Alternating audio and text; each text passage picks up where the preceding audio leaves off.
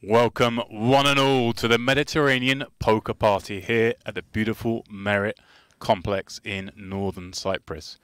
I am James Dempsey and joined alongside the man they call Picasso, Mr. Andrew Headley. How are we doing, Picasso? Hello, Demps. Good to be back, my friend. MPP 2025. Never get tired of that view on the intro there. Oh, yeah. Good to be back, my friend. I'm calling a little bit of a, BS, for want of a better word. It's not sunny out there. It's raining, but we'll let them off. Don't Everyone's tell inside them playing that. poker instead. As you can see here, the tournament obviously already underway. And I see 3 leaderboards, Andrew, because we're not covering one feature table. We're not covering 2. We're covering 3. That's our Luxon table, and we see, a Cypriot native leading the way there. Everyone's starting this tournament with 200,000 in chips, already 2 hours in. This is our DTD live table. That first one, of course, was our Luxon table, and Alexei Losev, the one leading the way here with a little over 2 times starting stack. And Adrian State, a man who's had success in this very room before, is also on this table. But this is where we'll focus the majority of our attention, Andrew, the Onyx table. And it's being led by Abdullah Al-Jami with, wow, look at that, 671,000 chips already. Some stuff's been going on, I fear. Just 224 big blinds for Abdullah to work with. Yeah, looking forward to this. It's a world first. We're going for the triple threat. There we go. 3 feature tables, folks. Let's get into it.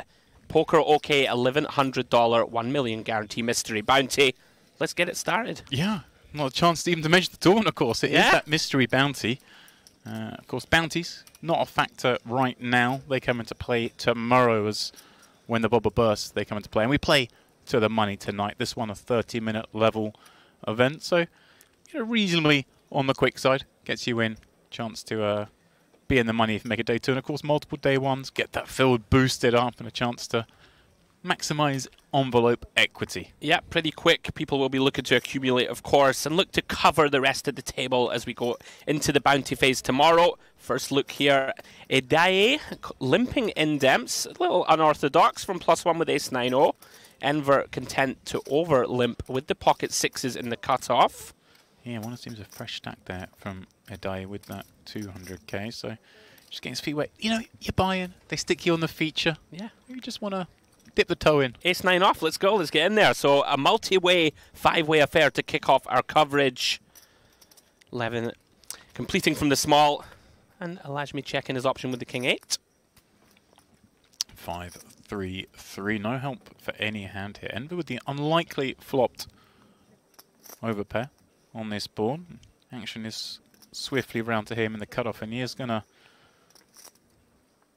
make some sort of stab here, Andrew, into the 18k, 10k, a little over half the pot. Yeah, makes sense to probe here, sort of, look to kick out some hands, some 2 overcard type hands with equity. A little on the large-ish size in a multi-way pot, but it's looking good for him. It gets called by Bura, does have a gut shot with backdoor flush draw potential, albeit just a 7 of diamonds. Yeah, a little fruity, but it finds the 7. And this is interesting, right? Because we've got the 2 6s. Some of those straight draws that do call 6-7, the 4-6, so less likely, of course. So maybe hard, perhaps, for him to get away without putting more chips in. Yeah. He's going to do it in the form of a bet. These spots are really tricky, of course. With that ace-9 early position limp, it starts to make things kind of murky. It's harder to range your opponents. Like, the dealer could come in, right, with something like a suited 3 here that he normally wouldn't, right, in a raised pot. So it does get tricky. He is going to bet again, try and deny flush draws. Potentially you could get called Demps by like an ace-5 suited type, right, still have the best hand.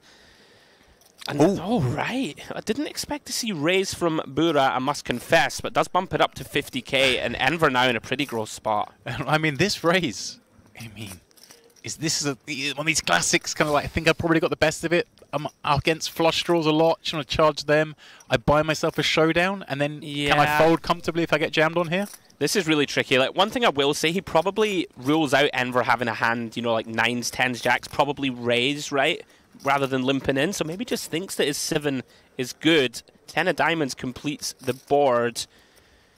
Bura does have the best of it. Enver's already checked. I wonder if Bura deciding Demps if he ever needs to kind of bluff. This is a really strange hand. They both expect to lose. This is a showdown. He's going to get the good news. Yeah, well, there we go. What a hand to kick things off with here at the MPP. First hand of a, 9-day schedule of coverage here. 3 events we're going to be picking up. Yeah. We kick it off with, well, somewhat of a fruity one. That was certainly what neither of them wanted to show down there. It was like, oh, I can't win, can't beat anything. Well then, action over at the DTD live table. And looks like we have Lucev with the flush draw having come in from under the gun. Going to bet 9k. And Casidus haven't found second pair, Andrew, coming along with the call.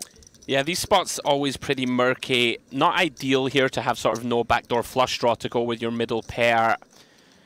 You're sort of playing a guessing game immediately right off the bat. 39k in the middle already here.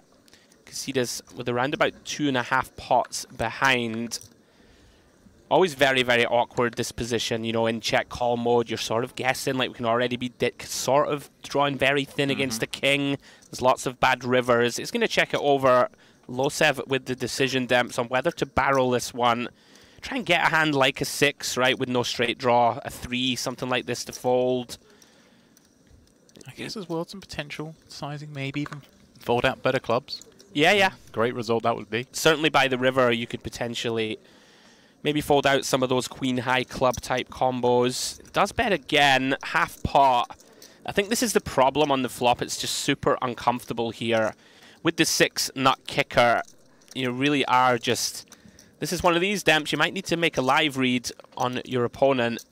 He's reaching. Does find the turn call, getting very sticky. Pot behind, big river incoming. Oh, hello. It is a big river. A warming one. Gone from, I hope my man shuts down, to, I really hope my man fires 3. Yeah, and it's one of these really awkward spots. If Casidus does come with check, which you would expect him to do in game flow, Losev with that awful kind of spot where, you know, you want your opponent to have the clubs demps, but we have 10 high, but he is going to lead. Oh no, okay, reaching for a time bank, excuse me. Thought he was reaching for chips. I just noticed he's rocking a Merit Turtle as well. Yes, the old classic Merit Turtle card protector. I went to see the turtles this morning. I went yesterday with my little boy. I brought him over with me this year. There we go. And 2 men in question. I feel like he's going to lead demps when he takes this long and burns a time bank. But, yeah, I'm not sure I'm a huge fan. We didn't see the pre-flop action if this was a raised pot or a limped pot, which could change things. You know, you kind of want to let Losev just put it in with ace-king on the river, right? Pocket aces or whatever. Hands like this. But he's deciding to lead instead. Is this just, you know... You just obviously perceives that his opponent's just going to give up bluffs and may check back a king. And I think so that's fair. Like, he may think his opponent goes for 2 streets with like a king-jack and won't go for 3. Right. Unfortunately for Casidus, Losev with the brick draw. He picks up a nice size pot. Back up to 160k.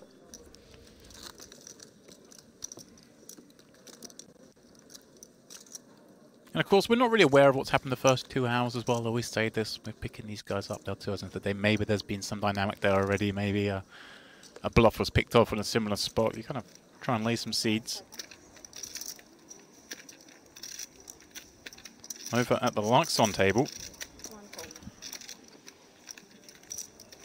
we have Taravat calling this action against Ignatov, who has, Taravat, pardon me, has improved to 2-pair on that turn, and Ignatov improves himself, picking up and opening a straight draw.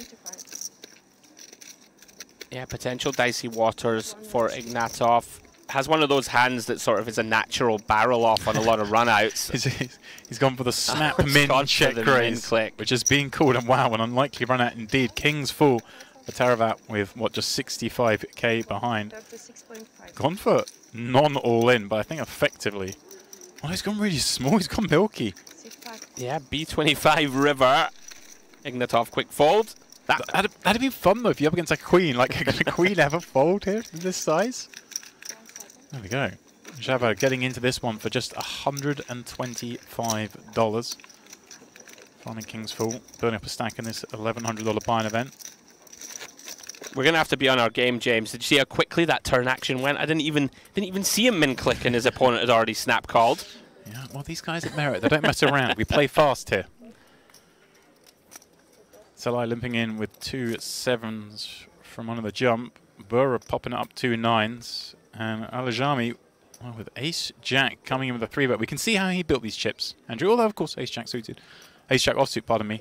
More than enough to be attacking this potential ISO. Yeah, don't mind it, actually, in position. If you think, you know, like you said, we haven't been privy to see how people are playing, but you don't often see an undergun limp sort of 50 bigs deep. So Burra could be attacking it relatively wide.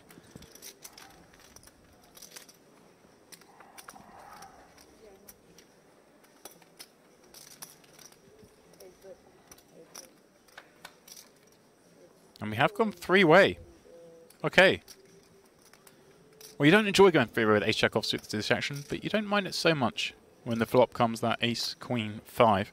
Yeah, can be very tricky to proceed here. And should go very small here, Demps, in theory world, in a multi-way pot. It's one of those where we're kind of going to be way ahead, or it can just be crushed right against hands like the Ace-Queens of the world. Let's go with this shade under half pot. Should just be hand over. As we see Alajmi crushing 744k. Yeah.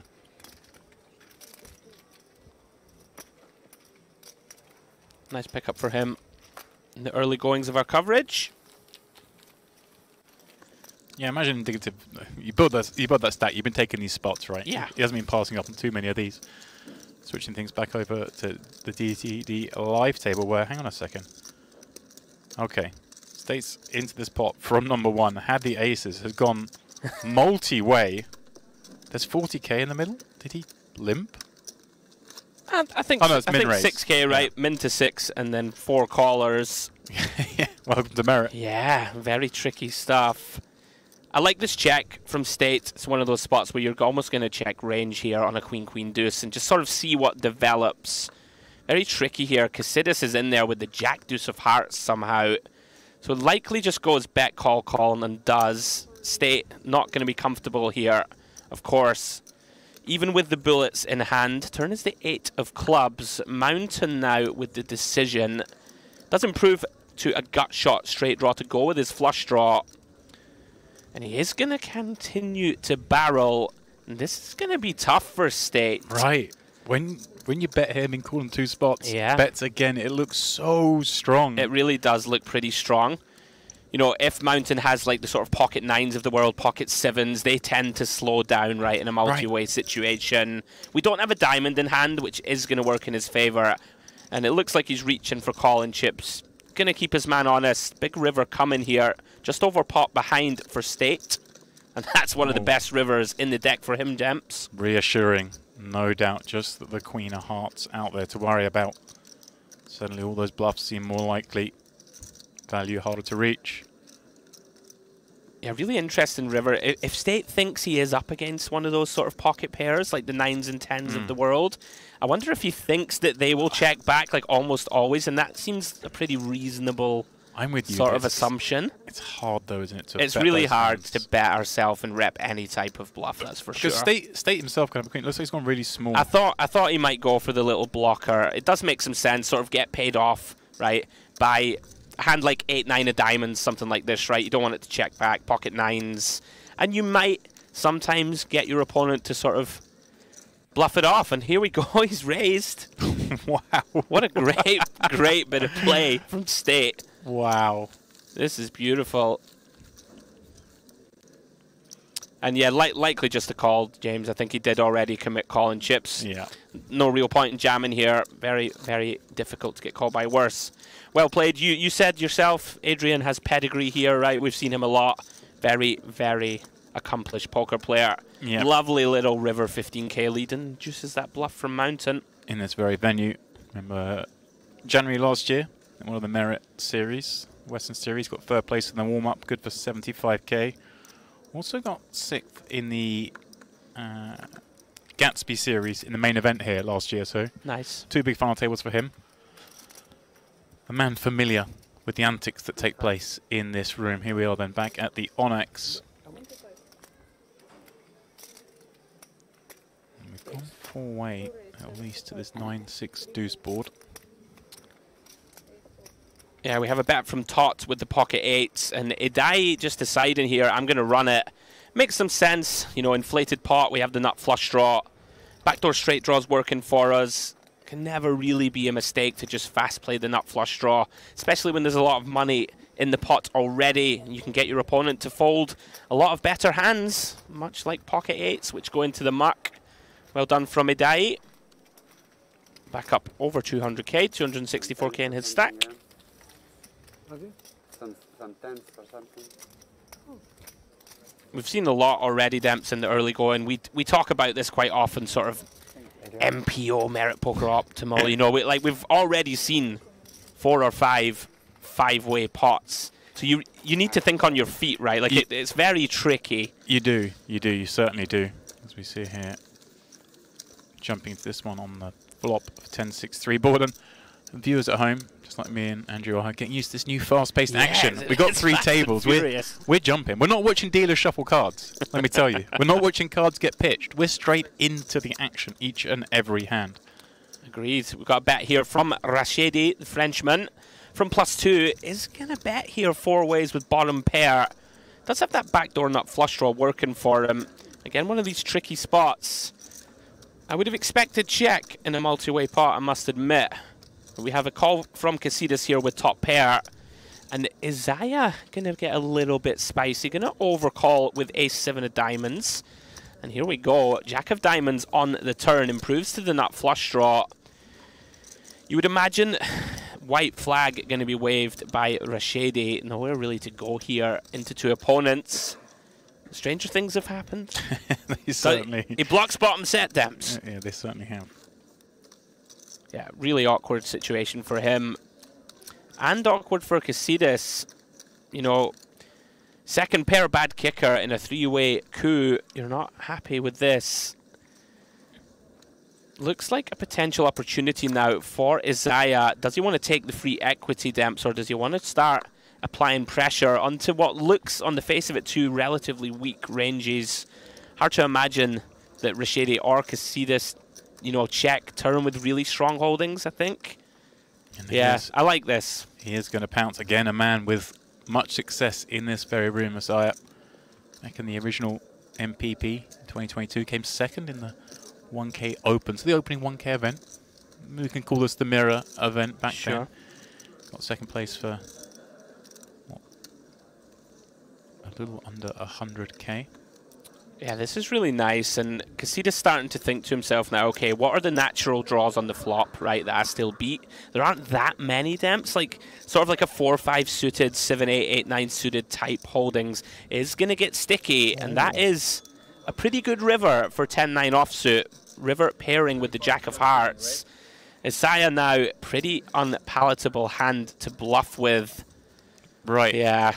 Especially, I guess, given the particular suit combos that came off, a jack that could get there would be the jack with backdoor flush draws, perhaps, but blocking 2 of those, leaving only just the hands like Queen Jack of Spades, maybe. And so Isaiah does therefore check back. Casitas with a nice little pickup and a warming one, given the way that hand was developing. Really important run out for him. Lots of rivers there, I think, where we face an all-in for our tournament life, but nice one for him. But yeah, we're seeing a lot of sort of spicy play here. Everybody looking to accumulate, it seems, which I suppose, Demps, if there's any kind of tournament that you want to play a lot of hands and look for a big stack, it is the Mystery Bounty. Back to the Onyx table we go. Another 5-way pot. This time, though, orthodox suit, squeezing from the big blind with pocket 9s. Action was opened here by Levin with ace-queen of diamonds. Pretty strong holding, but you don't love to see a squeeze from the big here. Sort of 12 big blinds or so from orthodox suit.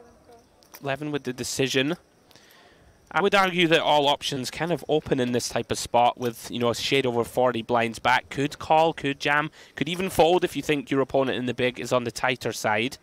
Lands on call, Demps, maybe keeping some of those wider Broadway bluffs. Makes some sense. We are going to go heads up. Levin with exactly pot back. So big flop coming. Certainly is, and like you say, on the nose, exactly pot behind, and he sees a queen roll off in the window. That's a nice looking card. And Orthodoxu Won't necessarily hate that board himself. Oh, look at Levin this. with the check Very back. nice.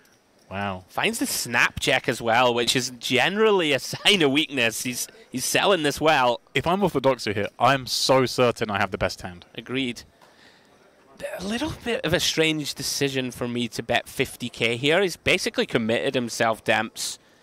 But I guess he wants to deny equity against, you know, a certain subset of hands. Not sure about this one. I think it's a little large. Levin. I mean, you're basically loving life. You've got your man. You've found the flop trap. Well done. Orthodox who turbo calls off. Feels he is pot committed. Makes sense. 42k to call to win 278. And Levin has his man dead to 1 out. As we can see, the 9 of spades already folded.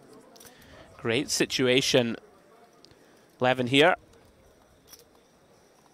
1 card to fade, 1 pull at it for Orthodoxu.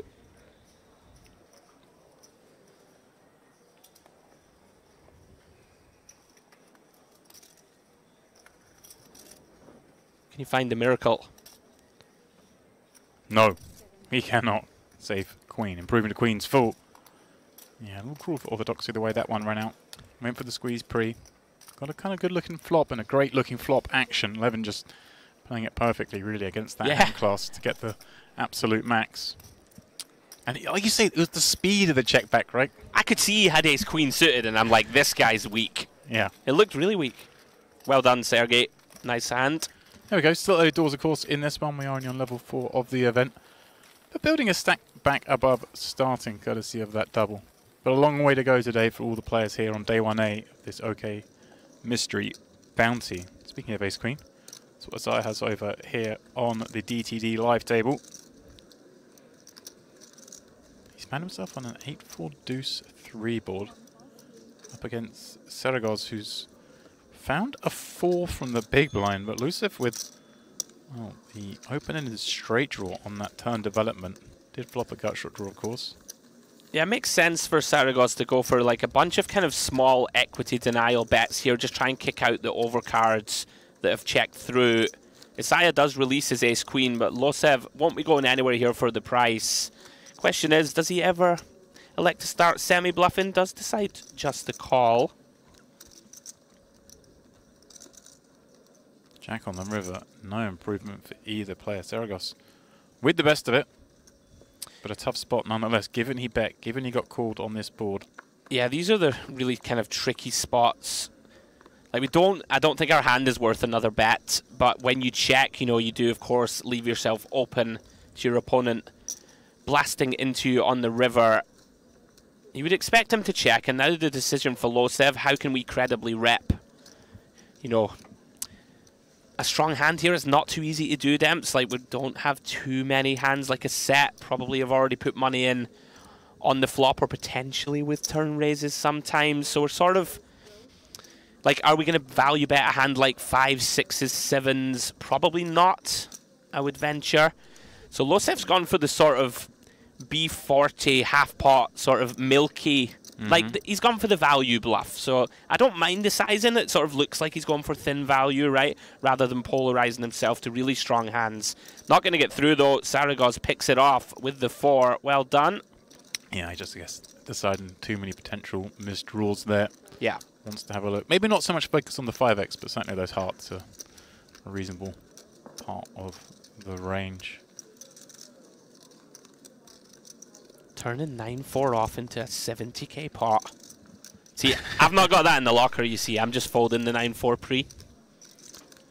Well, you know, I don't have the heart and commitment, isn't it? you're at merit. As Tony G said. I know, merit. You've got to get in there. You've got to get in there. You've got to get fighting. That's what these guys are doing, and they're doing it at breakneck pace. Has to be said. And not just because we're bouncing around our 3 tables. Speaking of which, we're back at the Onyx where our 3 table chip leader, Najami, is in here with 2 7s from under the gun. He's gone meaty as well. Pardon me, from +1. 10.5k. Making every pot big. Somebody just tell him the bounties aren't in play yet. Yeah, the old Domnich 3.5xer.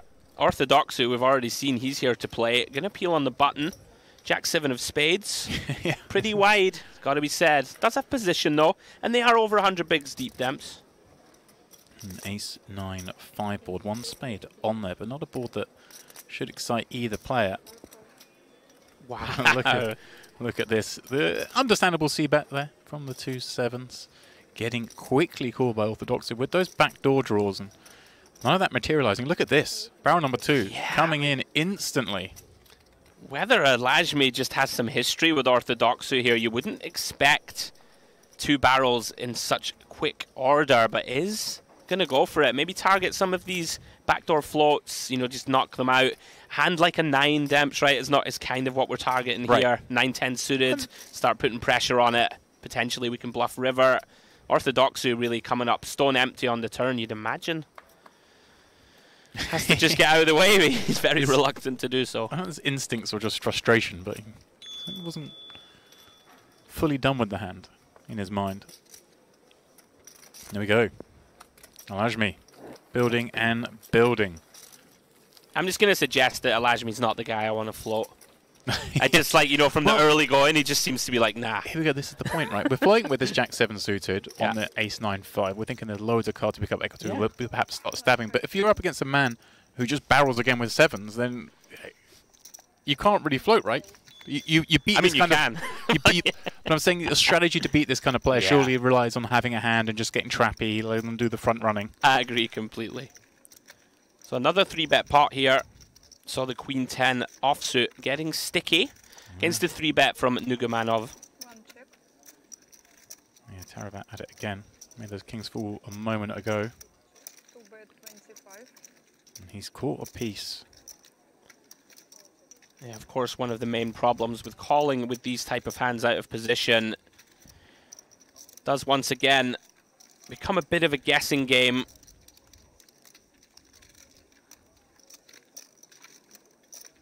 Middle pair, no heart in hand.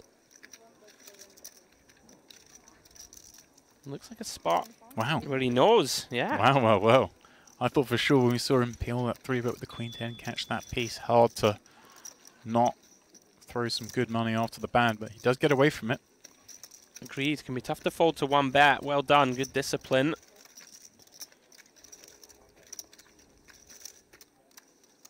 Yeah, I don't think we're going to see many tanks, James. The pace of play, breakneck. Obviously, we see the time bank chimps in play from the start, which isn't always the case here at Merit, but they've obviously decided they have here. But we always say when we watch these things, you don't really need them here. People don't take a long time, right? I mean, obviously, there are outliers, there are exceptions. Sure.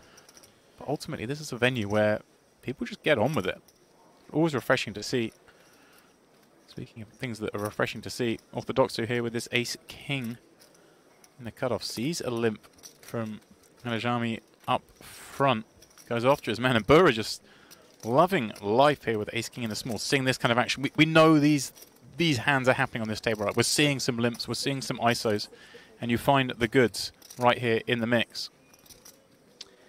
Yeah, can be a little tricky here, sort of like 80 bigs deep to, you know, land on the right size. And we know that Orthodoxy is in there to play also. So he's gone 65. Makes some sense to go large here out of position. And it looks like Orthodoxy just going to send it. And you know, you're not thrilled, Demps, to get it in for 80 blinds, but you're obviously not going to fold and just flick it in. Yeah. Maybe you are at this table. Yeah. At this table, perhaps you are. But yeah, I'm with you there. You hear me. Against the normal 5-bet jam kind of range. So the battle of the ace-king offsuits.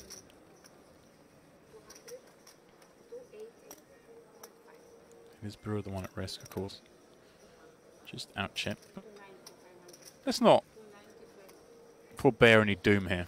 Ace-king off versus ace-king off. Come on. Chop it up, guys. That's not how we're going to start the MPP, surely. No one's going to get done dirty, are they? You're doing your best, my friend, to provide the drama. I'd like a sweat, like a little 2 of 1 suit on the flop at least. Okay. That seems fair.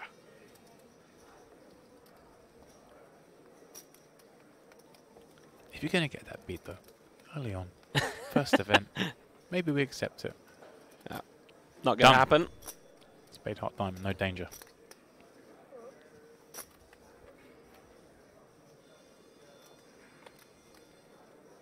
wonder how Burrow's like, watch the action going on at this table, sees the ace king, thinks, I'm finally going to win. And now at this point, once the cards are dealt, you're like, how do I not win more there? This isn't right. That's fine. They chopped the blinds and antes and half of the under the gun limp. Good for 6k or something like that. Less. We're all greedy poker players.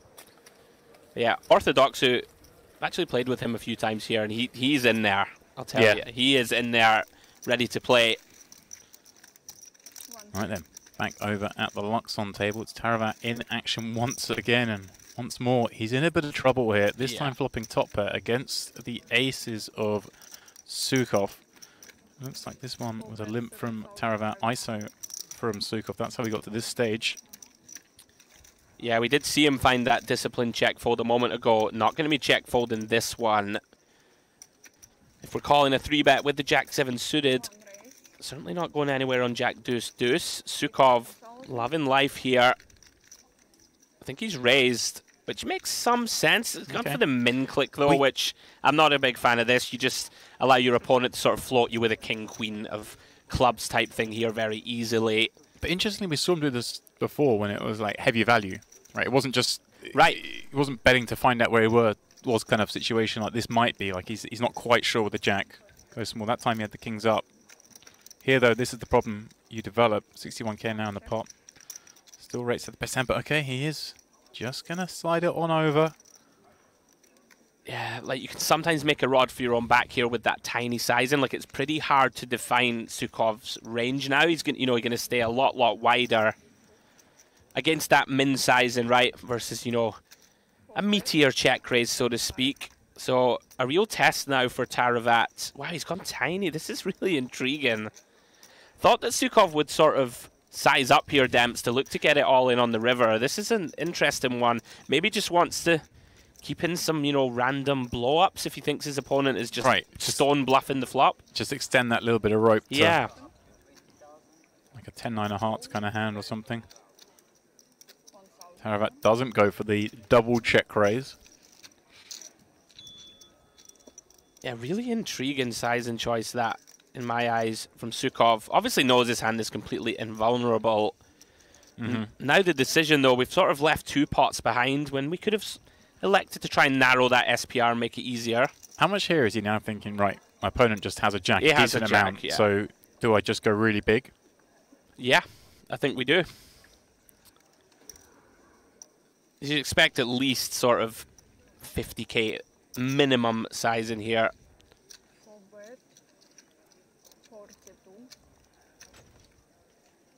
Yeah, okay. It's gone a little bit underneath that. 42k. Shade over half pot. I mean, Taravat's just made this bet, hasn't he? Yeah, this is just so tricky now. I think especially when we choose this min-raise flop and now all of a sudden our opponent's sort of entire range continues against that, I think, or not far off it. Right. You mentioned all the sort of the king-queens and hands like that, but it's not even the king-queens and backdoors, is it? It's just all king-queens. Everything, all overcard that's combos. it. Any kind of backdoor flush draw combo with an overcard, I think, stays in here. So now, of course, a lot of those maybe aren't incentivized to bluff the 6 of spades turn, but again, it was such a tiny bet. They could have done, right? They could have done. If you've got queen 10 of clubs, you probably do just bet tiny on the turn, try and win. Yeah, this is really difficult now. We've just chosen this really sort of clunky line that I think you have to pay this off. But it's very uncomfortable. Just made a great fold a couple of hands ago with that did. queen 10 on king queen X. He does make the call, and yeah, I'm with you. Kind of, the hand was just played so unorthodoxly. But at the end of the day, we've got top pair. I want to see my opponent's hand. Yeah. Well done, Sukhov. Of course, more than one way to skin a cat. I would probably size up turn there and be greedy probably and look to try and get it all on the river. But maybe got close to max here, an extra 50k into his stack.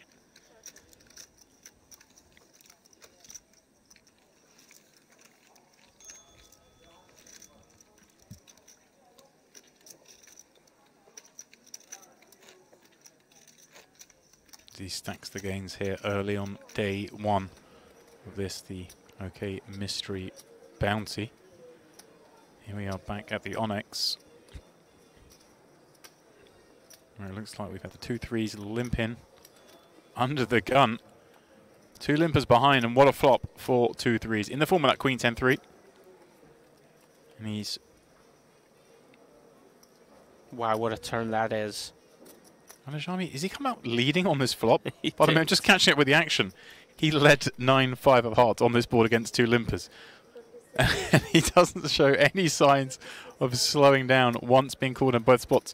Primarily because he picks up hearts. 11 with a grim spot now, but I mean, when he sees chips going from this seat here, it's going to suddenly become a lot easier to fold that top pair. Well done, that man. Very impressed so far with all his actions. Yeah, Alashmi with actually a really nice combo to continue bluffing, of course. Blocking that kind of Jack-9 suited with equity going to the river. Does brick, though. King of Diamonds completes the board. But he's gone for it, James. He just doesn't slow down. He does everything so quickly as well. Imagine putting the chips in, and here we go. Hedai craning that neck, seeing what the wager is. Decision point, one would imagine, but looks like he is just going to call, given that run out, perhaps. You mentioned a hand like Jack-9. Yeah. Recognizing that could be in there. And also, I guess his theory is, you know, if I raise, what calls me? Right? Depending on the impression players have of me, but yeah, maybe some 2 pairs cool. I don't know. I can see why he might be scared about raising that one. Yeah, I'm with you. I mean, I'm raising. Don't get me wrong. I'm raising against this size, and like I think Alajmi went with sort of half pot. You know, any of the really nutted holdings, in general, it's an assumption, but they tend to bomb it and get greedy. I'm also re-regging Yeah, exactly. a lot of the time. Exactly. Boom. Let's get the money. You've got Jack-9. It's all right. It's level 6. Let's get back in. Here we go then. Lucev from the cutoff, raising this one up. Mountain with the 3-bet from the big to 20k. Not the largest given the depth that we're at early in this tournament, but I guess, you know, button versus big blind, we can maybe go a little bit smaller knowing that button range, or cutoff range, pardon me, is so wide, and what a flop. Ace 8-6, couple of clubs in the hand of Lucev, one of those matching on board. There's action to come in this one. There is action to come. Lots of chips about to go flying.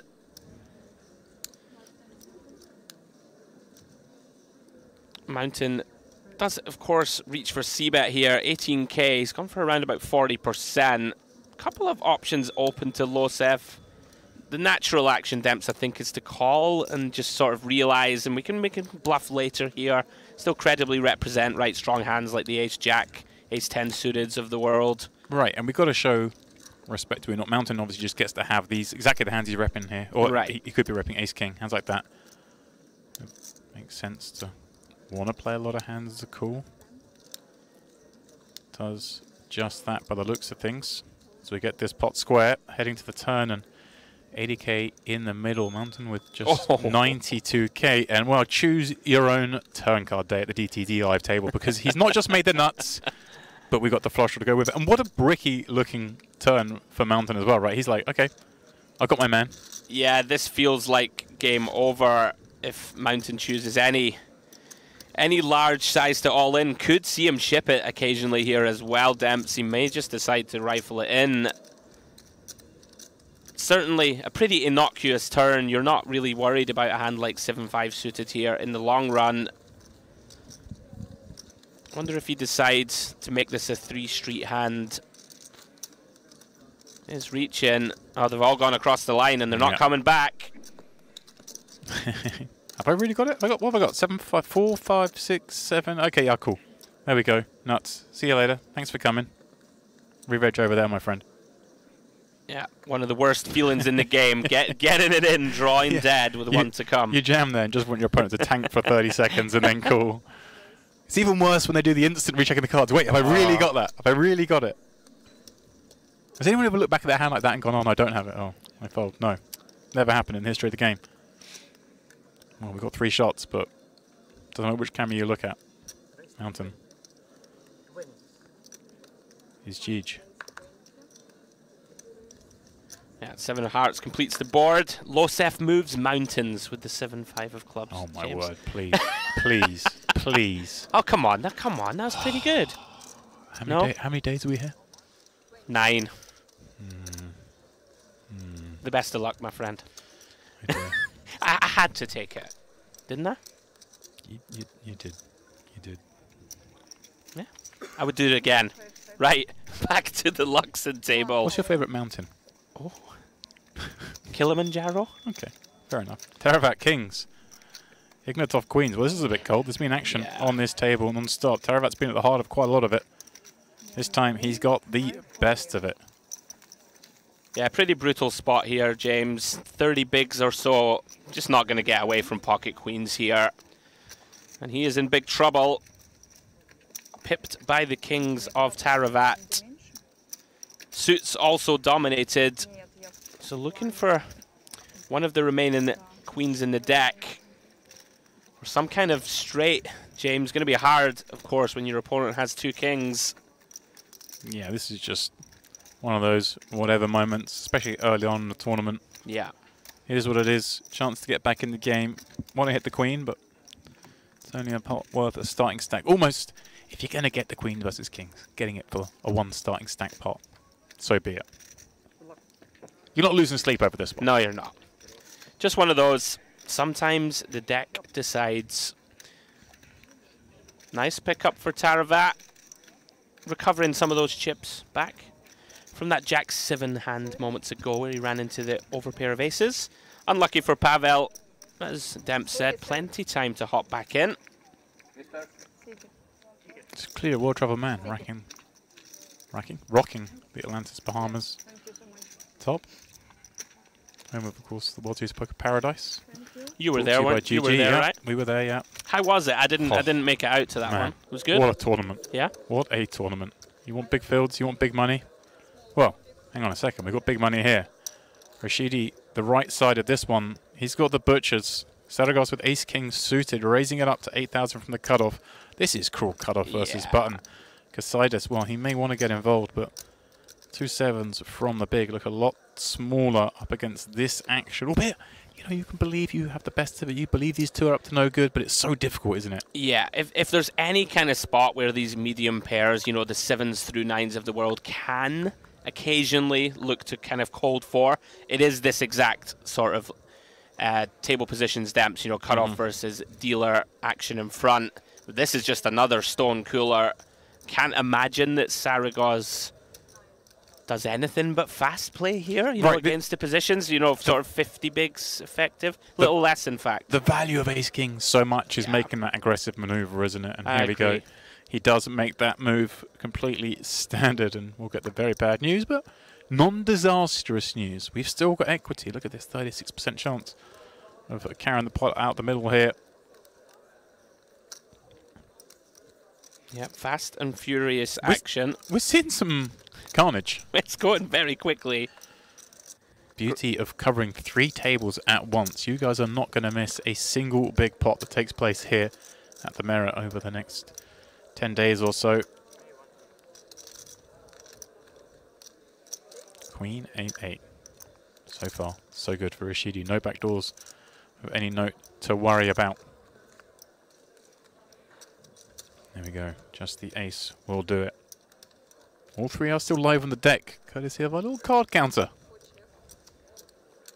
But no, not to be. Saragos down to 130k. Rashidi back above a starting stack himself. Yeah, another one of those spots, Demps, that you were referencing. You just kind of chalk these ones off. Like, what are you going to do? Sometimes you're going to lose half your stack. Unfortunately for Saragos, he was on the wrong side of it on this occasion. It's not always going to be your day. But hey, he's here. He's got chips. He's at the Merit Royal Diamond. He's playing poker. Right. It's beautiful. The trick is to grind really hard today, right? Really hard, because the weather is suboptimal. Okay. Should we say outside? Yeah, yeah. But you get those chips in a bag tonight. You're in the money. You're bounty hunting in a couple of days, and tomorrow you get off. Enjoy the outside. See, like when we were younger, and in our prime, so to speak, you didn't even think about these things, did you, Demps? Now we're like, I need a day off tomorrow. I want to go to the buffet. I want to go and see the turtles. I want to put my feet up. We're the old Right? men of the game. Teravat and Berinde playing this one. One call. I'm going to go out on a limb and assume this was a bun open. Call from the big. Both players finding a piece. Teravat not improving. on that turn, but both players will show some concern at that spade rolling off, and there we go, Yeah. breaks it on. And wow, a beautiful One check. deuce rolling off on the river. Varen's going to feel so confident. He's probably looking to always check this one back, unless the river was a card like that, right? Suddenly having like Yeah. a near nut 7. I think again, this was a spot where Taravat with the snap check, right? Like if you have a decent 8 in your hand, Demps, right? I think you at least consider, am I going to block here, right? Like what am I going to do? So nicely identified from Berinda to just think, yeah, I have close to the nut 7. Let's go ahead and look for value. Well played. I do recognize Bogdan, very accomplished player. I've seen him here before. Okay. Nicely identified there that his opponent sort of with that. I think it's important to sort of have your time, be aware of your timings, right? Like we saw, was it Lurin who trapped with the ace-queen suited that we liked with the turbo check? 7, yeah. But this one here just looked a little weak. And Right, it's such a more complicated spot we were there on. Now, of course, as we mentioned, this is the Mystery Bounty, the first of 3 events that we will be covering here at the MPP. We, of course, have the Luxon Pay High Roller and then the MPP main event as well that we'll be kicking off. But for now, this is the one that we'll be covering for what, the next 2 days or 3 days. This is day 1 of 3. Obviously, tomorrow we'll be covering day 1C. This is day 1A. There's day 1B later today. Day 1C we pick up. Day 1D then takes place later tomorrow. But then we resume action with day 2. opening the envelopes. Opening the envelopes. Exactly. How good is it? We'll be in the money. We'll be blasting. They'll be punting. You're a fan of the mysteries, Demps. Didn't? Although weren't you moaning to me that you'd never opened I never a opened good an one? envelope. No. I've never opened an envelope. You, literally not one. No. It'll happen, my friend. It's cruel, isn't it? This summer at the series. What it is it's coming. I'm the kind of guy that would rip off the big bounty. You would. I know it. I'd be, Everyone knows it. I'd be so angry. They'll be like, oh, really? Him? There's no justice. Oh dear. So interesting spot here, multi-ways. Ide does have the best hand, and he's gone massive here. 50k in a 5-way pot. Somehow there was 80k in the middle here, pre. Likely hand over. Well done. Be a bit dicey there, Demps, firing 50k into 4 opponents, but does get it through. Yeah, I believe it was limbs up to him. He went for the ISO, and everyone called. Right. Last So one he's check. made it like 18k or whatever, and everyone's called. Right. Okay, first look 6 over at the all. Luxon table. Bako here with 2 7s up against Sukhov. Sukhov, the opener, from +1. 7 pass. 8 pass. 1 pass.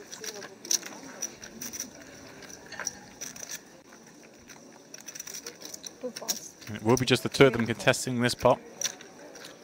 Yeah, I like that fold from the big. I think often people make the mistake of flicking it in here with hands like King 8 off that are often dominated and doing poorly. Mm-hmm.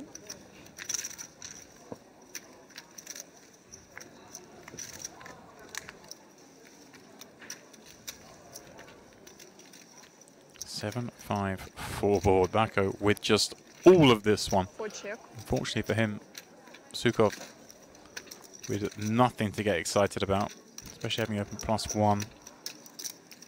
Yeah, pretty natural spot to start with a check very often on these sort of low connected boards.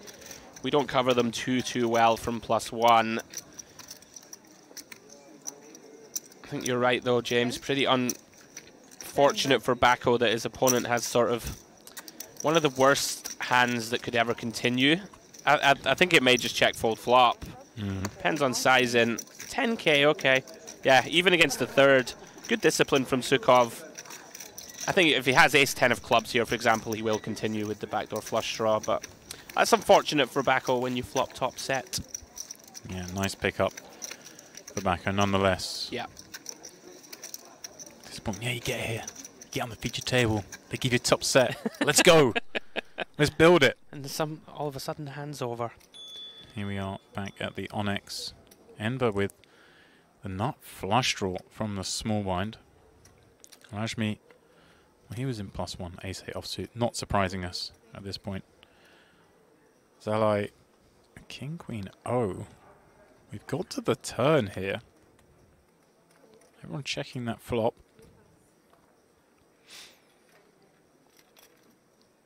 Yeah, Enver correctly identifying. Let's put some money in here with our pair of fours and the nut flush draw. On to the next one.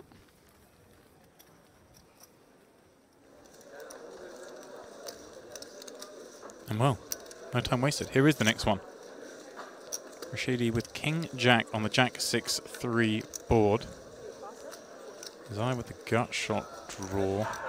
Losef with Ace Queen in the open. Looks like he decided to c-bet this one. Rashidi with the call. Oh, pardon me, Rashidi action on him with what one assumes would be a call. Looks like that's what's occurred. Zai not putting any chips in with that gut shot straight draw. Perhaps, you know, 7-5 of clubs, 7-5 of hearts, 7-5 of diamonds maybe looked in there, but with just the raw gut shot, no backdoor, starting to make way.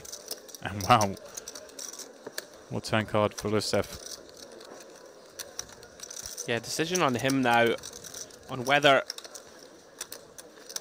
to barrel this turn. You'd imagine he's going to look to put more money in. Let's find that Jin Ace of Spades turn. He's reaching. Really tough spot now for Rashidi.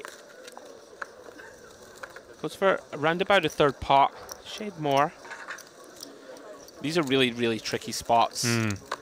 You know, we do feel that we're pretty high up, right, in our range, as the old saying goes. But it's very uncomfortable here to face the second barrel. Slightly annoying as well, isn't it? There's not sort of a backdoor flush draw to Yeah. materialise. You can give your opponent natural bluffs. Suddenly they've got to be really creative. Maybe a hand like Queen 10 you're hoping they might have, but 100%. And like having a king's not the greatest here, right? Because a lot of these natural bluffs are the King 10, King Queen suiteds of this world. Losef looks comfortable. It's a very blank river card. Our opponent shouldn't really ever have a 6 here. yeah, it's very hard to imagine. They've got too many lone 6s at the quarter raise pre-flop, and especially ones that manage to call the flop and turn. Agree completely. So a great card for him to see. Going to burn a time card, I like it. Obviously trying to work out what his bluffs would do here, what his value would do here. No reason to act too quickly. This is a complex spot, multiple streets worth of betting. Worthy of using a time card. Yeah, interesting one. You know, having the Ace of Hearts ourself, kind of blocking those like Ace-6 suited combo, which is like one of the only ones you'd be really worried about. Sort of targeting here another ace that floated us. That's right, because our kicker likely plays, and maybe a strong jack that just decides, right, this guy can be bluffing. Quite like this sizing choice actually, 55k. Yeah, sits right in the middle of it. Right, This is one right that if Rashidi just has an ace here, just always auto calls, and then the Jack X is put in a tough spot, and that basically defines his range, isn't it? It's the strongest jacks and those weak aces, so splitting those two really nicely. Yeah, quite like it. Maybe this was a three-way pot as well. Sai was in there a bit from the big. You're thinking, what hand bets? I think he's thinking, does ace queen, ace king, these kind of hands bet this flop three-way? And I mean, a lot of times the book would say they probably don't. Agree completely. Yeah, you would expect under the gun to check very often here on the flop in a multi-way spot. But bizarrely, a hand like king queen might bluff, right? Because it's losing to those ace highs, could bet them out. Definitely. 2 overcards, sort of backdoor flush draws and the like. Yeah, he does find a nice fold. Well done, Rashidi. Nicely played hand by both. Like it. Yeah.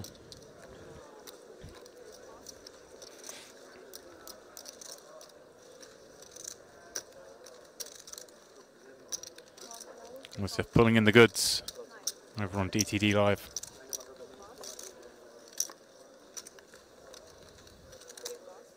And he's motoring 540k, not too shabby.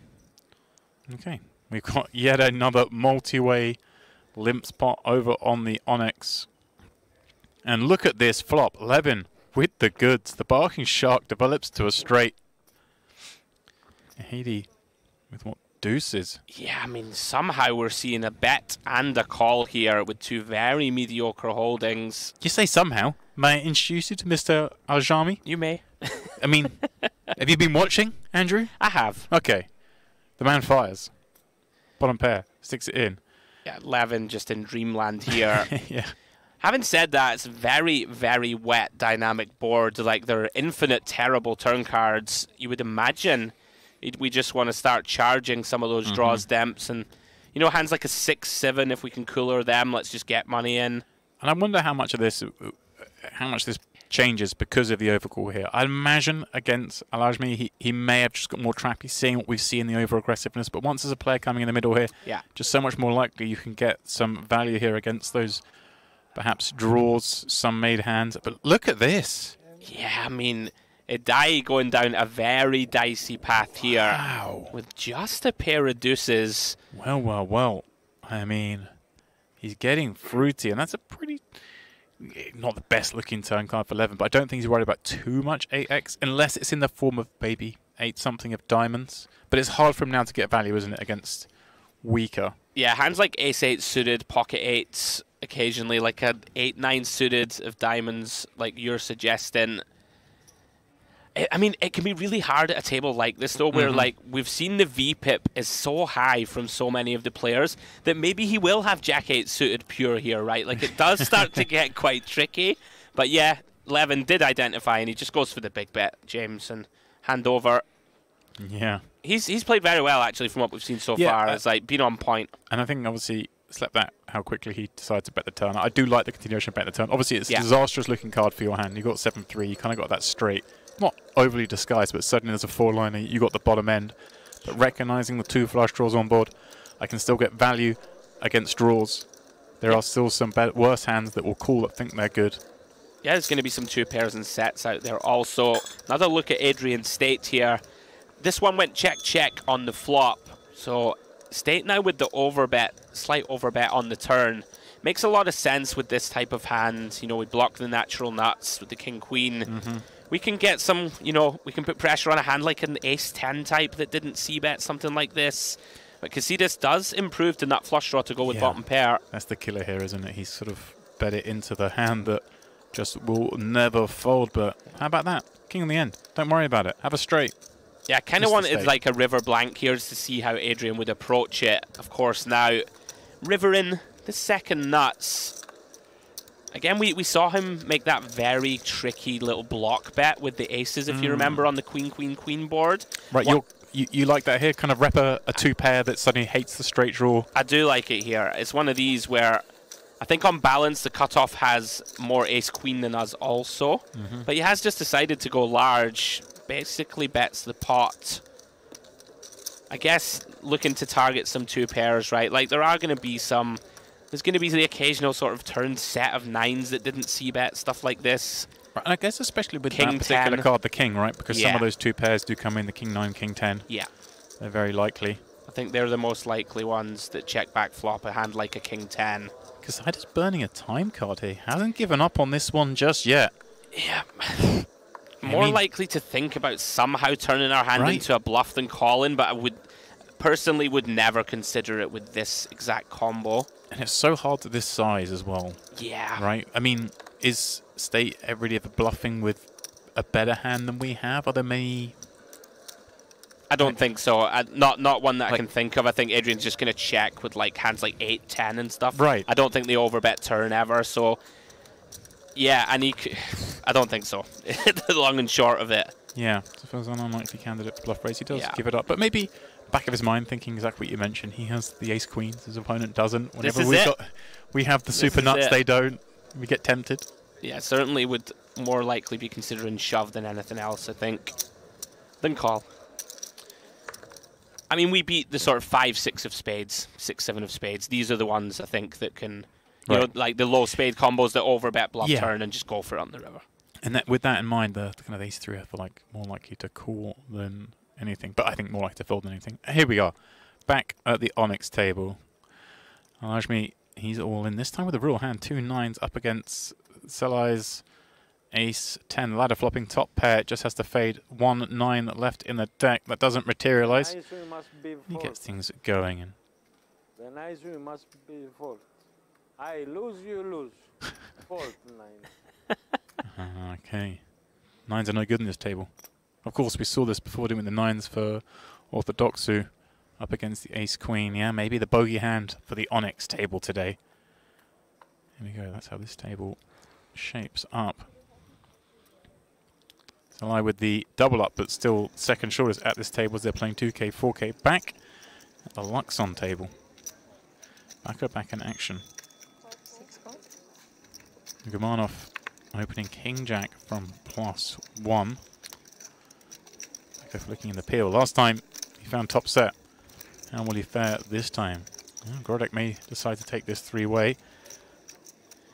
2.5 blinds. Yeah, you're never thrilled. It's this kind of nasty cut-off point of, I think when it goes 3 big blinds in call, unless you think you've got a huge skill edge, you might start to fold. Maybe he thinks he's just about getting the right price here.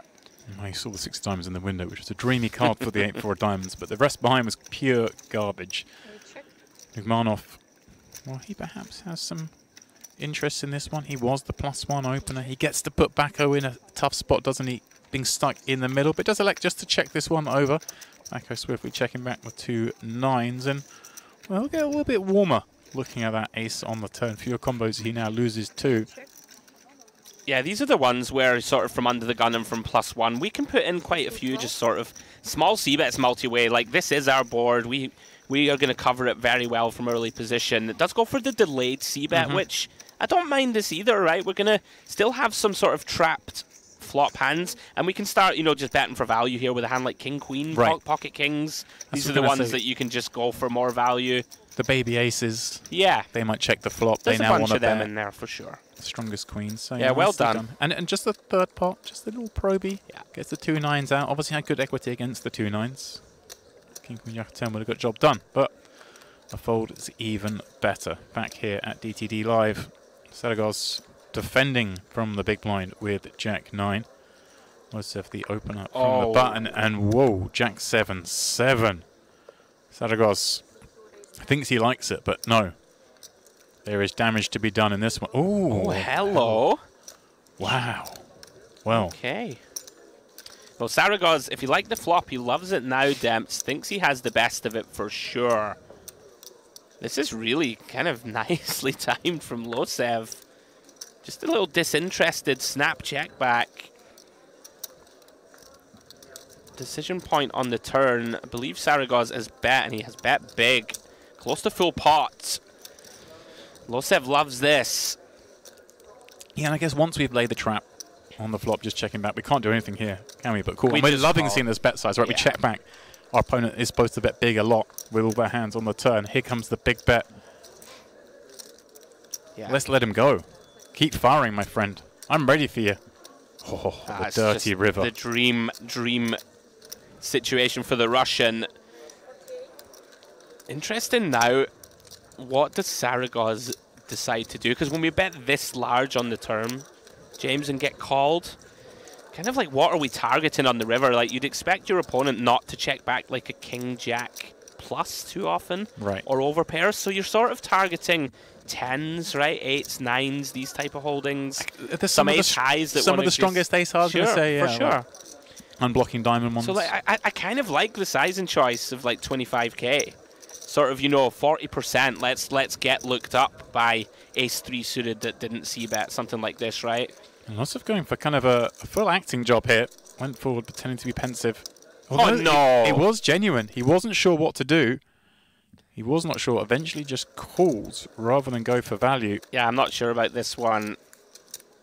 You don't want to be too critical. Maybe, you know, like you said, he maybe played earlier, you know, off stream and have a certain read on his man that he's going to be more value based. But I think at this stack depth, you just got to put it in, James. You've played the hand perfectly. You got your man on the hook. You let him off on this occasion. Very surprised to see just call. I'm with you. If he's got the other 7 and Yeah. he's somehow got a better kicker, Sure. well, then good luck to him. So then, on 2 hands that are somewhat unmatched. Zalai with 8-9 of hearts from under the gun. He's limped in. Levin's going to ISO 2 9s in the cutoff. Whoa. Is he jammed? Oh, no. Okay. Well, I swear I heard all in I as well. heard all in. I thought we were just seeing the Goodness 400k A60. Have some of that, boys. Check my But no. telephone number. We didn't see that. Instead, we go 3-way to the flop. Sana will like this one a little bit. 10-5-6. 1 heart in there. Things are working. Levin not too thrilled with the presence of the 10. Adai as well with that 6. May feel like he's got the best of it as it checks through. Action will start with him, but he checks once again. Zalai in flow will do the same, having not picked up any kind of additional equity. Whoa, is this just a snap fold for 25k? Tap the table, sir. Suspicious of the check back bet turn. I mean, he was bang on. It was a kind of hand that didn't want to bet, but was value. Well, well, well. Field play, underrated. But it's the speed. It was the speed of it, yeah. Turbo fold. Well done. Well, fresh base over here at DTD Live. Ranjadale, he's involved straight away here with the 2 9s from under the gun. Losev in the cutoff. Doesn't appreciate seeing it 7, 6, 4. In this 12k bet. Well, it won't be the end of this one most likely, will it? Because the ace of spades is working. Yeah. Can't be folding this one. Have position. Backdoor nut flush draw, backdoor straight draw. We can bluff on a multitude of turn and river cards. Really tricky this for the 9s. He does get one of the cleanest turns. In terms of, you know, if you think you're ahead in the flop, almost certainly is still ahead now. It's awkward though. 2 pots back. How do we want to play this one? Do we just continue to put money in? Check shove could be an option. Awkward. Is reaching. Just going to look to deny equity and get value.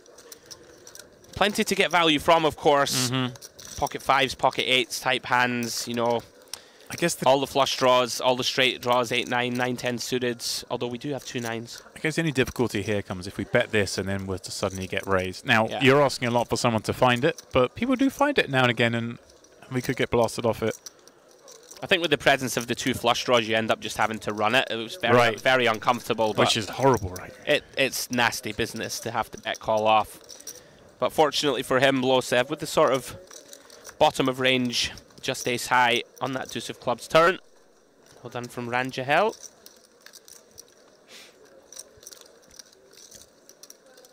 It's a challenge for us in the booth, this. I'm having a struggle keeping up. I'll be honest with you, Andrew. And those of you watching, welcome. Once again, this is just the start of our coverage here at the MPP. And I haven't even had a chance yet to engage with the chat because I need to get my head around just how fast these hands are coming at us. We are, of course, covering these 3 tables. This is the primary one, the Onyx, the fancy one. We've got the LED backdrop. We've got where the fans want to be. And what we've got here is, wow, what a surprise. 11 in a pot with the goods up against his man, Alajmi. Alajmi, the one doing all the front running so far today. And here he is.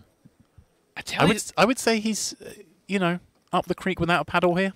He is, but I tell you something, like Levin, he's either doing a really good acting job again here, like we saw him with the ace-queen do the turbo check, like he looks very uncomfy here, sort of like, ooh, mulling it over. Whether he just knows that his man is just going to blast off and lets... I think he's seen him just fire so many pots that he just knows he's up to no good a lot of time. And yeah, he's not overacting this, I don't think. He does look genuinely concerned. And look at this, just a swift reach. Not a tell from Alajmi. He just does this all the time. He has bet quickly at every situation. He has. And now, the only decision. Do we call? Do we raise? I think he's likely to just call. Just based on body language and the like. And sort of, if you jam here, it's pretty hard to get called by a worse value hand. Like Queen Jack, about the only one, right? So this was checked on the flop, having been open from the Ace Jack. Called by this Ace 6, and then an 8-7 overcalled. Yeah, honestly, he's not thrilled about this. Then he's checked turn. Being called. I just can't see how Alajmi ever has better. I think he is just going to have to go for it. He's just gone for the sort of crying call.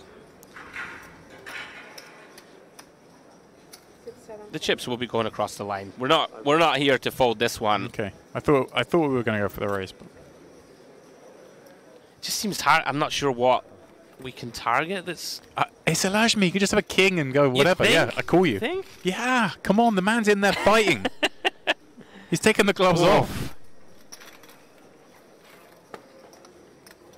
This is why you've made your way in the game for 20 plus years, Demps. Thinking, you know, right, fine, yeah, I'm going to get this guy to call me with King 5 suited. Well done, Levin. Pretty much won every pot we've seen as we move over to Luxon. Oh, hello. All right. We've got a 4-bet jam here from Bako with pocket nines. Big old pot, this one, James. Barinda, 3 bets with ace-king. It is cut off versus button. Bako just decides to send it for, what, 50 bigs plus? Is the right type of hand class to do it with. 9s, 10s, jacks would be the ones. Right. We're in a 450,000 chip flip here. Huge pot. You see Bako at risk.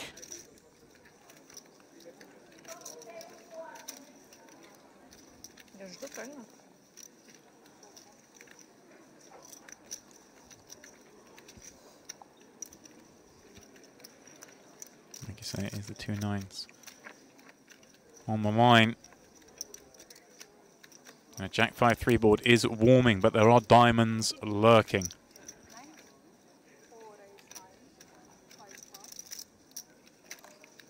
Barinda's ace not working. We'll need that ace or king. And there it is! Ace on the end. Bako's hands thrown up in the air, as you can understand. So close to fading that flip, but it wasn't to be. Bogdan up to 660k early on day 1 here in this OK Mystery Bounty. Yeah, unlucky for Bako. They'll decide to run it. Gets run down. Back over to DTD Live. Isaiah here, raising to 8,000 with the pocket 7s. Decision on Rashidi. You can go either way with this one. Ace-Queen off. Decides to 3-bet. Makes it 25k to go. And really, really tricky spot now for Ranjadel. You don't love this at all, James. Against under the gun open and button 3-bet, these 9s really start to shrink. We saw a very similar situation earlier with the 2 7s where they just kind of got forced into the mark. I mean, that was a cut-off button or hijack cut-off kind of situation. This one, so much stronger. Yeah. I think the typical play is just to let this go, like these exact positions.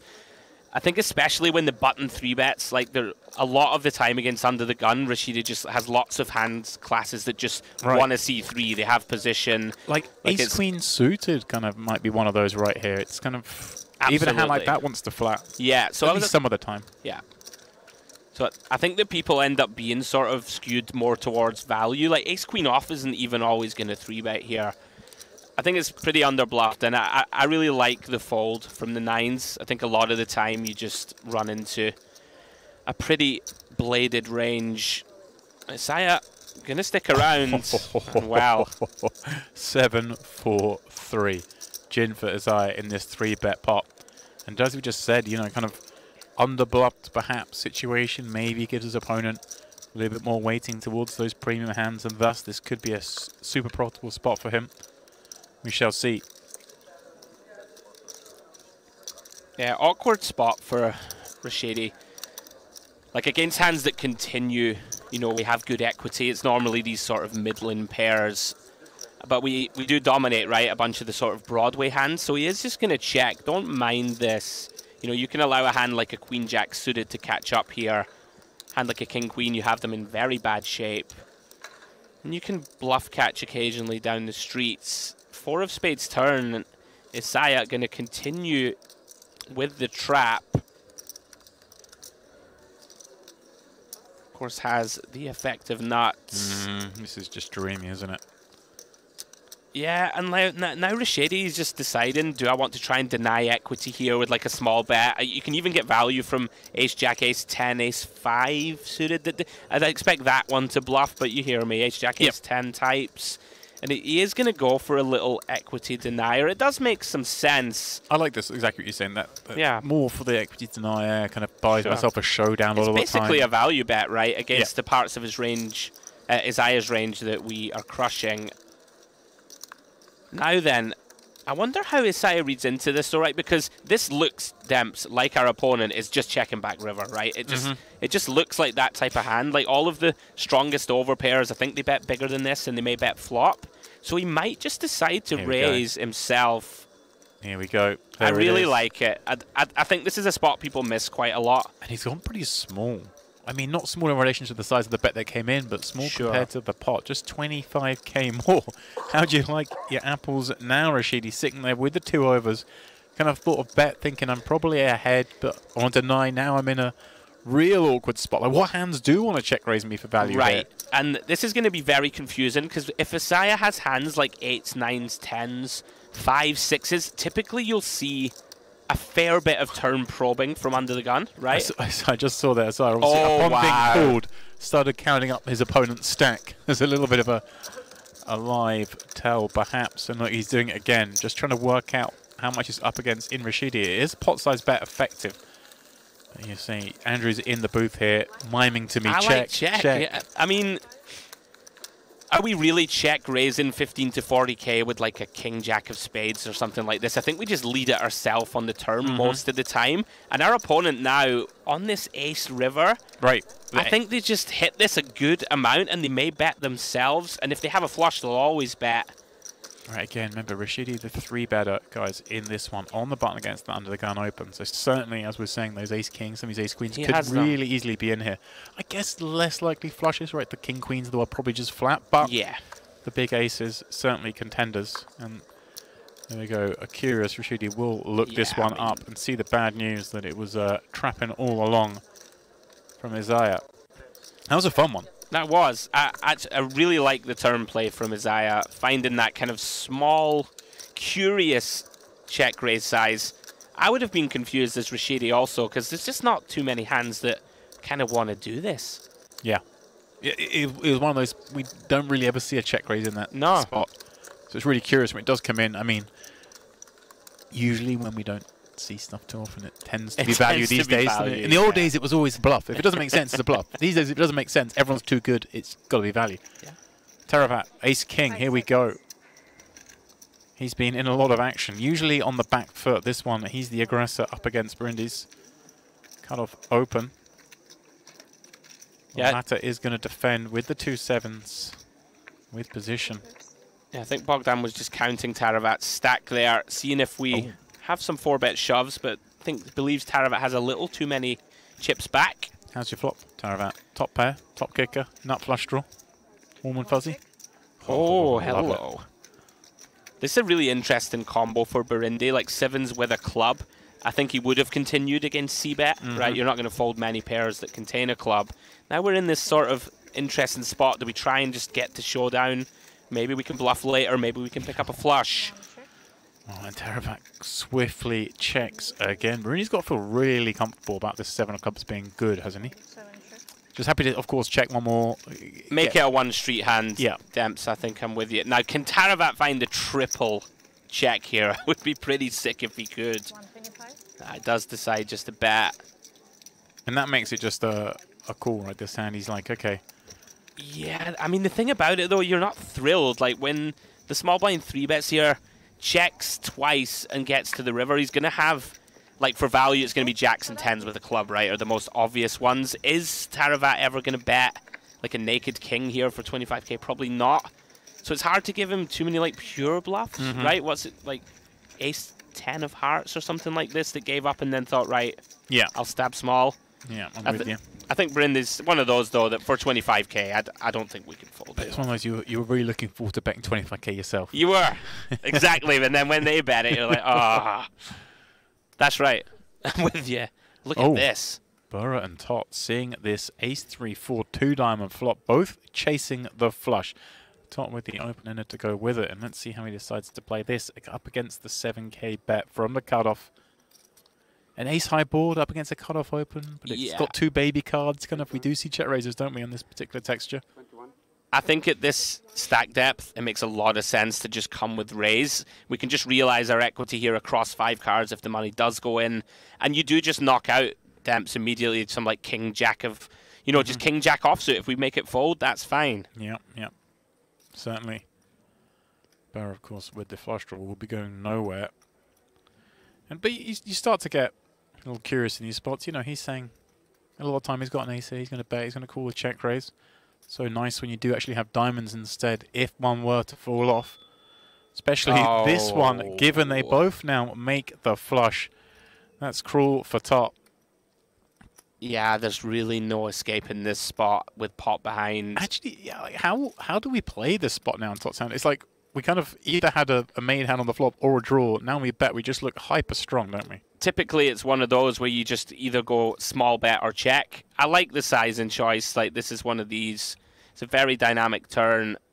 We should have more flushes, right, on balance, just about. Although against a late position opener, they're going to have, you know, Bura's going to have Queen 5 suited now and stuff like this. Bura's just put him in for the additional 60k and a snap call, of course, from Tot and a tap of the table as he sees his race is run. Yeah, very unfortunate. Just a post-flop cooler. Tot on the wrong side of it. GG's. Yeah, that's a brutal one. Yeah, nothing to be done. Good game, my friend. Flush over flush in Hold'em. The Red Beast. It's a scandal. I think it's a scam. Yeah, that feels like you've been scammed when you bust there. Okay, I've got 100k back. I'm going to raise here. We've got loads of equity. Especially when it's like the king of diamonds on the turn. Yeah. It's like there's not It's a massive scam. Like, yeah, very unlucky. like you see a point at the table. Yeah, it was that guy. That guy got me. Bura. Sort him out. We're up to 288. Everyone on this table bar Zalo, of course, above starting stack. Now, as we're moving through this tournament at quite a lick. Queen 10 deuce, couple of diamonds on this one. Looks like it was a raise up. Grodek, one presumes. Yeah, Taravat calling the cutoff. Nugamanov on the button and Sukov in the big finds a piece of this board. It's Taravat, though, who has found the most, and he is going to bet his top pair.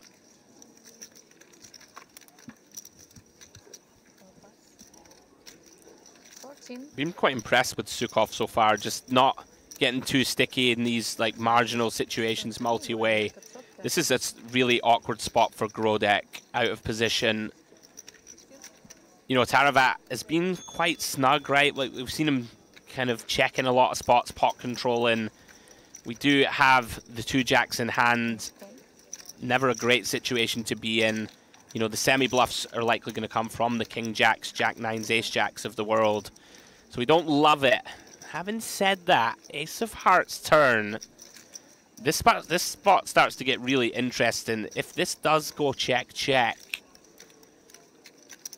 Likely to see Grodek consider turning this into a bluff, I think, James.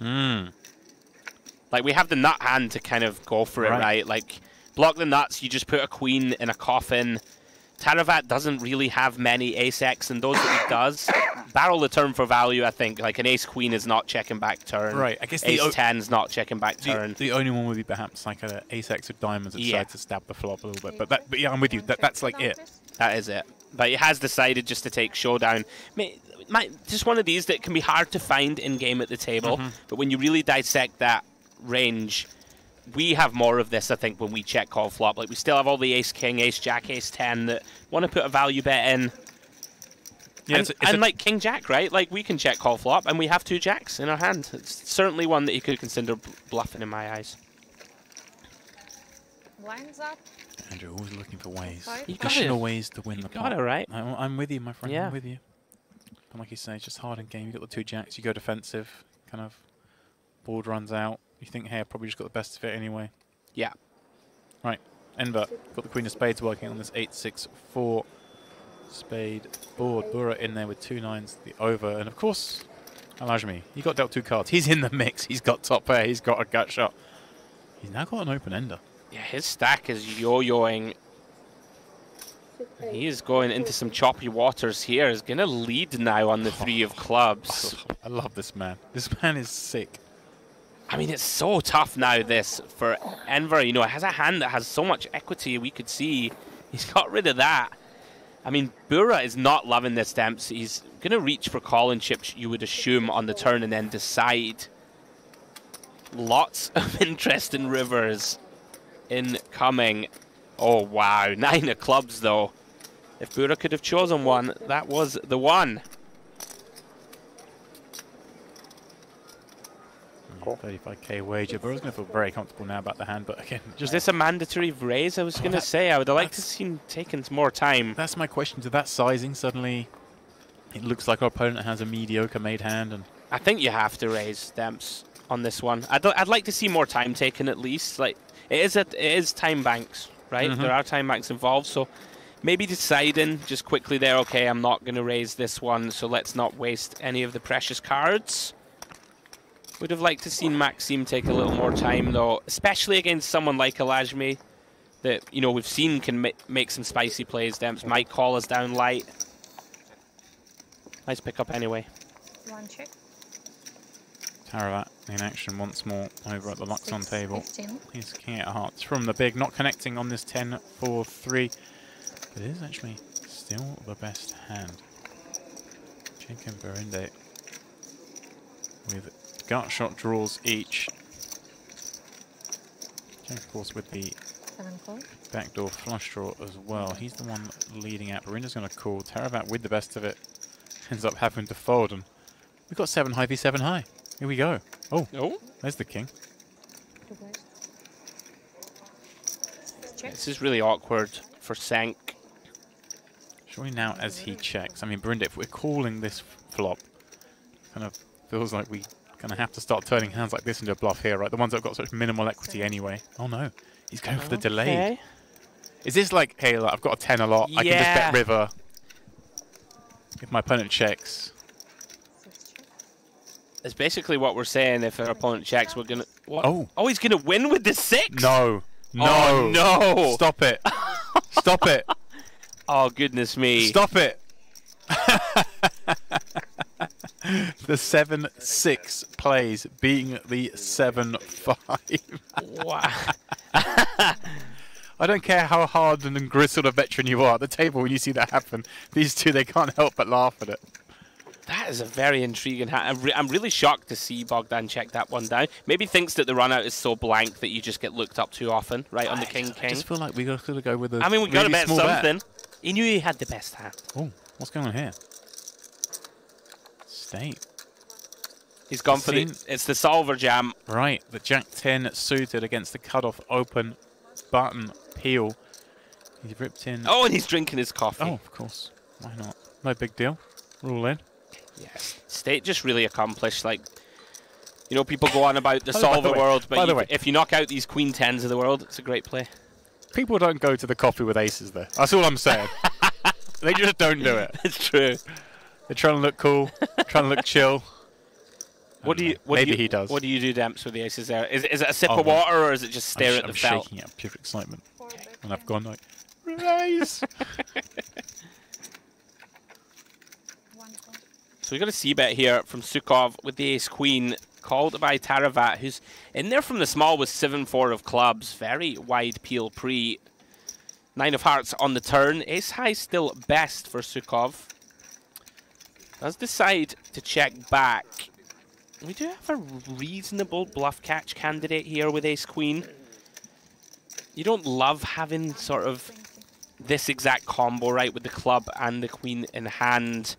But we can beat some jack 10s, queen 10s, queen jacks. They're the most natural hands that we beat. And there's going to be some, king 10 of clubs in there, right? Stuff like this. King jack of clubs that might decide to just do the old block river bluff. I wouldn't be shocked to see Sukhov look this one up. Getting a pretty good price. 20k to win 72. Yeah, well done. Nicely done indeed. Nice hand.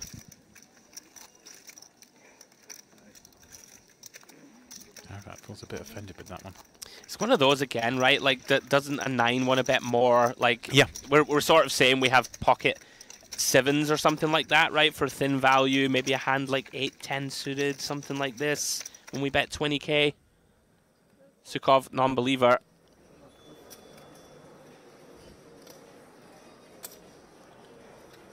So, back at the Onyx table, Bura opening ace-queen in the cutoff. Tell you something, Elajmi's stack is plummeting. We saw him peaking at 750k. Yeah. Only half of that remaining now. He was absolutely flying. I guess it's a double-edged sword if you're going to play so many hands. We did see Idai here complete the action with the 8 deuce of clubs. So we are going 3 ways. He's jack. Wow. 10, a couple of clubs. Alajmi with the open ender, Idai with the flush draw, Burra with the top pair. This one is, well, in any normal situation, going to lead to action. With the players involved in the pot, it is certain to lead to action. And I think Alajmi, he has checked. I was going to say, he tends to do a lot of front running. But this one, he does check. Round to Burra, who is, of course, going to bet this hand in this field, this lineup. Yeah, it's quickly called in both spots. Alajmi did have the type of hand depths, I think, that could just start with check raise on flop here and look to run it, but decides just to take his equity. Makes a pair of 9s on the turn. Burra, very wet board, going to look to deny here. Really tricky this against, especially these 2 villains, so to speak, how much to decide on. He's been called in 2 spots again. Yeah, now you're just hoping. Give me a brick. Where's the 4 of spades today, please, dealer? Yeah, big river incoming. But you're going to be pretty confident you got the best hand now, right? These guys would have made some noise if they were ahead, but okay, we improved, but we don't. Oh my goodness, Idai. Yeah, Idai getting there, finding the flush. And this man improving a 2-pair. Idai just checking swiftly over, and Burra, 2 pair. yeah, he knows this isn't a river he can bet. Nothing. Yeah, such a Alajmi big declares lot. 2-pair. Burra can beat that.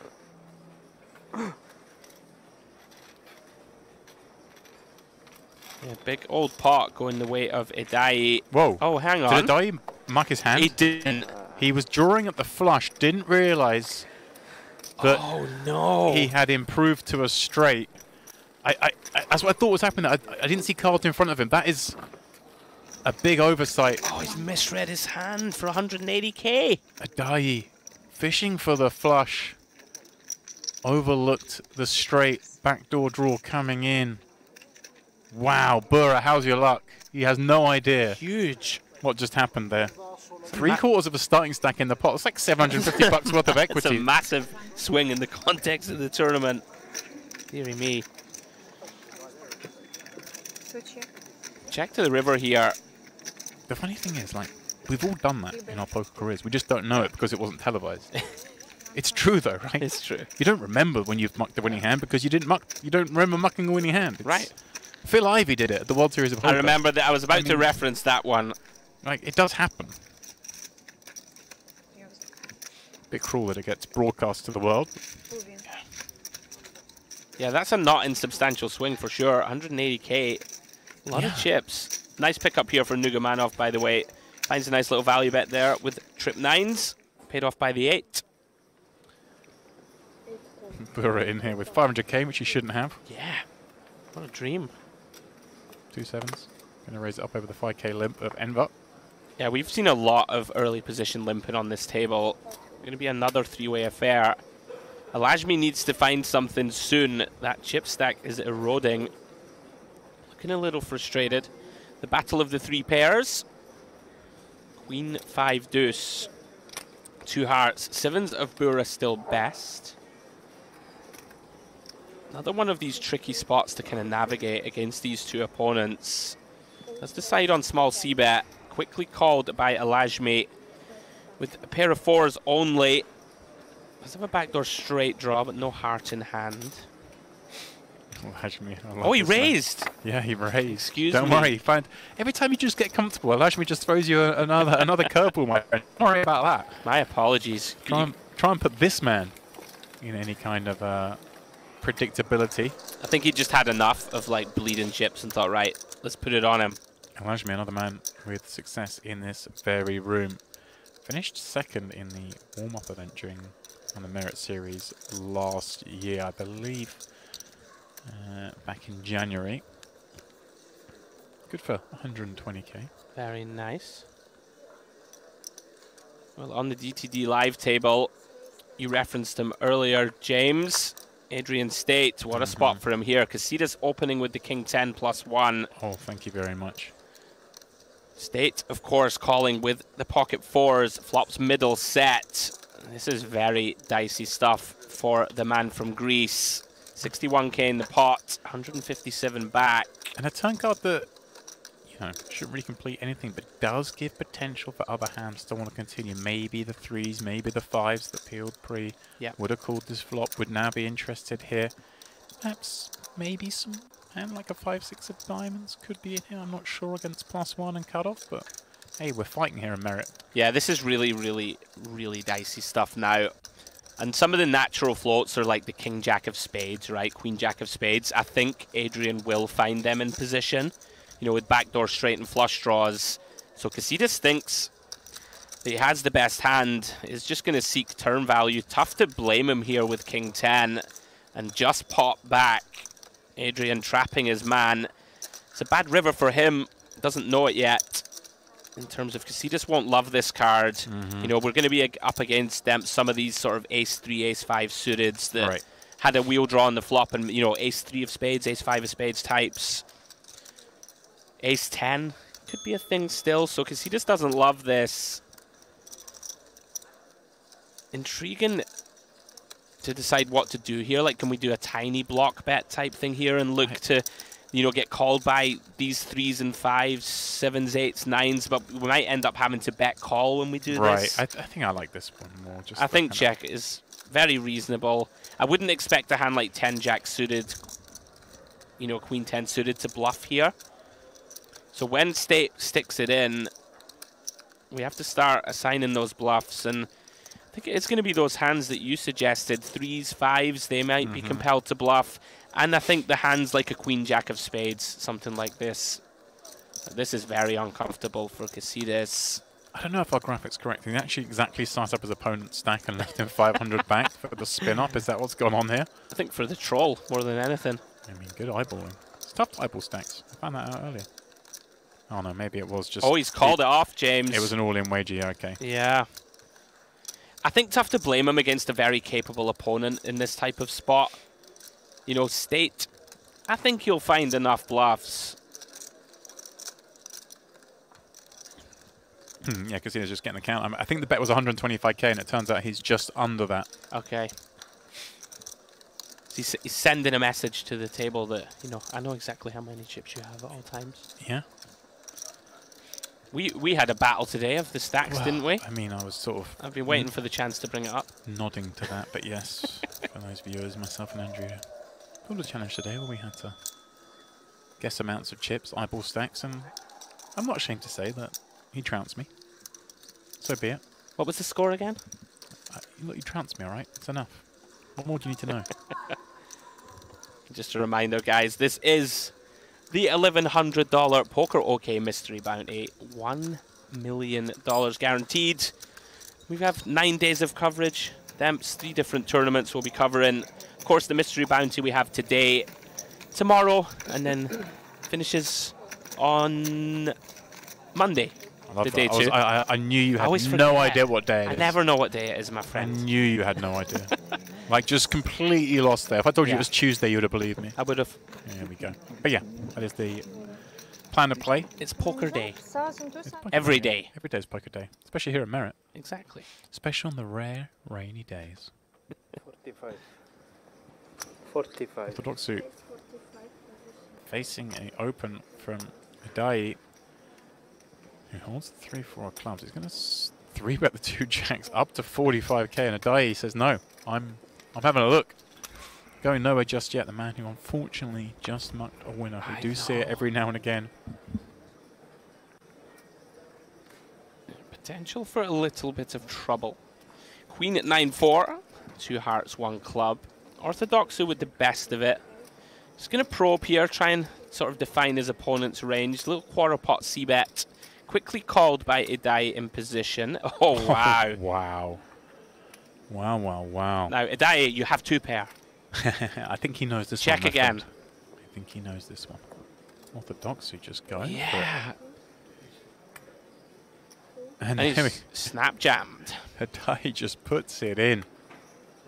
I was going to say, very quick decision, Demps, from Orthodoxu. Like, kind of a hand that is worth a bit of money, but it might be nice hand to check, right? You can bluff catch, pot control a little bit. The only positive I feel like is the way he's played it now. He's over-repped it so much that when he does face this jam, should be easier for him to get away from it, right? But at the same Yeah. time, we've seen so many crazy things happen at this table.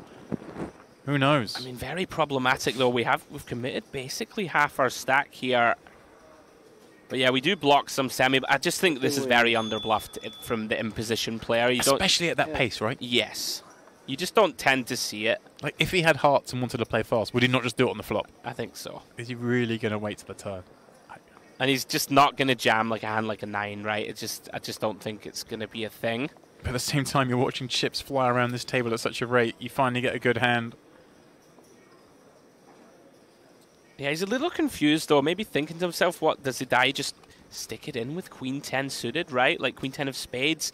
So you're sort of against a big combo draw, or like there aren't really any 2 pairs. It's a confusing spot for him. I can see why he's given this one, you know, his full attention. Very confusing spot for him. Hidai just looks pretty chilled. Yeah. Understandably so. Wants a call at this point, of course. Oh, yeah. Once your opponent Well, you're takes this thinking, long. hey, look, guy's gone 3-bet me pre, bet the flop, I've called him, and now he wants to bet the turn. Maybe he's got a hand like aces, kings, ace, queen, these super value hands that I've just got. I've just got them with the 3-4. They're never folding.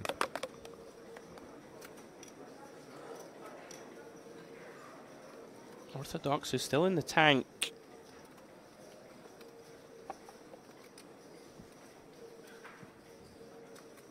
Big old pot.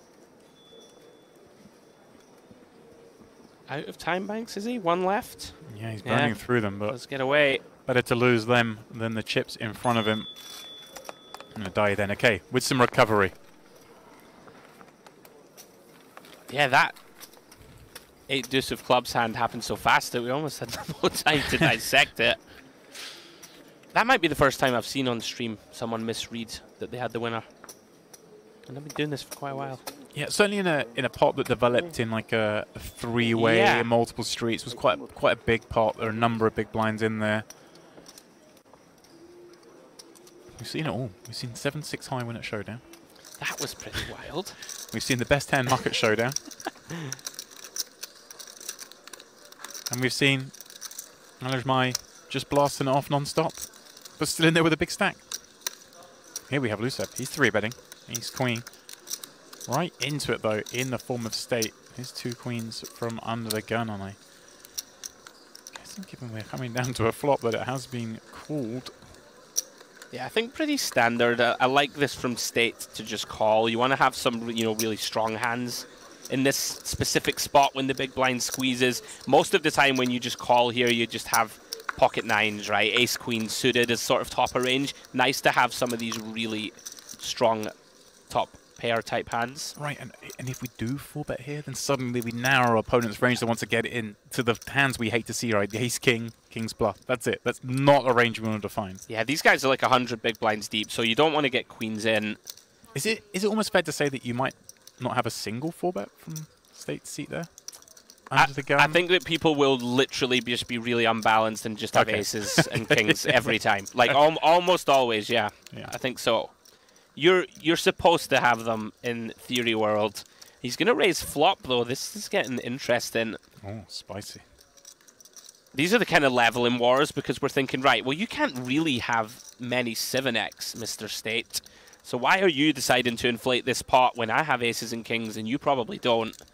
It's one of these where Losef could decide to try and represent the super premium hands, but does just get out of the way. And State continues to motor up over 500,000 now.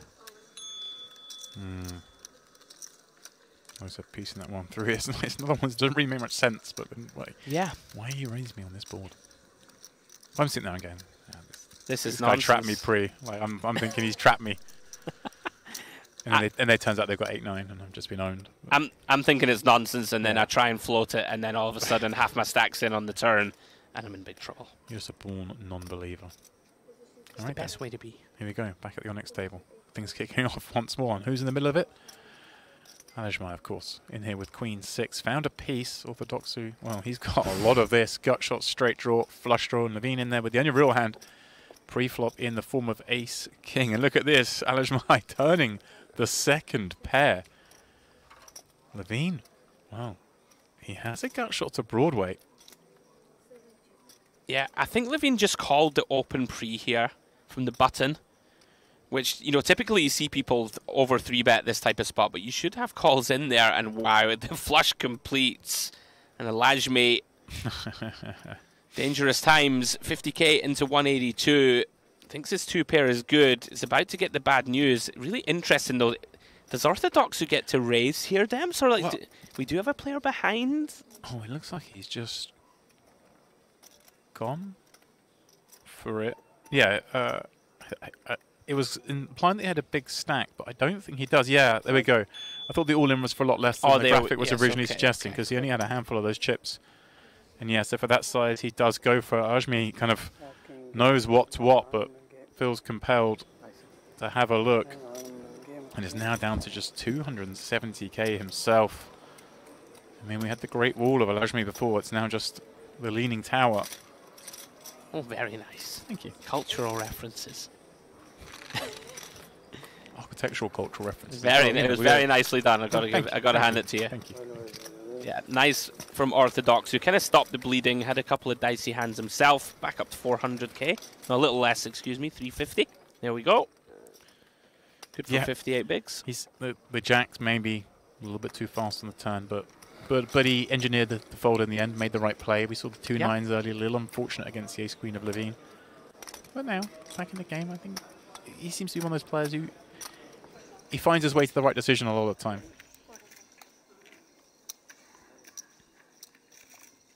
Okay, back here. Cenk with the 3-bet to 40k from the small. Ukmanov kick things off here from +2 with that queen at 10 of clubs. Yeah. He folds, and Sukhov, though, kind of stuck in the middle here a little bit with the 2 nines. Yeah, these spots are very, very tricky. I like the discipline of the queen 10 fold. Sukhov has one of those type of hands where if the small blind is very splashy sort of player, you can back jam. Typically people use 10s and jacks, but he is just going to do it with 9s. And don't mind it at all. Like you want to have some of these back shoves. And especially if you think Cenk is, you know, a capable player, right, who can be light enough here that you can just get some folds pre. So they are going to run it. They look like they could be brothers, right? There's a little bit the Tom Hardy's about the fella on the right.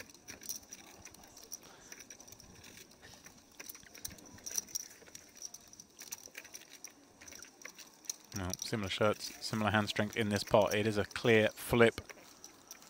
50-50, the graphic showing by virtue of card removal, getting us to exactly that number. Need to sweat.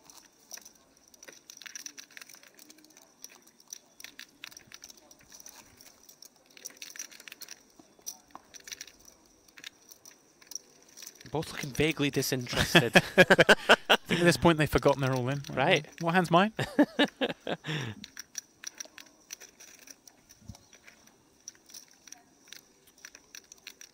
So, stone flip situation. Pocket nines versus ace king. Cenk the man at risk. All right, there they are. Confirmation. Confirmation. Are you ready for this? I'm ready. Are you sure? I'm sure. Are you sitting down? I'm just looking for any type of emotion from either of these gents. Anticipation, perhaps?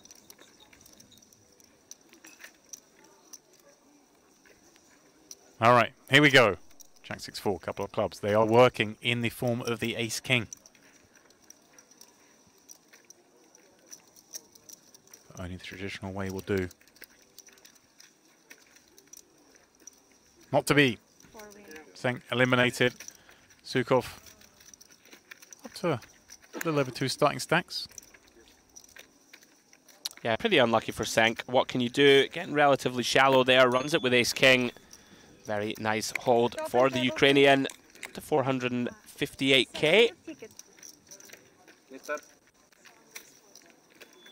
I'm not wrong about the Tom Hardy thing, am I? They want Cenk's ticket.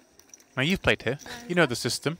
Every player has like a a player ID sheet, right? And when they get busted out, give it to the floor. That person gets removed from the system. They got a nice board in the room with all the names of the players playing, so you can see who's in, who's not. Merit name roulette, as we like to call it. Yeah. Some of them are a little easier than others to pronounce. So many consonants. It's unbelievable. Enver, ace deuces spades, popping this up from +2. Levine coming in, the man who's impressed us perhaps most so far. Yeah, very strong, solid, good awareness of where he's been in pots. There were so many of these spicy ones from Idai. Bit of a wild card in there with 7-3-0. Alajmi now really hemorrhaging chips down to 200k. Looking to make something happen, but his hand is crushed by the 10s of Levin. Through to the Jack 4 deuce. 10's still best. Levin is going to pot control this one. Makes sense, multi-way. Pretty nice turn for those pair of 10s. Jack of spades. Eddie going to check. Enver now. Looks like he's going to try and reach for chips. Going to put a little small probe in to clear out equity. Of course, never getting rid of 2 10s.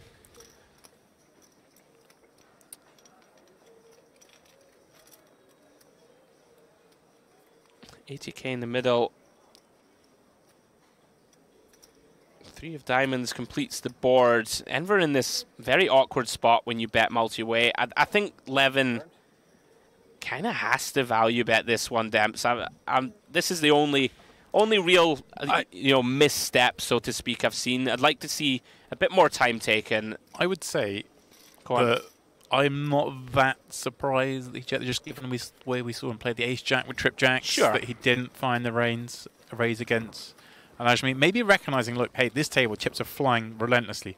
When I do get the crown jewels, I'm going to get action. Okay. Maybe not chasing after these spots, but I agree with you. Yeah. I think we've got to try and get something in these spots, right? Yeah, I'm just a greedy person, you know. You just you want to maximize the value. Just been a few spots. We saw Bura earlier where they rivered the top set of 9s. You know, spots like this where I think we can eke out some value. Oh, hang on. Hello. Nugamanov +1. Ace-king worthy of the open to 15k. Sukov taking king-9 of clubs from the hijack, getting frisky. Grodek in the big one looking at the queens. You're giving a thumbs up to the king-9 of clubs. You like this one, this hand class. Big fan. This is the kind of, geeky, nerdy spot where king-9 suited just loves to 3-bet. Almost anywhere you can kind of get away with it. It's just a nice hand to use, just knock out the king, queen, king, jacks of the world. Just plays pretty well. Like Sukov I've been impressed with, and Grodek with a very nice cold 4-bet jam spot. And Nugamanov, you're not loving life, but I can't imagine we fold this. Right. We're just not deep enough to No. get away from ace-king, are we? Especially, again, okay, not as much action on the Luxon table as there's been on the Onyx, but there's still been a lot of action. I think it helps that Sukov's very accomplished player who's going to take these spots, right, lighter than most. So if we think that he can be light often, there's extra dead money in the pot. I think we just run this one. Does put it in.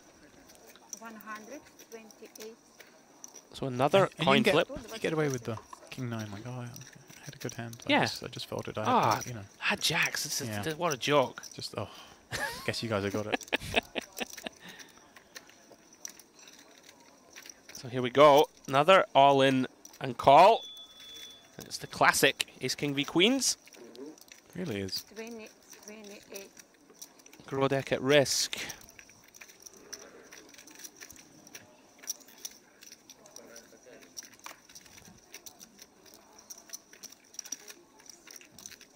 Call, two call.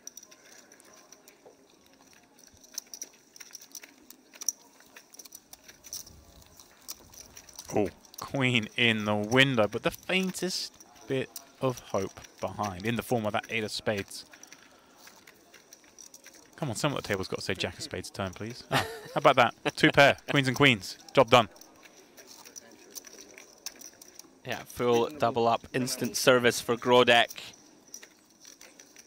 Back up over 300k. Start stacking this event, of course, 200,000. I actually am that guy at the table who would shout for the jack of Yeah. spades and then hate myself immediately and be like, why do I do it? And the next time you do it again. Yeah. Yeah, you have to, right? You got to keep life interesting.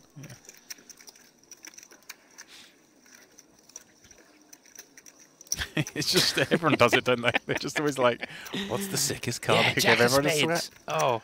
And then, like, the Queen's guy just glares at you, you know? Yeah. It's just And like, it rips off. 306, Yeah. 306, sorry. 306, sit 8. people are too sensitive. Pot, actually. Right. Big. Is that 306k? Double up, so over 600k. That's Oh, what's did that? he? It was as many as that? I think so. Okay. I thought it was only 300K. 140. Big numbers.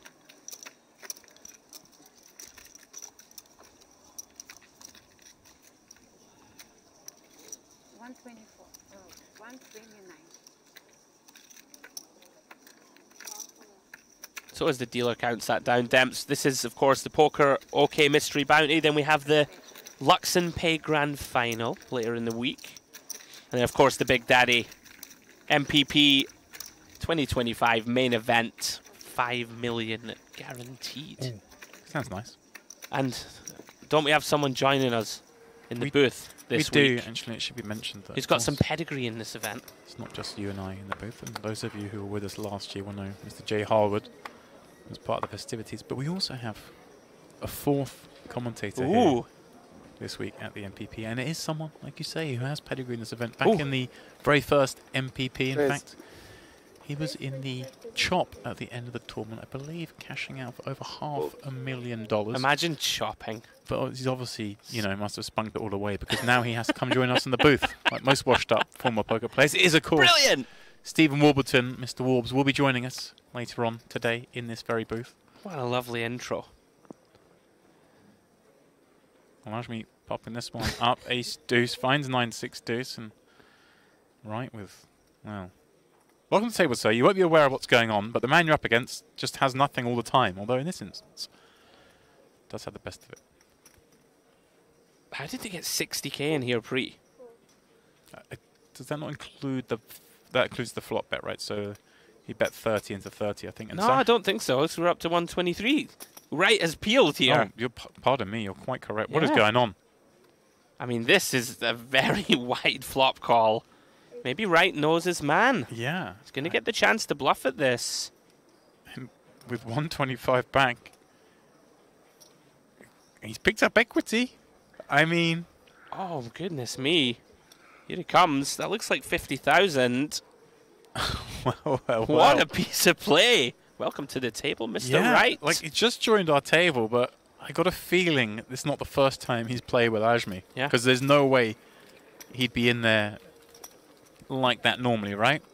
You wouldn't have thought so. Queen Jack off, no club. Facing big flop size. Credit to him, gets the job done. I believe that was the South African flag. It was. Thank you. You know I'm not great at the old flags. I got you there. You always brag, don't you, I'll on take the it. at your flag I'm reading abilities? okay at flags. What's that flag there? Passe. Do you know that one? The great country of Great Britain. There we go. Let's not forget the Northern Ireland part, but sure. Honestly, I'm still... the words are turning to sawdust in my mouth as a proud Scotsman. There we go. Can't believe you made me say it. Anyway, I won't anti-rail him. As we see Losef here reaching for chips with the pocket nines. Awkward spot. Small blind against +1. He is going to 3-bet. It's one of those. It's sort of borderline Demps, I would argue. You can flat or 3-bet, but it's not fun to 3-bet call, right, with nines here. If +1 does find a jam, but he is just... Oh, he has snap 4-bet. Whoa. This is part of the problem, right? When you do choose to 3-bet a hand like nines, just really in this sort of guessing game. He snapped 4-bet, though. Very quick. Wonder how Losef reads into that.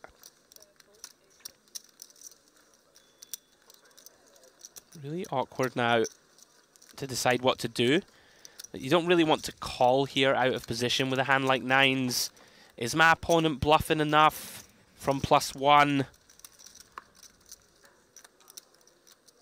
I mean... Horrible spot to be in now. Yeah. I find it so hard to imagine going any further with this hand unless we had some previous... I'm with you for sure. One of those, it just never feels nice to 3-bet fold a hand as good as this. But this is the sort of spot where I could get behind it, but he is going to commit calling chips. There we go. All of a sudden, 166k in the middle. Passy with pot back. I mean, if it comes low, we just go with our hand, I guess. Losif probably thinking. Yeah. Hard to imagine there's another plan for this one. We are out of position. He does genuinely look perplexed and a little bit uncomfortable. I mean, you might perceive that some sort of acting job if you were in the seat of the man with ace-queen. Well, you won't worry too much on an ace-jack-8 board. And that's a pretty grim flop. Yeah, 4-bet pot. You would expect Passy to go small here. No. I'm not a fan of this. Just says all of it. Well, I mean, we can beat King-Queen, perhaps? Yeah. That's about it. Maybe he had his senses that things weren't quite right pre-flop. Didn't necessarily narrow his opponent down to just the nutted stuff. As you said, the ace-queen spades, maybe one of the hands we kind of expect maybe just to peel pre, but... Absolutely. Unfortunately, you can't continue that board, my friend. Yeah, nice pickup for Passy. I never want to be hypercritical. I'm not a big fan of shove here, Demps, on the flop. I think our hand is just worth so much. Let's try and, you know, pick up some extra money post. Get our opponent to stick around with a sort of marginal hand. That being said, up over 300k. Blinds now, of course, 3 and 6,000. Yeah, we're getting up there.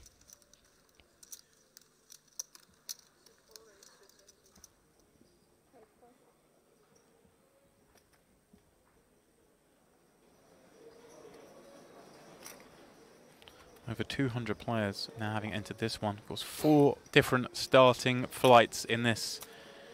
The Poker OK Mystery Bounty. Raise. Raise. Well, I can't see what cards he's got, but he's got cards, so it's worth a raise for Alajmi. I did see, I think, Burrow with ace-queen suited in this pot, so something's going to happen. Yeah, I believe it's an open from Bura +1 and a quick 3-bet from Alajmi.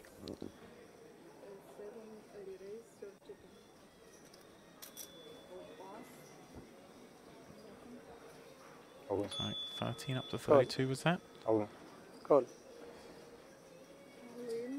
Oh, All in and cool. Okay.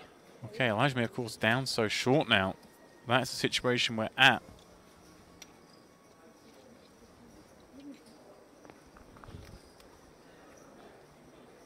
And is he improbably at risk of elimination? The man who was doing so much of the front running, had what, just shy of 800,000 chips at one point, now at risk himself with these 2 jacks.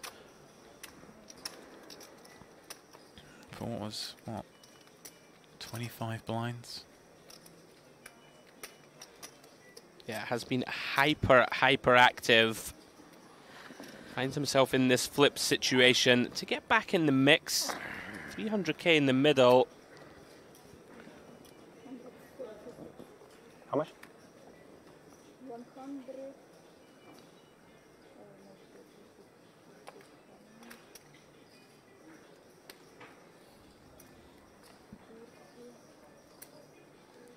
This is the kind of spot, Andrew, if I'm at table, I'm Go on. saying, dealer, can we just run it and Yeah, count up if the jacks right. lose, you know? 140. We do always say that, right? We're like, okay, listen, if I hold, count my stack, otherwise I'm GG. 143.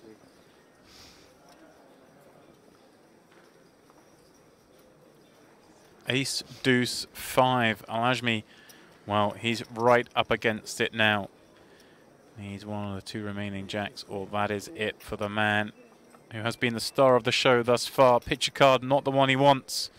What's the right suit there? That little flutter of the heart as you see that one roll off. And not to be. Alajmi eliminated. But, as we mentioned, this is 1A. Re-entry's still open as well, I believe, so he can jump in this one. He'll be back in B. He'll play C and D tomorrow. We're going to see more of this man, I'm pretty confident. Yeah, a lot of fun. Unlucky for Abdullah. Box office entertainment, that is for sure. I'm sure we'll see more of him as the week progresses. And Bura continuing his upward ascent. Always nice to win those flips, damps. Keep that chip stack motoring. Of course, be looking for that big stack to open some bounty envelopes in the next couple of days. All right, then. Here we are back at the DT Live table. I'd say the one table that's playing the most sort of orthodox, perhaps. I would lineup agree here with that. Seems quite tricky. Some tough players. Wanting to service the other tables. Well, speaking of tables, it looks like these guys are popping up out of their seats, which may lead me to believe that we are about to head off to our first break of the coverage here.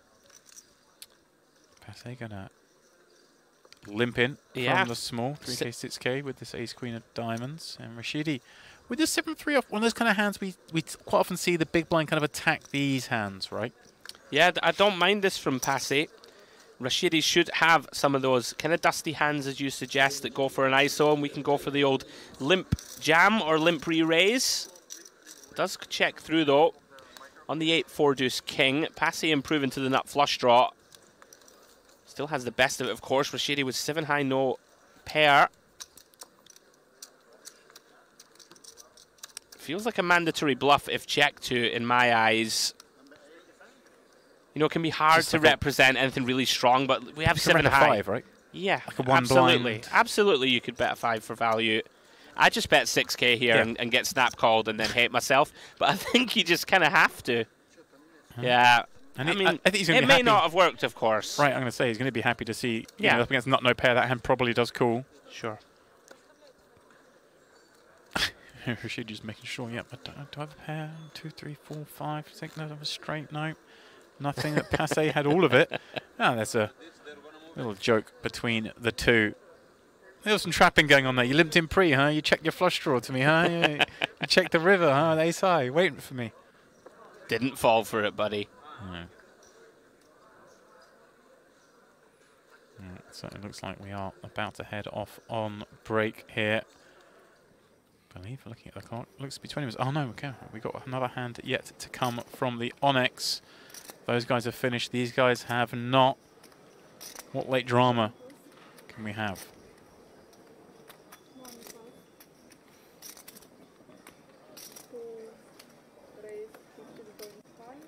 Eddie Oh. raises to 15K. Zalai with what, 13 blinds-ish, jamming that ace deuce of diamonds over the top. And a swift Wow. call, and Pocket 4 is good. the equity is about as close as you can get. Split pot, no. Chop it up, sound right? Sounds right. Split pot, I think so. It's split. I'd imagine that Salai will be a little surprised here to just get snapped quite so quickly. But gets the good news, so to speak, that he isn't crushed. Not just that, but actually an equity favourite with a dominated hand. It's rare that happens, but okay, we're not doing a chop, No split. Andrew. We're not doing a chop. A pair for a die. Zalai with the I prefer like flush this draw, one. and of course, drawing to the straight. Red card, but of the wrong variety. Not to be. The 4 holds. And we lose one more on the Onyx. Yeah, I did hear too many outs announced on the flop. And so it proved to be as we lose Mr. Salai. And is that the Hungarian flag, James? It is. Check me out. I'm 2 for 2. Here we go. You're smashing it. Thanks, buddy. We're giving you 3. You recognised your own flag. Counting that. Not my flag. Now. Sit open table, 1. I jest. It is.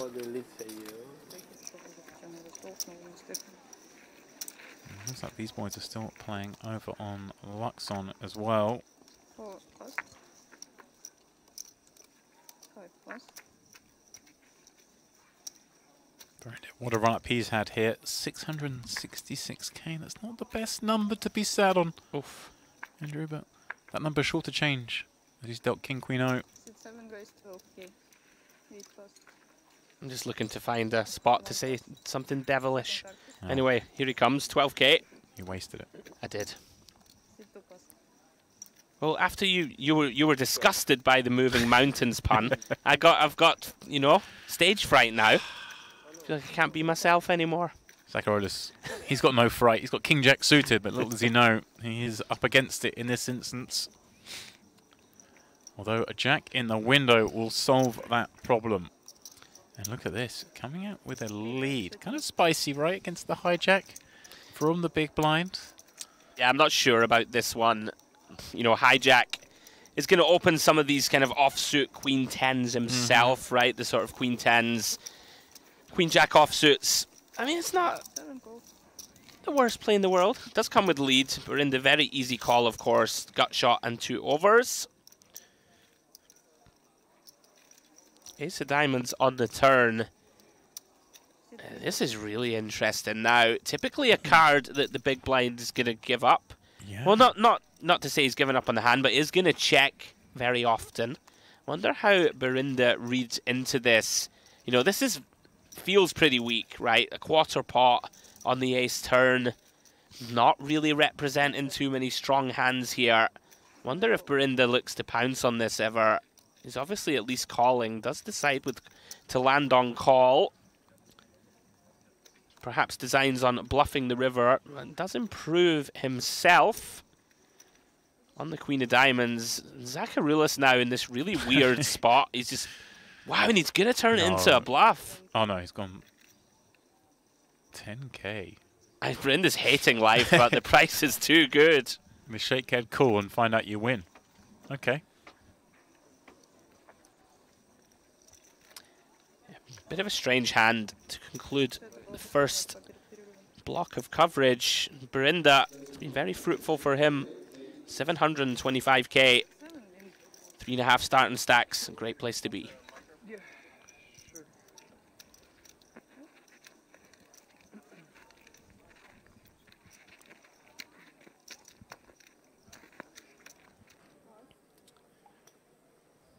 Alright, still time for one more over at the Onyx.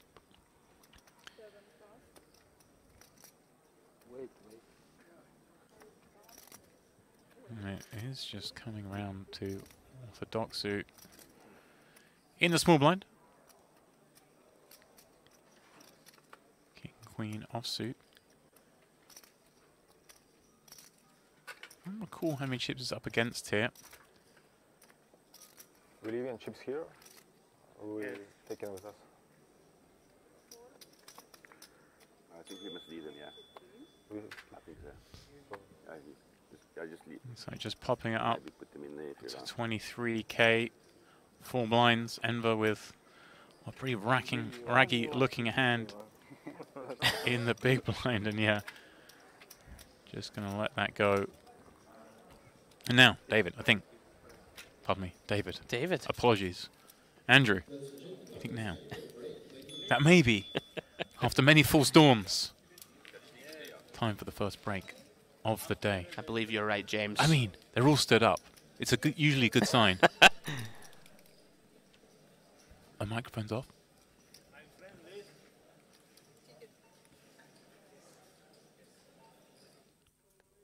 Slowly but surely.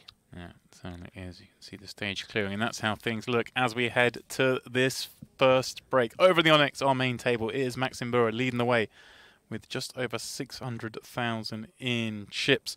Of course, the star of the show there is no more, but a new cast developing. Mark Wright having just joined that table. He's in there with a nice little stack, 338k. Over at DTD Live is the man we call attention to at the start of the day, Adrian State, who has soared to the top there with 500k. And I think this is the table we've sort of picked apart as the tougher, more orthodox style of play thus far. I would agree with that. Be interested to see how they carry on when we get back from the break. Rashidi with work cut out there. And then, of course, here on the Luxon table, Burundi has been doing all the front running there. Taravat being involved in a lot of pots himself, but finds himself still with what? Just over a starting stack.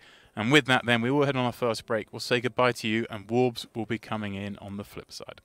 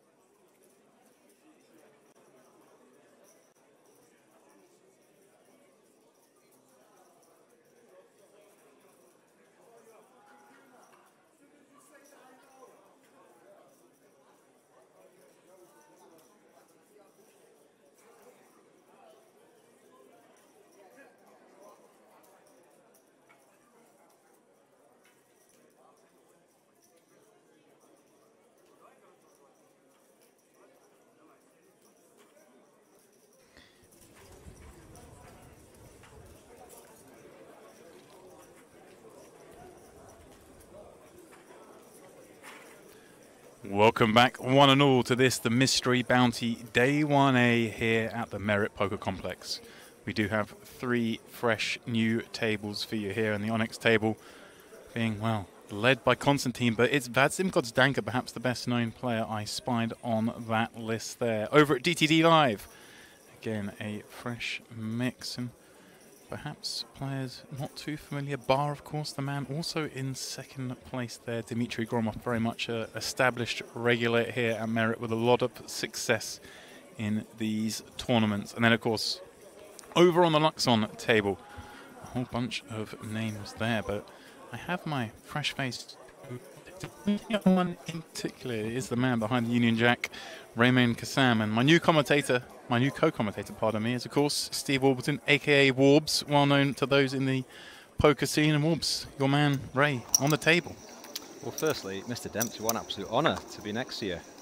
Fantastic to be here. Yeah, I know one of these players very well, Mr. Raymond Kassam. He's a regular of DTD in the UK, which is coincidentally the name of one of the tables, I've noticed. It is indeed. At DTD Live. There's no coincidence, my friend. Straight into the action. What's been happening then? We've had a lot. Fast and Furious, right? We've had a lot of action, and most of it driven by a man named Abdullah Alajmi. And the reason I bring that name up again is I notice he has re-entered and is on this very table. Oh, fantastic. So good. There he is, sat next to Ray. We like the action players for sure. We certainly do. Krastev then, open this one up. 4K, 8K, first hand at this level. Smoverkius calling in the hijack And there is your Man Ray getting in the mix with the suited king from the big blind and finding Jin. I believe that's 2 pair. That's my boy. That's my boy right there, straight off the bat. Easy, huh? Okay. Action checks to Krastev, who looks going to piece out a little bet on this one. No spade in hand, 2 on board. I'd expect both players to be carrying on. Just whether Raymond's going to check raise or check call. Either's obviously fine. He's kind of short. There's no way he's got 89k, so is he just shipping it? Yeah, I don't mind this play. Feels compelled, right? It just feels like, okay, the opener probably has something when they bet, and the person behind calling almost certainly. Yeah, one of them's supposed to have something, and he can obviously be totally balanced and have flush draws here as well. He's got to have some good hands, can't just be having draws when he goes all in. So yeah, I like the play, just a bit unlucky that this time no one's really gotten with him. And he will be fuming. You peel in there, the king 3. Oh, hello. Although you wouldn't see it. He's got a great poker face as Raymond. And a lovely hoodie. I'm about to say quite the hoodie. He tends to bring the flair with the hoodies, doesn't he? He's lovely hoodie, yeah. He doesn't slide in with just a plain hoodie. No. He brings it. Chen in the hijack over at the Onyx table. His 2 5s, good enough for a min raise. Sub starting stack. Comes around to Taylor, who's a little bit deeper, but with an ace-8 offsuit. Not interested. There is Gottsdanker.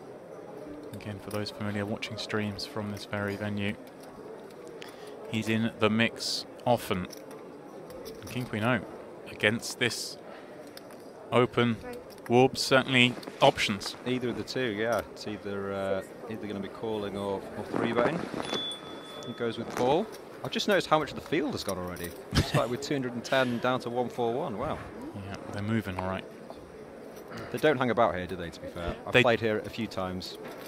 They don't hang about at all. They don't, and it's something we were saying in the first frame about how it's not just the fact they play fast, but they actually play fast as well. They don't take a long time before making their bets. I think it's perceived as weakness if you take like longer than 3 seconds here. It's like bam, bam, bam. What a flop though! Wow. Yeah, Gottsdanker missing, but Chen flopping the boat. Fortunately for him, his opponent really with nothing that could continue. King Queen with the heart maybe sticks around, but this combo. It's going to be tough, but you never know. Just want to say that I noticed to the left of Gottsdanker, Smilkovic coming in here, also rocking the Triton t-shirt. That's like the modern day flex. It's like, hey buddy, I play Tritons. Where you at? That's a huge flex, definitely. Oh, he has come along. Here we go. Nice. This is what I want to commentate on. You know, not just the check folds and things. He's basically got plans for this hand already. Although that's not a good turn card to do much. No, having peeled from the small check called flop. Oh, he's got ideas. Hello. Got ideas, yeah. Hello. And I assume this is to sort of make it difficult for the ace highs, right? Exactly. Yeah. He's sort of hoping that he's going to fold ace high on the turn, which he may do, he may not. He's trying to take control of the hand, and I'm guessing if he does get called, he's going to look to bluff, you know, some heart rivers, even though he doesn't have a heart. But I think he's just he's being creative. He's being creative. Chen, meanwhile, just loving life, sitting here with 5s full. His man's going blasting off into him. River 9 completes neither flush draw. Again, it's not a very good bluffing card, but you've come this far, and you do have more chips than the guy, so you could put him under max pressure and just set him in. Is this a situation where your opponent just has a lot of missed flush draws themselves, so maybe you can just knock those off? Now, of course, King Queen beats some of those, but yeah, sure. They're likely to bluff if check 2, so he does just take the option, bets 50k himself. Oh, Chen, we know what's coming. It's just a question of how long it takes. Vegas and the Mirage comes to mind. It's like, how many time banks shall I burn through before I min-raise all in? I think one's enough. I mean, any more than one seems a bit much, yeah, just because you need those time banks later in the day. Especially like we were saying, everyone plays so fast, you know, the last sort of 2 hours of the day, those time banks, they can be quite vital. And he moved all in bar 1 chip, but that will get it done. Nice pickup. Yeah, and I was saying in the first break, I know from speaking to you in the past, that you share my kind of feeling with time banks and shot clocks. Like, I know you're not a fan of them either. I'm not a fan of them, but I understand there's a need and there's a reason why they exist. But I feel like in this room particularly, there's even less of a reason because people do just play so fast. Sure, yeah. We'll save the shot clock rant for another day. So into the I'm next trying to round. get you. I know you are. So not this early, mate. He's 10 minutes in. I'm trying to get him fired on day one. Okay, Gromov again, one of those crushers regularly here at Merit, but he is up against it here. Queen 6 up against Blokhin's Queens, but it's Ace 8-6 board has forced the brakes to be on somewhat. Yes, he's obviously a single raise pot. Interesting if he goes for another street on the turn or checks back. He's kind of short himself actually. He's got 55k, so he's gone small and then I assume he's just going to check back river. All right, one of those two streets can deny equity to some straight draws, still get some value against maybe an 8 or a 6. I quite like it. I feel like he wasn't going to bet fold as well. If the guy sets him in on the turn, he's probably just going to go with it. He's only got 40k left. So actually his size is good because he's trying to target the 6x and the 8x, isn't he? So and he's done exactly that. One more cooling.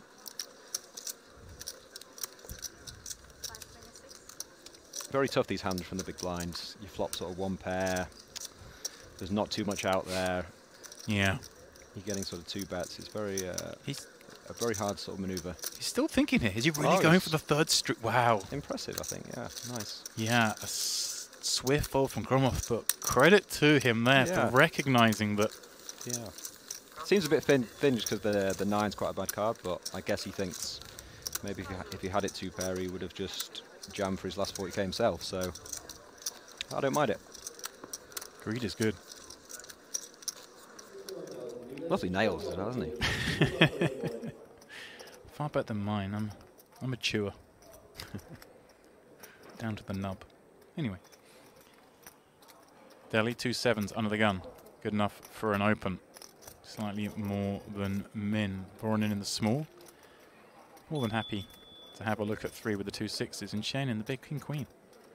Much the same. Somewhat of a. I always feel like you got those king queen type holdings in the big blind and you get barreled into a lot on the really good flops for you.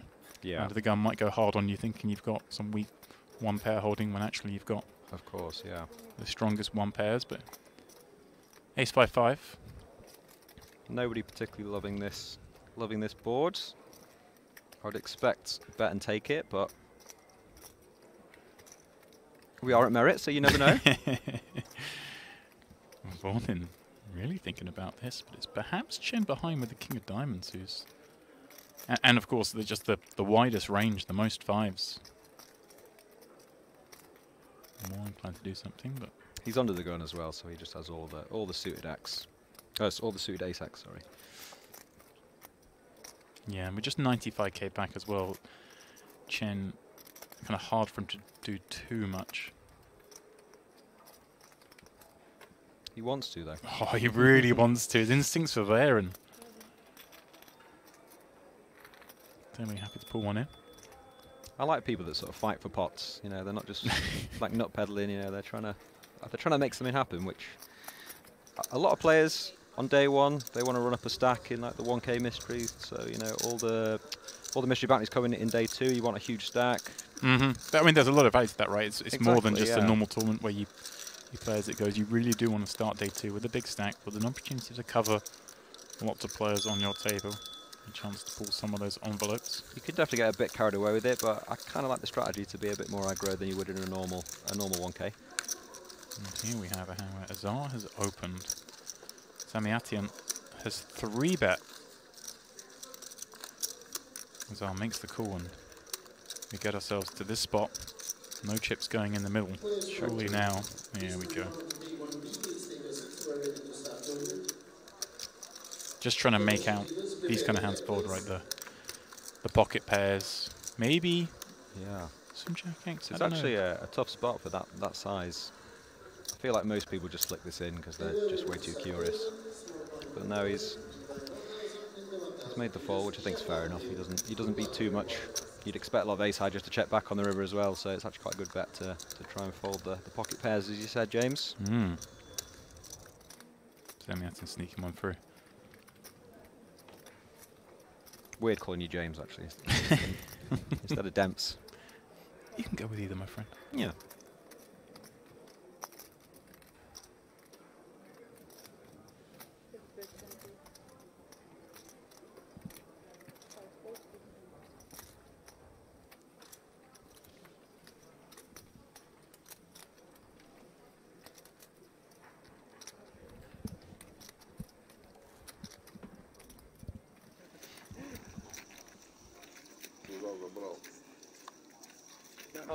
All right then. Over in the land of Luxon. An all-in confrontation. Shevchenko's ace-jack from under the gun. Wouldn't you know it? Alishmai giving action. King 10 suited. Diamond in the window. Straight draw materializing behind it, but it is Sergienko with the best of it thus far. With that top pair. This is your man who's on the second bullet, right? Yeah. Okay. The man, he had nearly 800k on that first bullet. We're rooting for him then. We're rooting for him. We're never rooting against someone, so yes, we're rooting for him. But yeah. You never want to see Sergienko, someone on the yeah. third bullet so quick. So. But yeah, we definitely want this man on our feature table as often as possible. Yeah, nice. He's having fun. He's repping the merch as well. He's got Yeah. the Merit Poker hat, so yeah. Here we go. I can tell you where he got that hat as well, because he made a final table here. In fact, a second place finish. Oh, nice. Here in the warm-up event in the Merit Series January last year. And when you make your final table here at Merit, as you well know, having been a final table, let's give you some goodies. You get a hat. Don't embarrass me, James. Come on. Plus, you get your walk-on.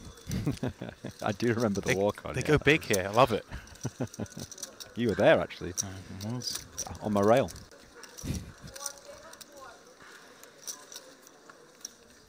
Yeah, I love it. Just all the little things that happen at Merit are great. Yeah. And that's one of them. The big walk-on. Big introduction. It's great. Make everyone feel special. Okay. Lock in here from the small blind. Jammed over the Gromov Open.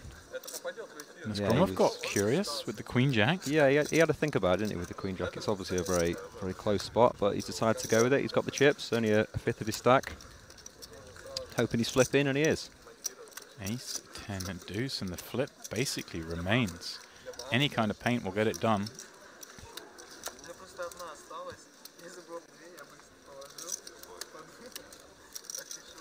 Club on the turn, disaster for Gromov. Reduces it out somewhat.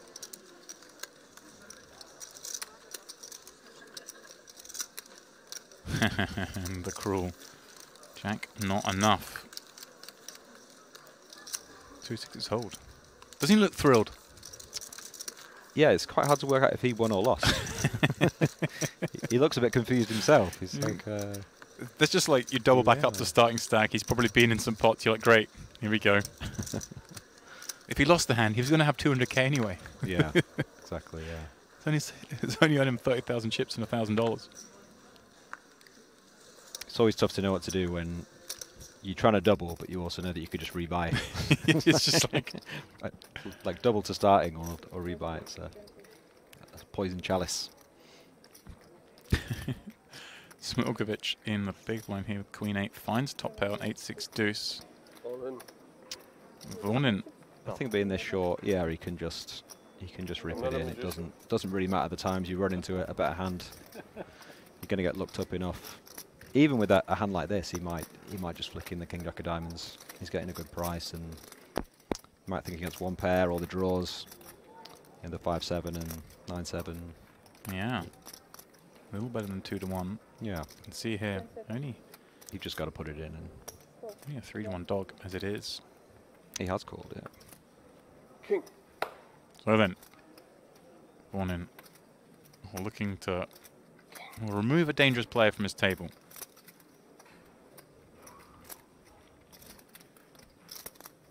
No queen.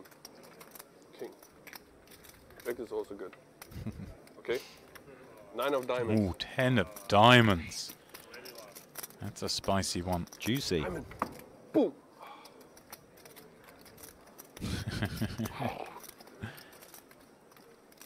I mean, someone could be just anti-rating himself, but is this just a case of, well, I can just buy 200k or have 165? It's exactly what we're just talking about, you know? These guys just want to spin it up. Do you like that? Are you the guy that likes to root for the cards or no? Nah. Are you not? Should I feel like everyone should bring it back. Everyone's just too serious now and quiet. Should be like, 7 of diamonds. Wait, come just on." screaming for your own card? Yeah, it's great. Your card, their card, anything. It's a bit more fun.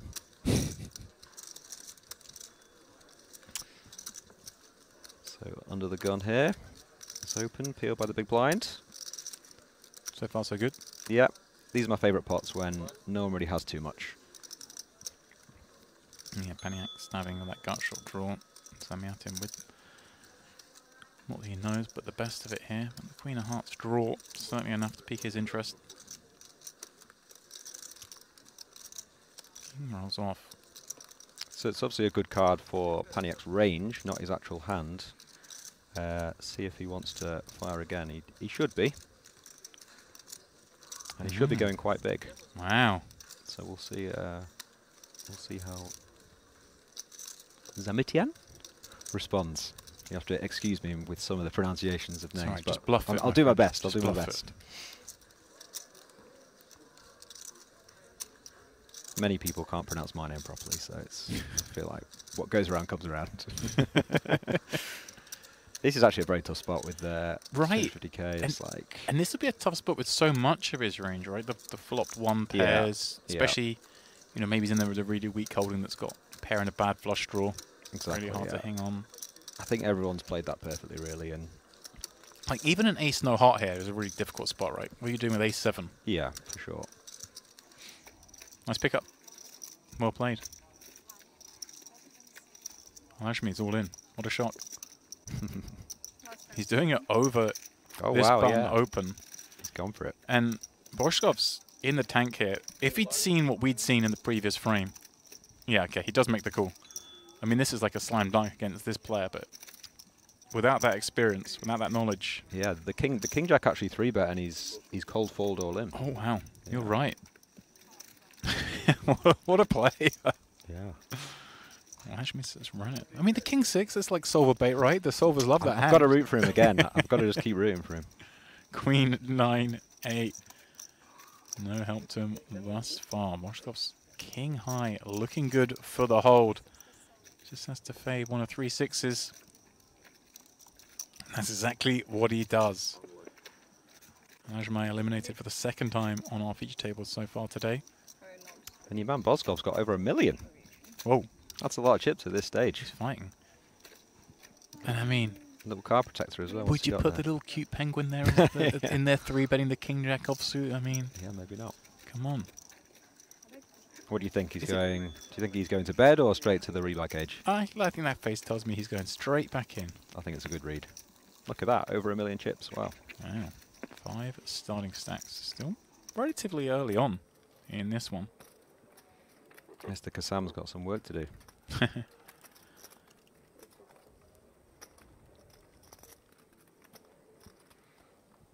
We have the King 9 suit. Let's open the button here and the easy Mhm. peel from Pavlov. The 9-3 suited. Yeah, much for nothing hand. Bet and Rob take Yonex. it. Good size in, just going with the B25. Gets the job done. That's all you need to do on that board. Very neatly stacked time bank chips as well, has to be said. Anyway, LaRue, 2 jacks. He's opened it up. Zar's lurking behind. The king's on the button. Some real hands. There you go. Oh, Oh, wow. 2 10s in the small. We've seen this kind of situation crop up a couple of times today. Always kind of give a lot of respect, it seems, when there's like an early position raise in the button 3-bet. The button has the option to flat with so many hands that when they 3-bet in theory, that It's a much tough- more polar. It's a very tough spot, yeah. But 10's such a big hand. Again, in the kind of the flow, the dynamic of how this tournament's been going, what we've seen, people have been playing very fast and loose. Yeah, for sure. Wouldn't fault him for taking this spot. You can't blame him at all. At all for this play, he's just run into it. But he has saved the jacks probably. Right. Probably. They look so much worse now, don't they? Yeah. Yeah. Let's not shrivel up. Yeah. If you've got jacks, it's kind of this is the only hand you Oh. He's stacking them. He's going for it. Here we go. Like I say. No, he's not asked for a count. Has he asked for a count with the kings?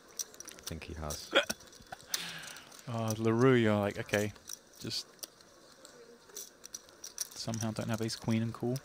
I'm always curious, as soon as he does call, just to pan to the other two players and just see their reactions, because there are two types of player. The ones that just don't care, and the ones that will just be so mad and just fuming about it. It's just Now, like, how can you count? I'm going to play devil's advocate here, playing a tournament, 1k bind, just want to make sure everything's right, get it set, Of course, take a yeah, second, yeah. of course. Yeah. But I mean, we've got kings. Oh no. Surely. He's never going to do anything but call. Has he used a time bank yet, or He's just not throwing them yet? out there. Okay. I mean, if you're LaRue, are you now rooting for the call? Or are you thinking this is like ace queen maybe? Or you're hoping he somehow folds ace king off? To be fair to him, now that he's used a time bank, he is actually debating it. Yeah. You know, he's not slow rolling anyone. But He's having a if good you're time. LaRue, you ever thinking this could be like queens in a really horrible spot or ace king offsuit? Or do you just think he's always got worse than you at this point? Well, here we go. Yeah, Well, it's- cool. We'll see the hands. 10's exposed. Jacks be exposed. And there they are, the butchers. They'll be And surprised. He gave him a glance, didn't he? See? Gromov as well. There you go. Two types of player. Players who take it well and players who don't. There you go. You've got two good players who are absolutely loving it. But Yeah. even though they're hating it. It was Gromov who wasn't even in the pot that gave the biggest Yeah, yeah. reaction. Like, really? Okay. Here we go. It's far from over. The jacks are all in. The 10s are all in. Kings cover a lot. This is a monster pot. The biggest one we've seen thus far today. You take the kings, I'll have the jacks and the tens. Okay. Next beer. What, the free bar? Exactly. I see your game. Pitch a Oh, card, taint. but the wrong one. Queen, queen, 8, couple of hearts. Not going to change anything here, of course. The boys hit, they make a boat.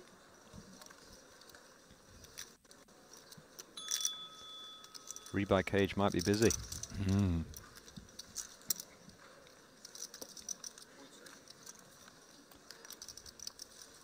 So I just need to fade one more.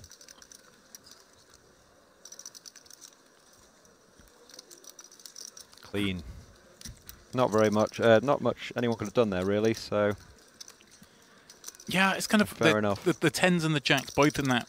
The 10s is close whether he wants the full bet jam, and then the jacks is really close about whether sure, yeah. they continue. But I was- ultimately, in this kind of early stage of this tournament, the way it's playing, it's completely understandable that they've. Yeah, I was also slightly mistaken. I thought the jacks was acting after the king, so I thought it was a slightly easier fold. Right. But it's very, very difficult to fold there. And Oh, a huge scoop there for the two kings. Ekovlek, king 6 of diamonds. I'll first look at him. Up against Smilko. His queen 8 offsuit, not connecting this 9-6 deuce, but that doesn't appear to be slowing him down. yeah, I think you just want to bet pretty much your whole range on this board. This is the big blind. Obviously, the big blind is connected and can't fold. Got quite an easy check call. You never really want to be check raising these sorts of hands. It's also great if obviously the king comes. It's a great bluffing card for Smilovic. Wow. You can also just get there. He finds the queen. And wow, what a wet-looking board it is as well. So many Yeah. natural bluffs here that it's just incredible that he somehow managed to turn like full value. Yeah, it's such a great card as well because you just have the best hand just so often. Mm. Because all the hands that check call you on the flop, they don't really include that many queens. He's sizing this one up. 126k back with 80 in there, 1.5 times pot. Doesn't have to bet really particularly big to be able to set it up for the river. Here he's going 40k. And these spots are just so tough because you can get sticky, but there's almost no good river for you, and you're either behind or you're ahead now, but you've got so many cards to Right. dodge and the bluffing cards as well. So it's it's a fold, but you're sort of folding knowing that you have the best hand a fair bit at the time, but there's not really much you can do, and you have to be disciplined in those spots. Very easy to get sticky. Board just working against him. Exactly, yeah. It's a Wolves-proof fold. Okay. We've got Luxon. What's going on? We've got to raise him under the gun. Hey, tell him. Muscovicus, 2 9s. 4-1. Peel from the small, but Krastev in the big. It's jammed All for in, yeah. a little less than 20. A swift call, and once more we are racing. It's getting to that point now, isn't it? Everyone's kind of got those stacks that if you want to play the hand, you've kind of got to go with it. Yeah, starting stack now 25 blinds. Yeah. So we're going to see a lot of this, I think, over the next hour or so. Exactly.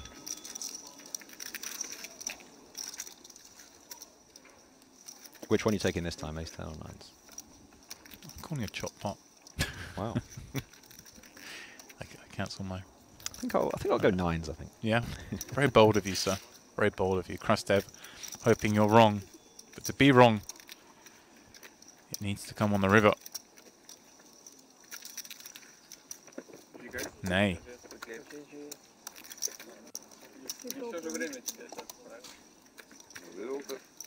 I saw he was rocking a I bought this shirt with your money poker themed Oh, is that Banza what it t-shirt. says? Had he?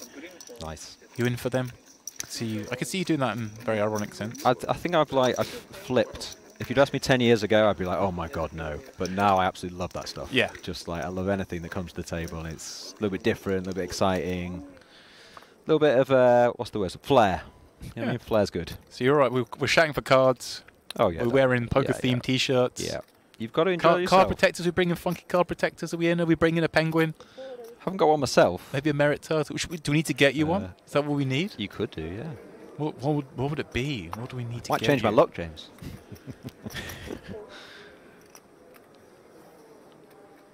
Raise from the deli.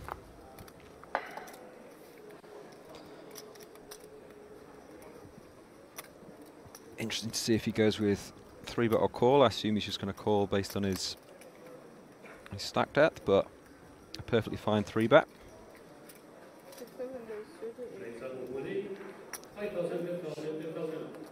He has gone with a 3-bet, yeah. I mean, if this man didn't 3-bet this hand, you can't wear a Triton t-shirt and not 3-bet ace-5 suited. Putting it out there. That's a good point. It's the rules.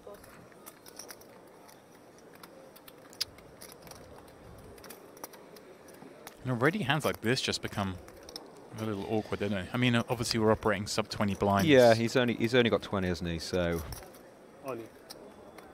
yeah, you've got to just put that in. But You're not high-fiving the dealer though. no, of course. And it's also frustrating that when you go all in, all the worst hands fold. And Right. but I think being out of position, you've got to protect your hand a bit there and just go with it. Mukovic wasting no time. When you get a little bit deeper, it's quite good to flat some stronger hands there and keep the ace-5 suited in and things like that. 7 check. Back at Luxon. Sergienko's in the mix with King Jack on a Queen Jack 8 board. You raised. You go peeled from the button and look at this turn card. 25. Gin struck.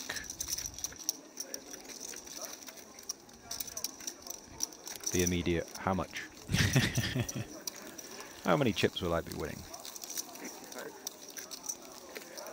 Oh, he's gone for the raise, okay. 75. Bit unorthodox. 65.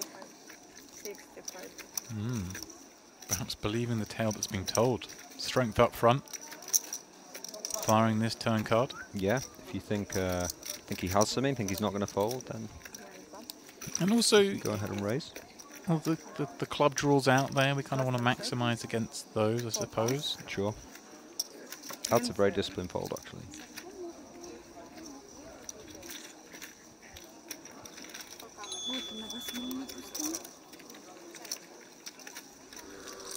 And that's obviously a reason that sometimes you don't want to fold. You don't want to raise, sorry, on the turn. Is you don't want to lose the Jack X and the Queen X.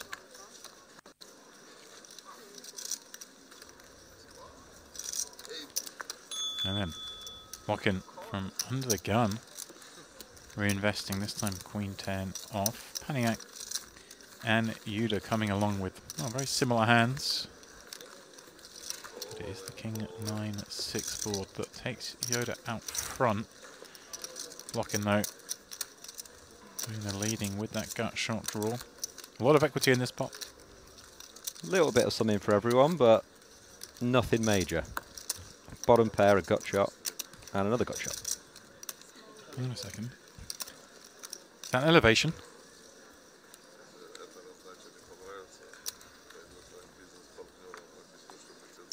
I don't particularly mind. I think this is kind of better than calling, but I like it, yeah. He's gone big though. You do see this sometimes, right? The bottom pair kind of doesn't progress particularly well. Don't know what the bad cards are. Yeah. Mix it in sometimes as a bluff hand. I think it can be better in the heads-up pots rather than the three ways, but it's worked out for him. He obviously didn't want to check call, not really know where he is, very hard to improve. So he's taken the aggressive line, which is never a bad thing, James, in Nil-It Hold'em. There we go. Comfortably fold if re-aggression came. I like it. All right, the Penguin's back in the mix. And Hood's gone up. he's back in there with not much of a hand. Blind on blind encounter. No prizes for working out how we got here on this one. Check call from the ace high, continuing the trap. Vogelsang's son? Younger brother, maybe? It's a lovely turn card for you. And a bit of an action card as well. Huge, yeah. I mean, Moshkov, one imagines. Doesn't get much better than that, picking up a combo draw. 80,000. He's gone double pot. Wow, love this guy. Which I really like. Just really drops the hammer on those flop one pair hands, right? Yeah. And even a hand like this, which is super strong and never had any plans to fold turn, he's a bit now unsure what to do. Oh. He wasn't expecting the double pot turn. Yeah, but how often? Yeah, I was about to Yeah, say, wow. And he so just much folds. talking. You rarely see talking followed by a call like that. Look at this. Yeah, wow. Great bet. Wow, Boshkov. Great bet. And like, you feel so good when you make that overbet, thinking, okay, I'll make this guy fold with one pairs, and you make him fold ace jack near instantaneously. The bet is designed to make strong hands fold and not that strong hands. So when you see like a hand, you're like, wow. Yeah. And maybe, you know, now that he's seen that as well. don't show these things. Yeah, exactly. Because now people are Next like, blind okay, you read these big overbets as full-on strength in a spot where you don't really get to have many big hands. Yeah. Got Zanka under the gun. He's king. He's coming in. Pavlov in the middle wants to see a 6. Vornin surely wish to come along as well. He's See in if there. he can't find a 3.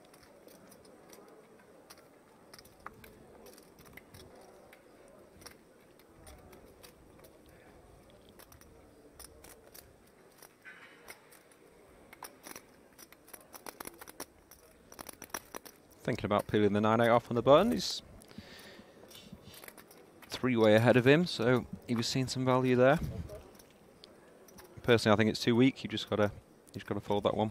Taylor fuming and looking down at the Jack 6 offsuit. Such a chance to take this one full way, but that hand never going to be done. We had 3-way.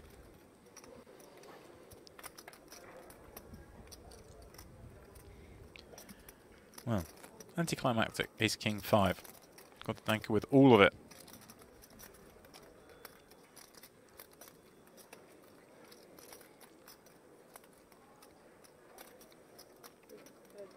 Seems going to go quite fairly small, but that board's just all him really, isn't it? And no action from anyone else. You would assume. Yeah, bet does get it done. Obviously, Those watching, why'd you bet? You've got so much of it. Of course, he's just going to want to bet this board a lot as the opener under the gun. Of course, you're going to bet your strong ones too. He's king, a prime example. Yeah, you've still got to build the pot even when you've got such a strong hand.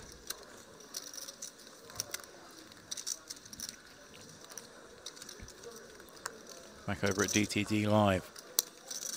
Blocking his flops top pair. Paniac doing his bidding for him, and look at this, just saying, hey, let's run it here. Peel from the big and yeah, just check raised all in.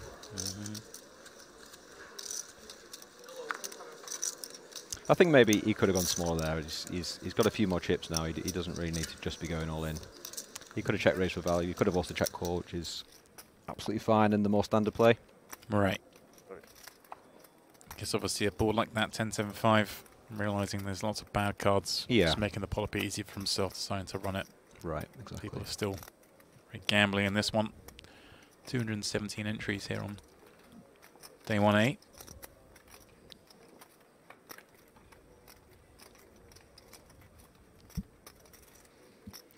This is an action flop.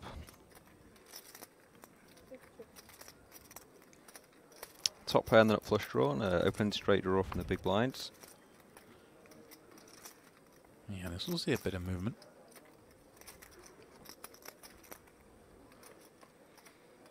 Again, this is another one. It's just very hard to navigate, especially on an ace-high board. So it'll be interesting to see if he check calls or check raises. I would assume he's just going to check call and see what the turn brings. About 23k. This is a three-way pot. Thirdly, of course, the man in the middle. One imagines not for long, but that gives a bit more credence to the bet from Akovelik. One that Vostanka perhaps will therefore treat with a bit more respect, as Steve suggests. Perhaps just to continue in the form of a call. But can't rule anything out in this place. No, he's not. He's not a man I'm going to try and predict. We know he's not folding though, and I think just a check raise just gets you in too much trouble, really, doesn't it? If the guy jams, you've kind of got to call it off. You've got 7 high, and it's not good. And that's the last turn card in the deck you're hoping for.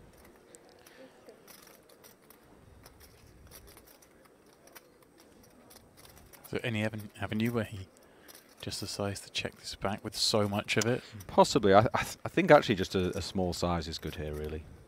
Because a 5 and a 6 are drawing dead. You've got the hearts yourself as well. Right, a size that doesn't price out hearts, I guess, is the... Yeah. You wanna be setting up a river jam, and the SPR's already around 1, so I think I'd go smaller than that. Because Danker, in fact, won the MPP Open event here. First MPP back in 2022. I've played with him a few times, yeah. Oh, man. I mean, this is effectively the same event, right? The opening event of the MPP. Sure. Poker OK Mystery Bounty. And he's not shy in here.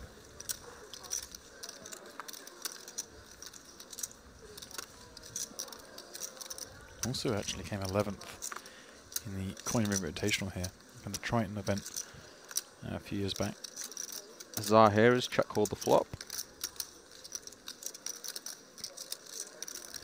One thing you'll be careful of against Gromov is this man rarely slows down. The most consistent players here.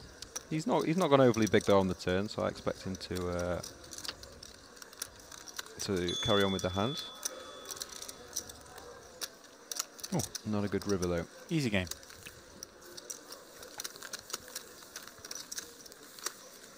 Zar checks the third time.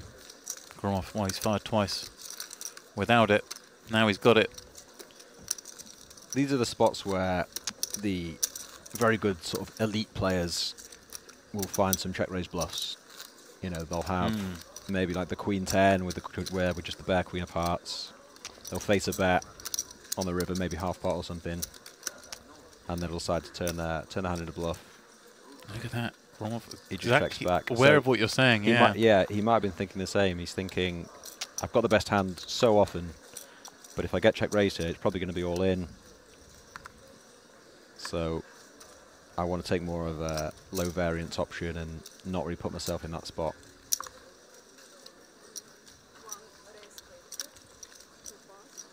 You can also argue that a 10 and a 5 and maybe a jack are just going to fold, so you can't get as much value as maybe you think you can. Yeah, nice adjustment there from Gromov. Perfectly explained now. Here we are back at the Onyx. So Queen Jack 4 3 heart board has developed. Two players here with very good one pair hands. Pavlov holding King Queen, but he is second best at the moment to that Ace Queen. For now though, no real option but to continue in the form of a call. Yeah, I like the check call. Feels quite standard. And he doesn't know it, but that's a great card for him. Yeah, it's one of these cards that like both players just hate. Yeah. When you're playing, you think, oh yeah, no heart, and then it comes, and then actually you watch it back and you think, oh, actually that saved me. You know, you can like poker players, they think they're just very unlucky all the time, but actually it's a good card for him. Surely, yeah. Both players just with so much hand to check back. 90. Oh, Okay, he's gone for a little blocker. 90. I think it's actually too thin, to be honest, because he'll have so many small hearts and things. right. I don't think Ace Jack's gonna pay this off on the river. So, but I can understand it. You know, he doesn't want to get bluffed. He thinks that if he puts out a small blocker bet on the river, that's less likely to happen. Crying cool. Beat value. The Yeah. only one Whoops. I can beat. Yeah, he doesn't think he'll do it with the jack. So, yeah. All right, minimal loss given the flop. Really, could have been far worse. We carry on. I didn't mention before, of course, as we're coming into that break, that was the moment for registration, sadly, to end. So we are now filled set, as it were. We are playing the freeze-up portion of this event, 217 entries. Back to the DTD live table. Gromov in it again. 2 sevens from the small. Grins Crush.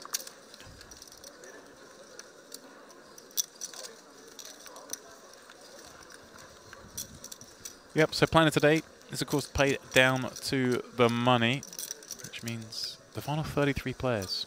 Wolves is where we're heading to. Yeah. And of course, it's not just the money. I mean, it is the money, but it's more importantly, not more importantly, but the bounty portion as well. Once we reach the money, bounties activate. That'll be on day 2. And that's so much fun. But so it's like an extra large bubble though, isn't it? Because Of course. being able to access that part of the prize pool is worth so much. You as a big fan of the mystery bounties? I am. Not that I've ever pulled one, but I feel like I'm going to pull a big one at some point. It's a lot of fun pulling the bounties, definitely. I was saying this to Picasso earlier, that I'm definitely the kind of guy that would just rock up at the World Series and pull the million out and no one would be surprised. Yeah.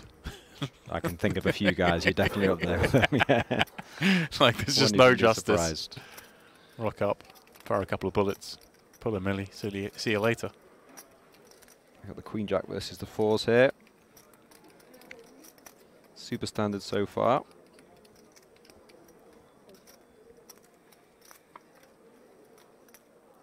Ooh. Ooh, action. I was about to say action understandably slows down.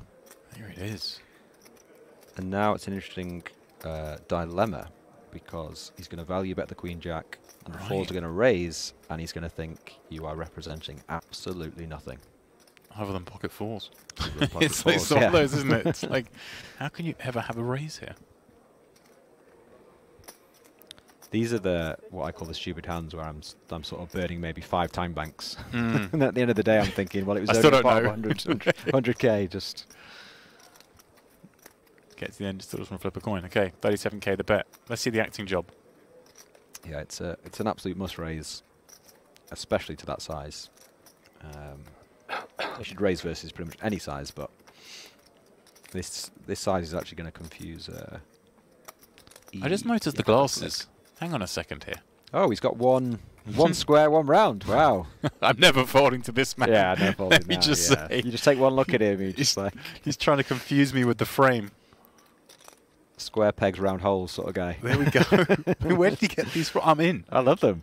I have 2 pairs of They're glasses. brilliant. I have one round, one square. Who knew that I could blend them? Do you think he had them like sort of custom made, He's- or he had sort of 2 glasses and one broke, and he sort of put them together? He's just merging. And he's jammed, and this is the anguish of poker when you just have no idea what a man has. Yeah, like how does he have something here? 111k to win 310. But it's a very strange line as a bluff. Usually it's something they've slow played in earlier streets, like 8s or 3s or 6s or something. In the hijack, you shouldn't really have many 2 pairs.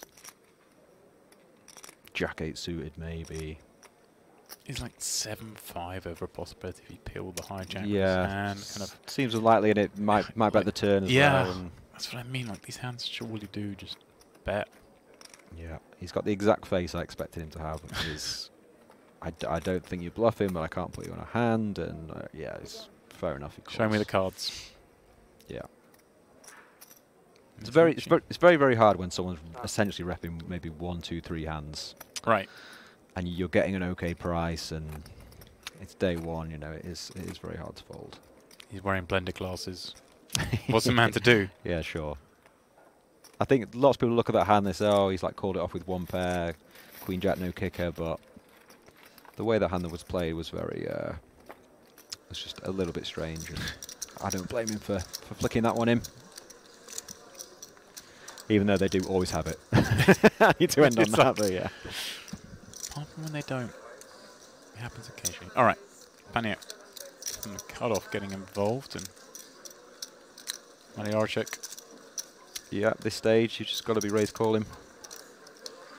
Seize the bad news.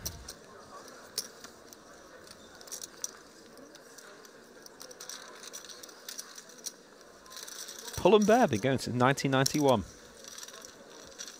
You learn something every day, don't you? Every day's a school day. I'd have guessed like 2005. I noticed Paniak's wearing like some baller Amiri, like American football jersey. I've played with Paniak quite a fair bit. He's always like kind of playing games on his phone whilst he's playing. I'm like, mate, is this not enough for you? Well, I mean, I'm going to go out and say that top retails a fair amount. Oh, you think? Okay. Yeah. Come on. I don't know. I'm sporting clothes from Marks and Spencer, so I don't know.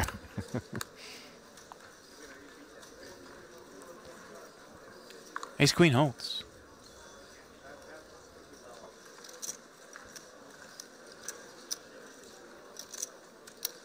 I mean, I'm trying to find the exact one online. Just doing a bit of shopping here. Don't mind me.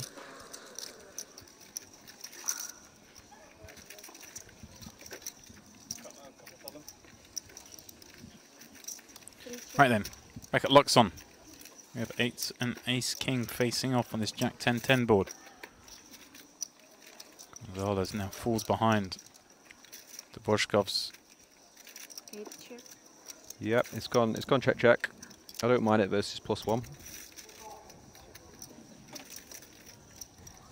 Тогда не прочекал третий, я открыла речь. He's checked back the turn as well, 'cause it's quite interesting. Down his way, all the way to Broadway. Trying to disguise his Floor table hands, 3, please. not play too big a pot. Floor table 3. What's occurred here? I think he should have been value betting it, but maybe he didn't check the turn. Maybe that's why they've called the floor. I think he sort of gestured with his hand. The dealers thought that he's checked back, but actually he's changed his mind. Yeah, but I mean, he made Broadway. This is like one of these Yeah. weird spots. Shuffle back Where in now you're maybe. thinking, if I'm in Gonzalez's seat, I'm thinking, well, he doesn't have an ace. It depends who. I mean, I assume it was him that said he didn't check. Yeah. So Right. Well, you think he's like pretending that he hates the river and. Well, but like, most people might have just been like, not said anything when they've been dealt Sure, straight on the sure, river. sure, to go, sure. hang on a second, I didn't check. I I think want that redealt. don't overthink these spots and just Do you know what I mean? Don't like try and work out if the guy's trying to angle you or not. Yeah. But he's now just bet like 1 big blind, which is interesting.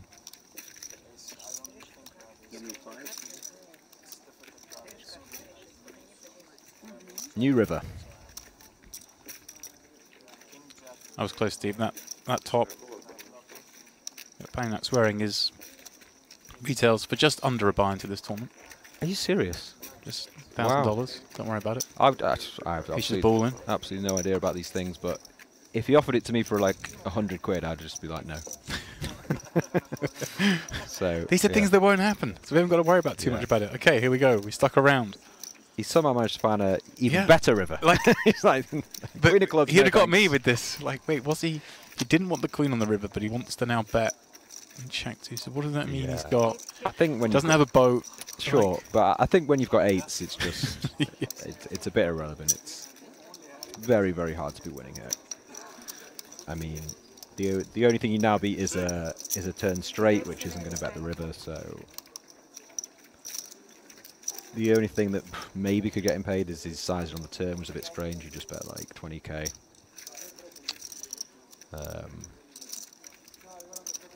But yeah, I mean, I think you can sort of level yourself in these hands, but he has called. yeah, I mean, Full house is a full house, I guess. yeah. And this man feels like he's a genius now. He'd have got. I think he might have got me. Yeah. Like just the. I mean, it's The easy to whole- get you, Debs. Jesus. Might have got you. Definitely have got you. he Yeah. got me. Boshkov. He's having a very good day, isn't he? Yeah, showing as an online qualifier, but showing some real, in my mind, street smarts there. Yeah, this guy's played live before for sure. Yeah, and building a monster stack, way over a milli in the pile.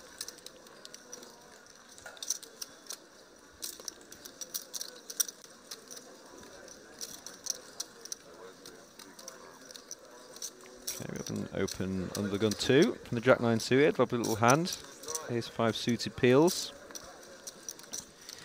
In the hijack. The big blind is surely going to come along. It's just whether he wants to maybe get aggressive, but no, he just peels. All perfectly standard plays. 7-4-3, interest for Gromov. Working the straight both ways.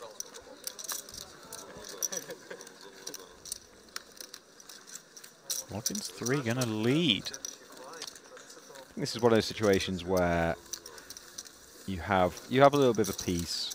You don't want to check and have them bet. So you're a bit unsure about your hand and you don't really want to fold. So you sort of see this from a lot of recreational players. They're not too confident about their hand, and you find yourself in a lot of situations like this, basically, where you get raised and it's just very, very hard to proceed. 30k more the request.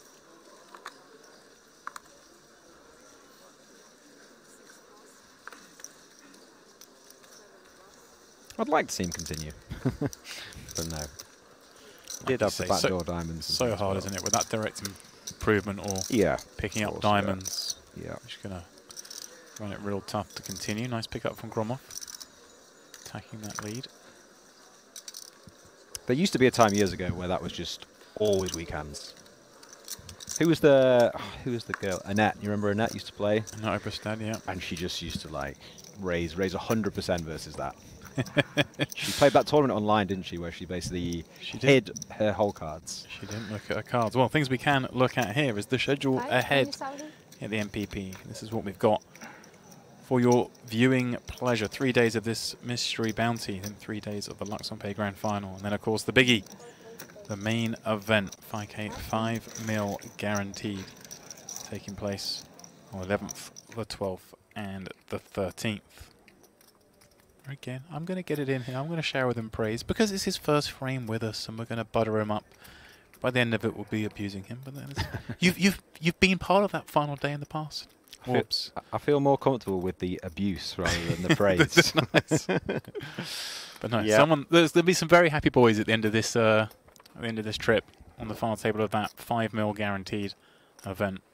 I think it was actually the very first MPP that I Yeah. played, yeah. I mean, obviously, I think anytime you do one tournament, you kind of remember the particulars. That was a 5K buy-in as well, was it? And was the guarantee It was the same, yeah. the same 5 mil? Yeah, 5 mil. Oh, this is a Oof. God stanker. Unlucky, my friend. hell of a board. Only Check s- on the flop, so Yeah. interesting to see the action now. Barely coming out with a bet. Interesting to see him come out with a bet here. So often we see maybe on this turn card that It's a everything checks in flow normally. It's a bit suspicious, isn't it, when the turn card favours the pre-flop raiser and you come out leading. But he has led quite small, so Stanker. Oof. Wow. quite impressive to just call there with the ace king. But I Right. think he sort of semi-smells a rat, but he can't really do much. Don't want to give those hearts a cheaper draw, but at the same time, And somehow Wary. I think he's actually getting out of his hand relatively unscathed, look at this. because he's not loving it, is he? He's kind of like, well, No. you're betting my cards here. The ace is my Yeah. card, the king's my card, and you're betting. But if that was me, I'd be quite happy to only lose what 95,000 a hand, where I've been totally cooled. Yeah. So Imagine if Deli had just checked that turn, good stanker would have bet, and then yeah, he could have sprung the check raise. All of a sudden, pot swells. nice pickup for Delhi though. He's over 500,000. Yeah, although Chip leader on the table. chip lead on the table, but this is a very shallow stack table playing 5K, 10K. We can see already we're sort of average stack is going to be over 400K, so Yeah.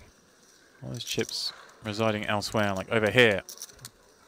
What we have as our 3-betting ace-queen suited up against Yuda's king at 10. And take to this ace-king 6 board.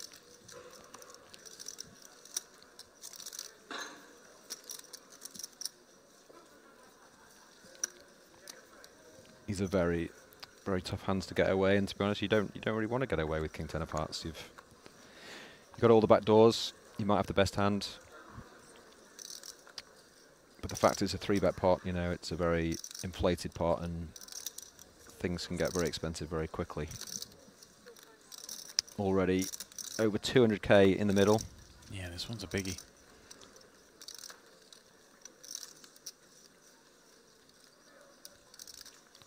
Well, both players pick up a little bit more, but I think both of them more concerned about the texture of that board. Jack could easily have helped either player. Yeah, I'd like to see us keep betting though.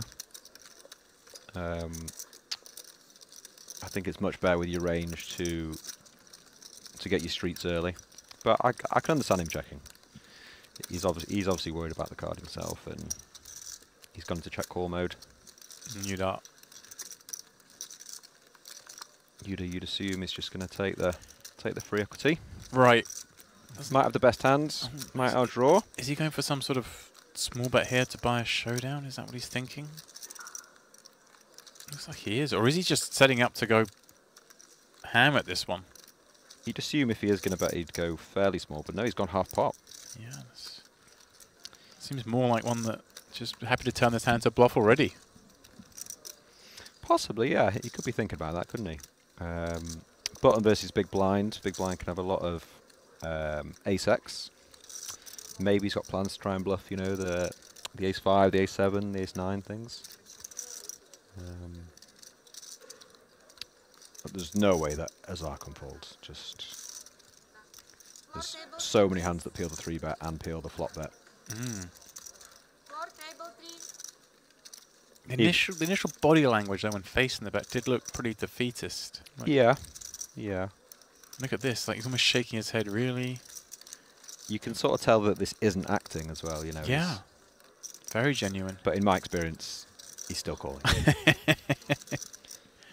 No. Say it ain't so. I'm wrong. Wow. That's Say it ain't so. incredible. Wow, and he shows it. Incredible. Don't show it. Incredible. Will Yuda show, or will he just silently muck? But Yuda will say, wow, how did you fold that? While sliding the cards to the dealer and taking the chips. Yeah. He should have. He should have just shown him the king, because then he thinks he's made 2 pair. He's like, oh yeah. You great can fold, choose. Great fold. Yeah. Is it Queen 10? Is it King Jack? I hate you can choose, by the way. I always just say no now. It's just too annoying. Left or right? Left or right? Which one do you want? My left, your left. Yuda gets away with one and builds the lead here. Yep, he found a way to win that pot. I wouldn't have found that. Okay, back at the Onyx. Taylor's facing a 10k bet. It's from Chen on the button. More button versus big blind action. Bottom here, 20k bet equals 10k to call. Being that he's already in the big blind, and he's click 3 bet. Gone small, yeah. Okay. Maybe trying to induce the all in. How grim is this when you're Chen, like, of all the hands you want to have here? The raggy offsuit ace just performs so poorly, but for 20k feels compelled, and he's getting the price.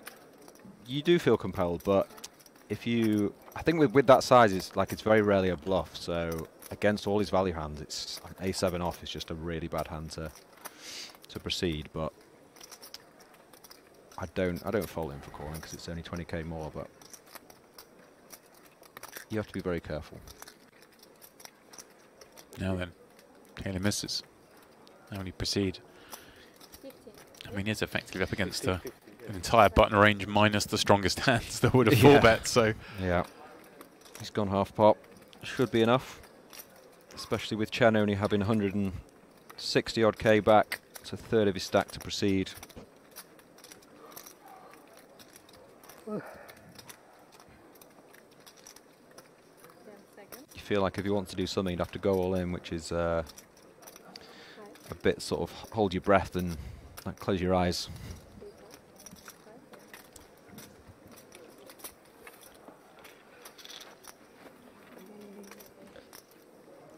Lines up 6-12. Always nice in that spot to see bet and you're just thinking fold, fold, fold, fold, fold. Please don't do anything.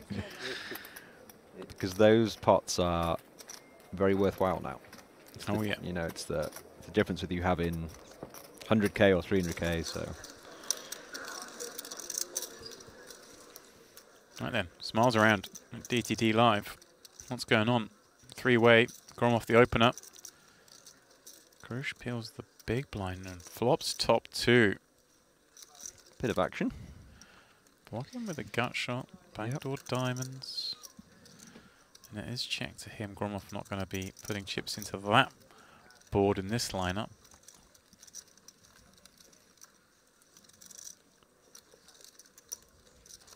15k the bet. Don't mind the flop bet.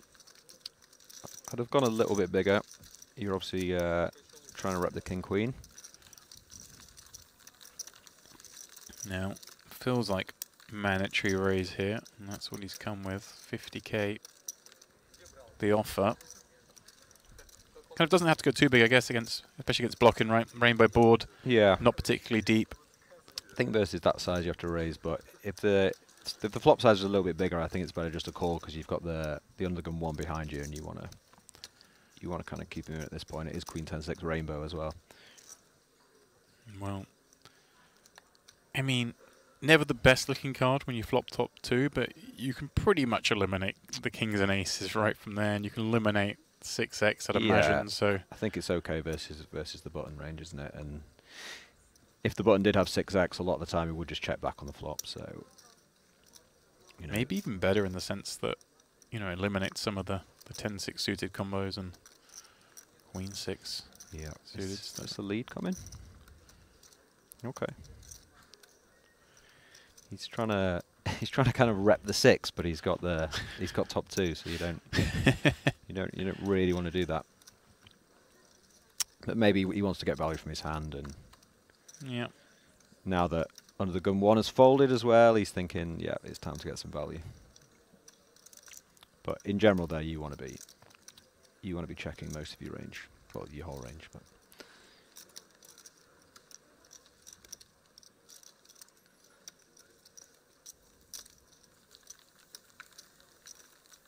I'll look at the DTD live table here. One of 3 feature tables coming to you from the Merit Royal Diamond.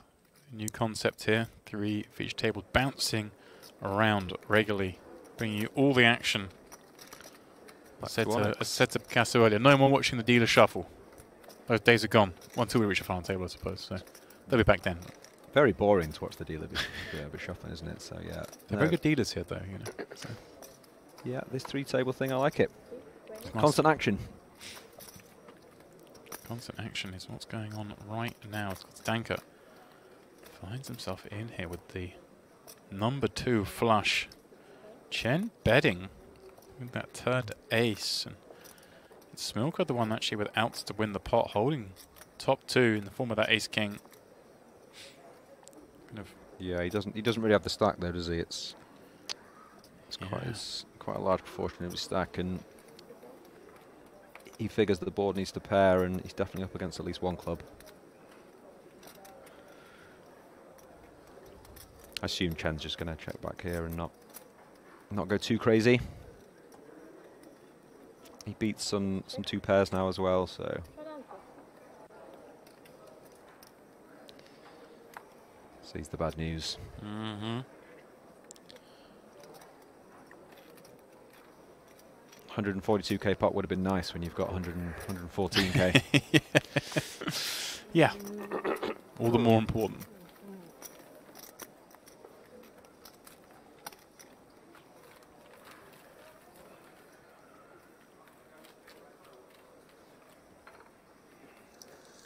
Stanker just has the look of a man who spent many an hour at the poker table.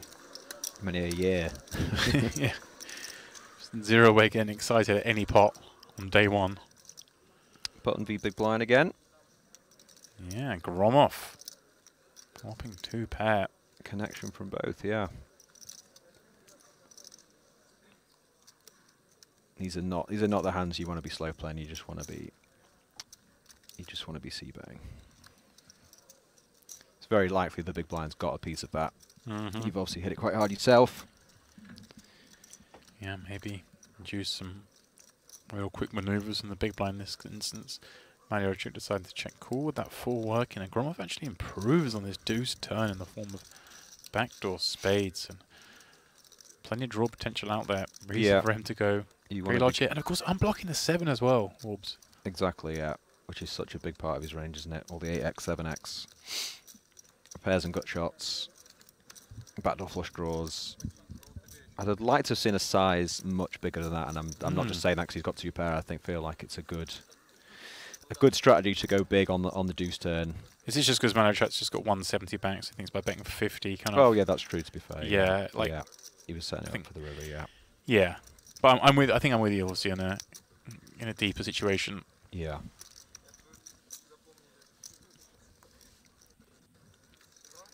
Yeah, deeper there. He's not supposed to have the 7 deuce off, the 6 deuce off. So the deuce is actually just a very good card to put pressure on him.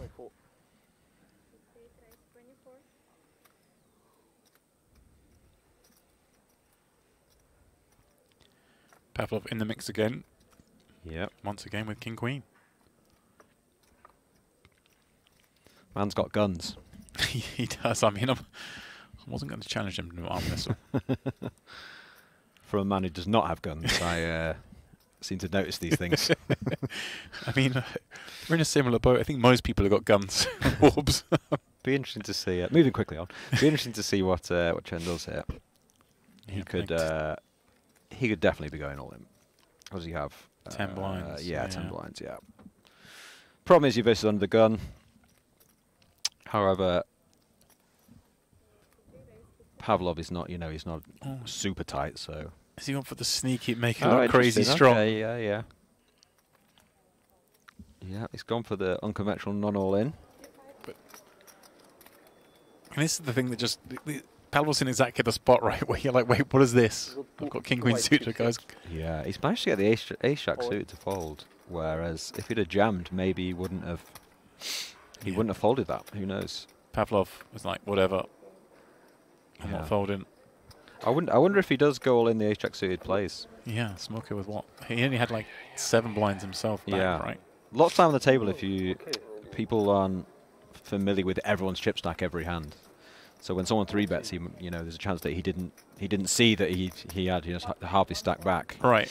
So it kind of looks stronger to people that aren't paying attention. Pavlov just wasn't having any of it. He was just like, I'm all in. Whatever, mate. Oh, 9 in the window, Queen Rocks out behind it.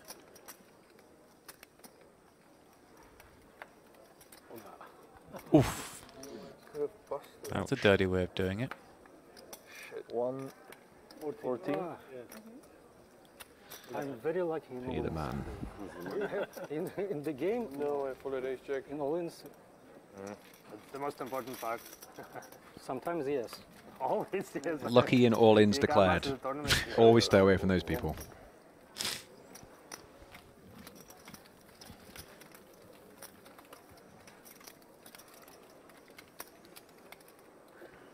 Again, fairly shallow here on this table. 500k, the leading stack, would be far from leading over on the Boshkov table. A man who's not shallow, yeah. Mr. Boskov. Looking very dapper. Yes. He's not really had too much go against him, has he? Everything's just kind of worked out. Well, resistance incoming. 7 cross. Flat from ace queen. Suit in the cutoff. And you go up. Yeah, you can definitely go both ways with this hand. Personally, I prefer 3-bet because I feel like you're going to get more action from a guy who's got 1.2 million chips. But also, how can you win a pot against a guy who wins every pot that's got 1.2 million chips? Sure, but you can't let that get to you. Things can change fast. Oh, I believe. Yeah, Rabari in here from the big one with ace jack. Ooh. Strikes Yeah. best, he would think, on this jack 4-4, but somehow Boshkov from under the gun has the 4. It was so disguised I didn't even see it. I didn't either. I pivoted after saying Rabari Yeah. flopping best, realizing he hadn't flopped best. The Penguins at it again. This is an absolute mandatory just flat. Yeah, I Your mean- man behind has so many pocket pairs and jack-hacks and things. Yeah, so and you you're just have to- looking down at your man's stack size. He's let out here with just 100k back. Yeah, 160 already in there. You know you're getting that. it's the dream turn as well because you know the big blind has very likely got a jack or a 4, and he's gone for it. Unfortunately, this time he's just run It's just into the a very, wait. Have I got 4? Is that? very- There are 2 on the board. Okay. And yeah, Rabari against the bad news. Perhaps a decision for him pre-flop. May well have yeah. looked to squeeze jam. He could have gone all in pre. Was fairly shallow against the man. We know he's playing a lot of hands. Obviously, would have been looked up, one imagines, by the ace queen.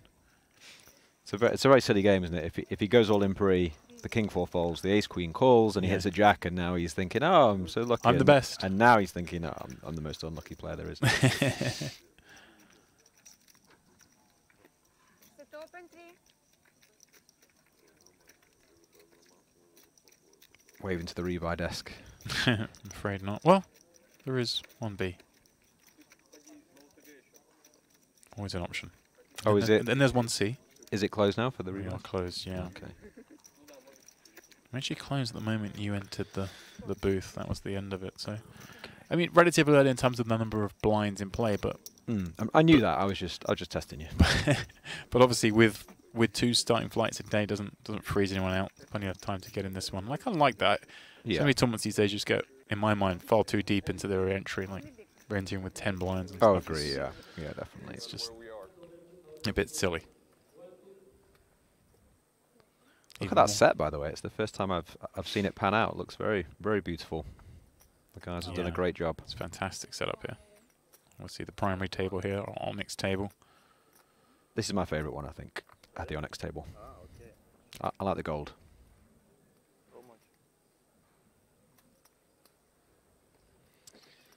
Agrobolek. He's moved all in under the gun for, what, 70k. Yeah. Vornin in the next seat. Obviously, loving your hand against that hand for that amount, but a table to act behind. Exactly, yeah. I think he's only has, what, 6 blinds. So, I think it's an easy call, yeah. I kind of like the way he went about it as well. Just body language, kind of Yeah, way take your time with calmly it. counted it out, Yeah. put it out. Because he's going to play, I assume, ranges of flat here. I don't know, maybe there's some 3-betting. I think it's fine to just flat everything there, yeah. Yeah, and he did it in a way that didn't telegraph that it was a kind of more marginal spot. Yeah, you want to flat the ace jack so you can flat the queens, and you know you're not totally exploitable that you're just going all in every time you have ace king or queens, kings, aces, etc. So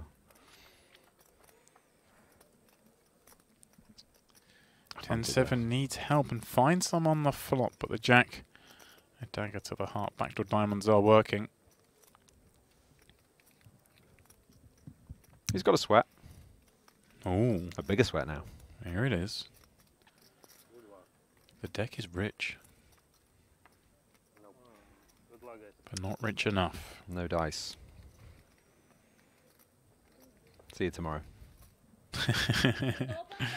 Oh, they're filming the Walk of Shame. Hate that. Not too far though. Yeah. Let him off the stage. We're not following him out the room. Yeah. straight to the Absolute- buying desk. It's absolutely brutal. when they follow you one out the B, room. please. Yeah. Home for the interview. Like, not today, thanks. Yeah. So, how was your experience today on day 1A of the? How was your fifth bullet in there? Speak to you tomorrow. Seems like a case of first to bat takes it. No one with much. Flop was check check. Nice pickup from Javier. First Spanish flag we've seen. I was just thinking that. Yeah. It's underrepresented. That's 4.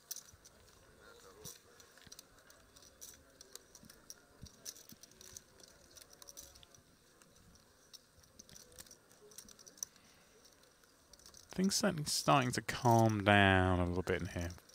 Hectic start to the stream with the entry period still going, but we are now playing the more serious stage of the tournament. Yeah, this is the time when you have Oh, Queen Jack off in the hijack. You've got to go with it, and he's just been very unlucky. let's see. This is Oh, it's Almost- it's great watching someone just sweat the aces. Like he's like, yeah, This is almost a common copy of the hand we saw a moment ago, where it was a jam for about 70k. yeah. The next seat sitting there with Ace Jack. This time it's the boots. That was beautiful camera work though, as he's just holding it up and 1 ace, 2 ace. I like this though as well. Kind of not giving too much away. Yeah, 2 quicks. Casually flick it in. Don't make too Just much of a call. scene. Yeah. Pray someone behind you does something. Jump out your seat. Yeah. How's your luck, Gonzalez? You jammed into the boots.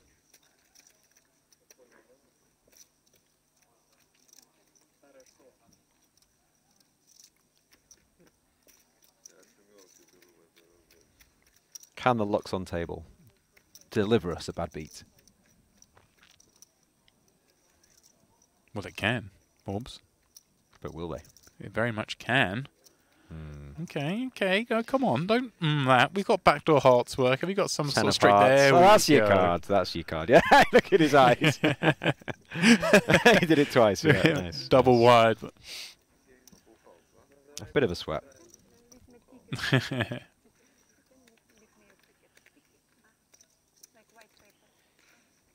Unlucky, Mr. yeah, so Gonzalez. he busted out, but also he gives you a ticket. Sit open table 3.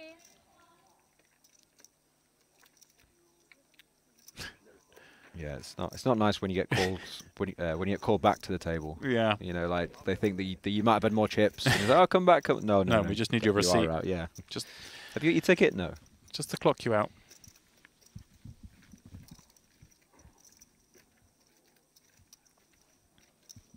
You're right. I don't think we've seen anything particularly harsh in the old bad beat department thus far. Not that I'm wishing such things. I mean, we've seen a couple of cool rounds. We saw the 4s hit a set on the river against the flop top pair. Yeah. Nothing all in pre that was too Right then, too devastating. A bit of action here. what's...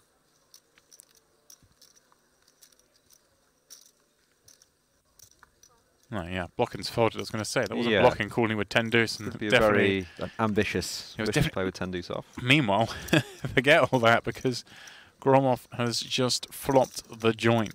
9-6 deuce all diamond board, and obviously Azar sticking around with these 2-4s, and it's the kind of board that, like, okay, we don't like the monotone nature of it, but at the same time we kind of got a pocket pair, and Yeah, you can actually definitely treble this hand sometime, but it's pretty dicey in situations in merit. So he's come out leading. Open the gun, peel 3-bet. Now leads 9-6-2. So perhaps recognising that, hey, look, I just want to get my man off his big ace combos that no diamond. Yeah. He has gone for the raise. I can understand people raising this spot. You know, he thinks there's a lot of pocket pairs, maybe with a diamond, they're not going to fold and things. But I think overall it's much better just a flat. Easy to say, obviously, when you can see the guy's only got 4s, but your hand is just so strong and you're in position, heads up, and it's already a 3-bet pot.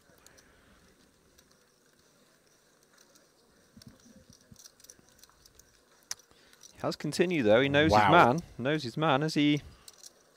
Wow, what is going on here? Has he done it? Has he found it, James? What is going on? He has clicked it back up to 250. Gromov just... I mean, credit where credit's due. That does take some balls. Yeah. It's obviously not going to work, and the hand he's picked is not fantastic. Gromov's like, okay, then let's go. And this is actually quite a big error just to go all in here. But you do want to just call like. That's almost the credit to Azar that it's so believable that Gromov thought there's no way he's ever folding, right? Sure, but you know, yeah. Wow. He's like, well, this guy's obviously got it as well, and I have it. He's trying to convince himself he might just have the ace of diamonds. He can call it off, but you know, you've still got 300k left. Gromov's thinking exactly what you're saying. He's like, why, hang on, so what have I jammed here? Why don't I let this guy carry on? Yeah. I'm yet to use this word, but this would be wild if he just called off.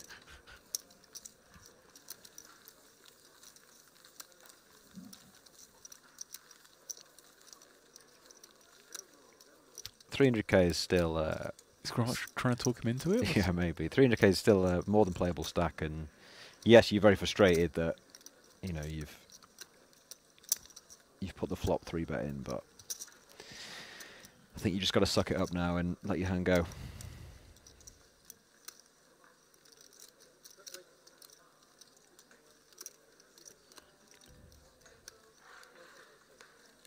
Gromov is sure he's got like a really tough spot, you know, like jacks with a diamond or something, or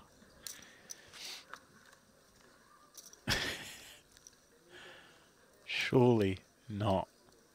Okay. Yeah, fair enough. Sanity reappeared. Gromov just can't believe it that he's just so sure that Azar had a strong hand. Yeah. He's the snap just like, what have you folded? What have you folded there?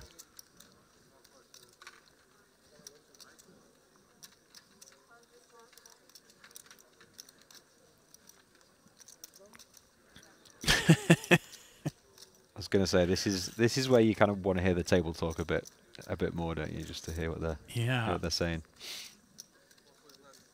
I'm not fully in flow with the full setup we here. We see he's obviously not running a mic. I'm working with a provider that we only have mics, I guess, on Onyx. That would make sense. But they don't mess about, James. That was all fast, wasn't it? You know, it's like you 3-bet me, I'm all in. Yeah. Just obviously, I'm with you. Obviously, he's just just cool, and we go with it. But he was clearly just in the mind that Azar just always has it here. It's like let's get paid. It's like when you walk through the door at a merit, you have to sign like a waiver or something that says that you must act within 5 seconds or you'll be banned.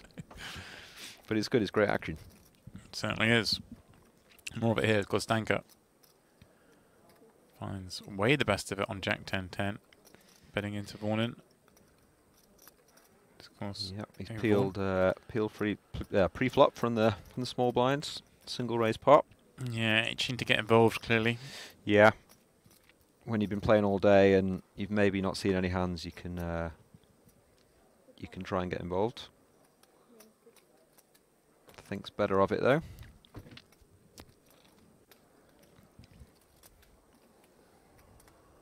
More than half the field gone. There we go. And we're playing down to 33 today. That's when the money will kick in. They will bag and tag return Monday. Day off. Hopefully with better weather tomorrow than today for those who do have a day off. Do we know what the largest bounty is tomorrow? I don't yet. I guess once we got all the buy-ins collated, I guess they'll... Not tomorrow, so yeah. Yeah, they'll Until- figure that out. Yeah, yeah. Paniac. He's staying with Kings. Gromov 3-betting once more and 3-betting to commit against this stack size, that's for sure.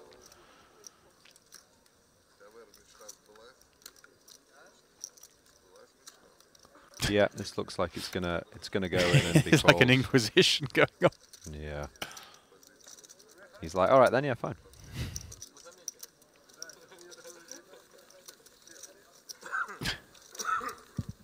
You see, I'd always take the t-shirt on the right. I like it. It's a nice Yeah, t-shirt. I like I'm that. there with you. I like the colour, simple. Probably represents slightly better value. Yeah. They both seem very happy about this. The guy King's happy he's got the best hand. The guy with Ajax like, yeah, I might hit it. It's like, whatever. Someone just clicked a 250 against me when, Yeah. when I had the nuts. I'm about to have a million chips. Not too...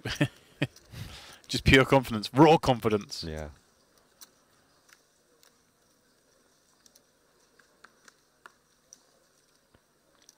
Dealer making us sweat this as much as the man with Kings. 974. It's a good looking flop.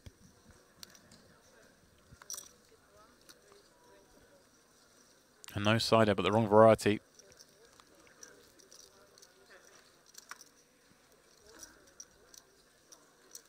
Too little, too late. Yeah. No dramas on the DTD live table. Second run, is she doing the dealer? Second, sorry. I thought she did the sort of second run, like they were running it twice. Is that allowed? I don't think so. He looks ecstatic. Yeah. It's a double. He's won himself a t-shirt. Well done.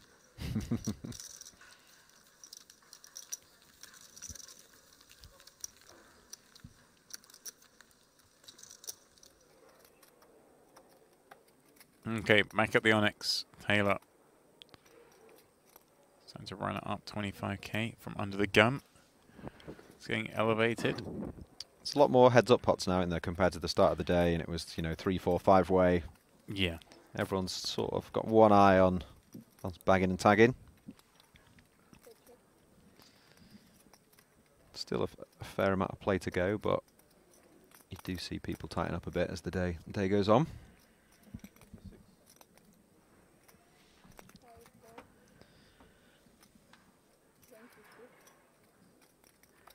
Under the gun range just so strong, you just got to continue with all your hands here.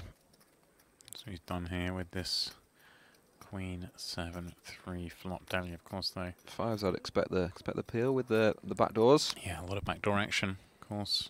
4-6 filling in, backdoor spades also. Well, never that warming when you're holding a 5. Yeah. Oh, You should be right. calling, but again, it's just one of those hands like we spoke about earlier. There's just so many turn guards where under the gun's going to continue and should be continuing for a big size. It makes it very hard with these hands to And this one of those carry on. spots you'd imagine having picked up a gut shot. Certainly. Yeah, it's a must bet here. You can be up against 3x, 7x, some straight draws, some flush draws, some ace highs. You've just got to keep the lead and bet all those hands. But he has decided to take the card. Perhaps smelling something.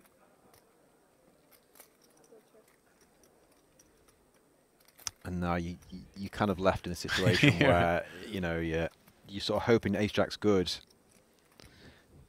and it's just incredibly frustrating when he turns over the 3x or the 5s like he's got now, and you do lose. Yeah. I wonder if there's any avenue to ever betting that river. It was always a bit suspicious when you go for the bet check bet line, but Yeah, exactly. kind of rep a 10x maybe or something. That's What are you trying to get to fold as well? It's yeah. Just try and get a 7 or 3 to fold, but they might just call. yeah, exactly. Yeah. All right. They're smiling at DTD Live. Scrum off once more, this time from +1 with ace-4 offsuit. Okay, we're getting frisky. And Azar with king 9-0 from the small. The book's out the window.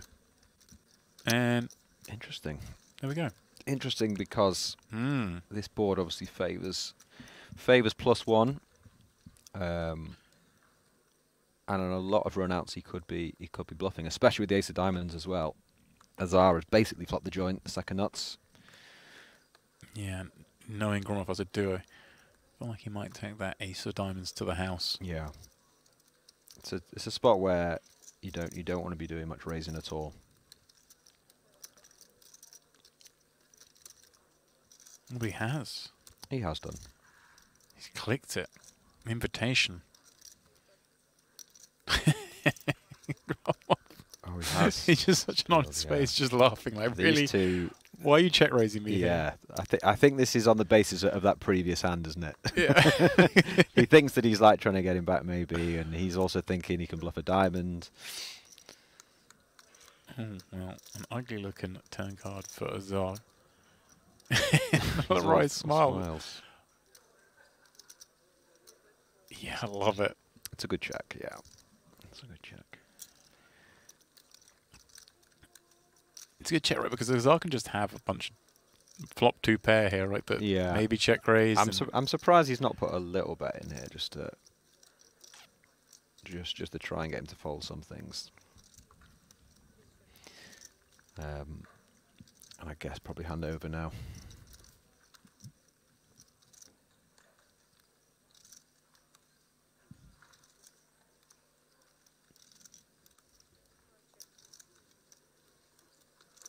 It's not a good run out for him. He can't really bluff this river either, so just has to let it go. And Azar gets one back. Ace of diamonds on display. Shows the ace of diamonds, yeah. The diamond turn would have been a good action card there, wouldn't it? But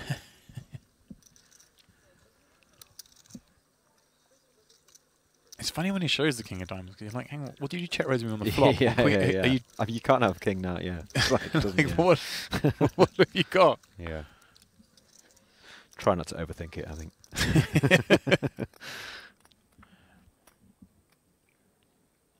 Okay. Konstantinka, another gun on the Onyx. A table where the rules at least apply a little bit. Smoko working that short stack, 2 jacks. That's what you want to see when you're short. You can't really do anything else than go all in. 10 big blinds, 11 big blinds, 12. You can just open, but he's too short for that, and he should get some action here from Chen. Yeah, king, queen are onward button. Only 2 players to worry about behind. I think it's much better to go all in here than just call. Oh, he's he's just gonna let it folded. go. Okay, fair enough. Yeah, I'm a little surprised as well. Yeah, I think I'm obviously very the surprised, yeah. He almost jumped out of his seat when he saw it, so I thought he's in for this one. 2 players behind, but at the same time, the king, queen just fares so well against that jam, you'd imagine. Yeah. Taylor, 67k, king 10 suit. He's going to let it go too. Good at all-ins. Pardon? Very disciplined. At all-ins, you are lucky. Yeah. So yeah, I should call. Think for that price, you can be flicking in the king 10 suited there. You're up against enough ace highs, pairs, etc., etc. Never in too bad shape. But you are always behind, so one of those, isn't it? You can't really blame a man for folding. Gosh, got up to 1.4 million. He's been crushing, hasn't he? He's Yeah. just like won every hand. Checking the option here. We saw last time these 2 played blind on blind. Yes, there's a bit of history. He executed the double pot turn bet. 3 bet 12. This is interesting. He's just 1 call. he's actually betting the queen high. Right, effectively the best no pair. Yeah. Oh wow. Yeah. I wonder if he was going to size up, just blast down the streets on this one as he did before. Against a man who's shown a propensity to fold. But now probably just go plan B and try and get the hand to showdown. Yeah, limp pot pre, it's very surprising about the queen high on the flop, but I guess he just thought it was the best hand. Thin value maybe, I don't know. 1 check. 3 check. Showdown. Should just be check jack, yeah. The man who can do no wrong wins another one.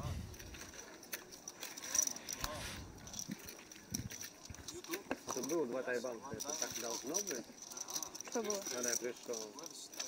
Нет. You wouldn't really think the Mediterranean's the climate a penguin would thrive in, but True.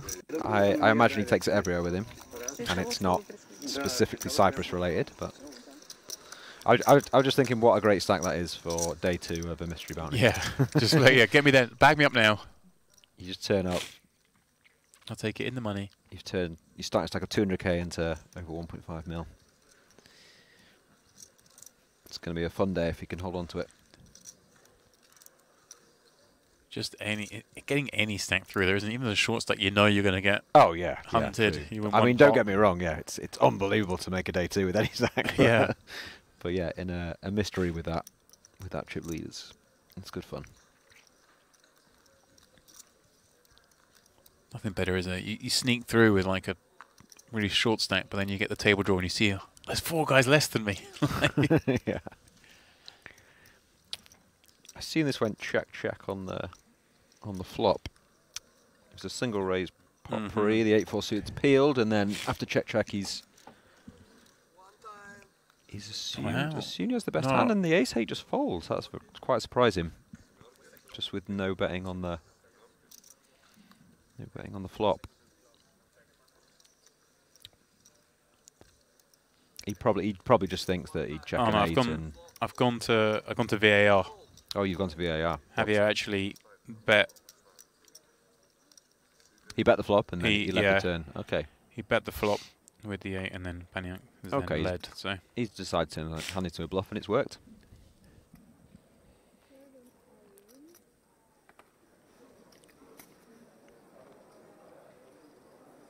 Back to the short stacks, needing to make a move. Queen 10 suited, more than good enough under the gun. For less than 10 bigs. 9 big blinds. See if he gets looked up by anyone.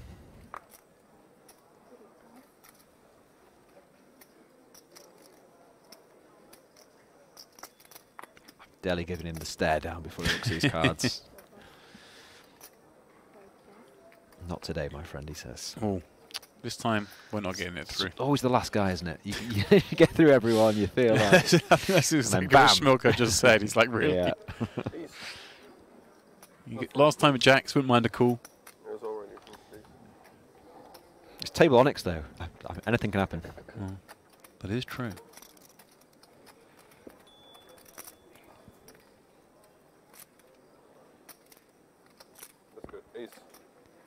What's going to happen? It needs to happen over turn or river. Yeah, it's a grim flop. Not even a glimmer of a hope. Oh, the stand up. Get an extra 3% equity. Is he? No, he's... No, just going for the mic removal. about it. It's like the next level up, the mic removal, than the stand up. That's when you've... I think the stand-up might have gone full circle now. Карточки я не выигрываю. I think if you sit down, it's like worth the extra 2%. Oh, yeah? Yeah. Too many people standing. The poker gods don't like it. There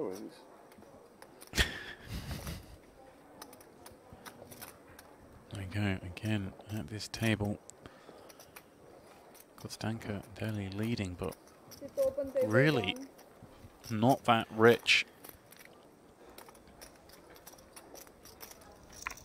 Yeah, there's... I mean, not the many penguin chips, nearly is has there, more but- chips than this whole table. I didn't even know that Mr. Kassam was still there, Raymond. He's not played a single hand, has he? You doing some advertising for him? Is that what's going on here? I mean, yeah, it's a very boring day when you're playing no hands, but he's not really had anything to play for, has he? I don't fault people who wear Louis Vuitton hoodies, just as a general rule. Not in one case, anyway. It's a nice hoodie.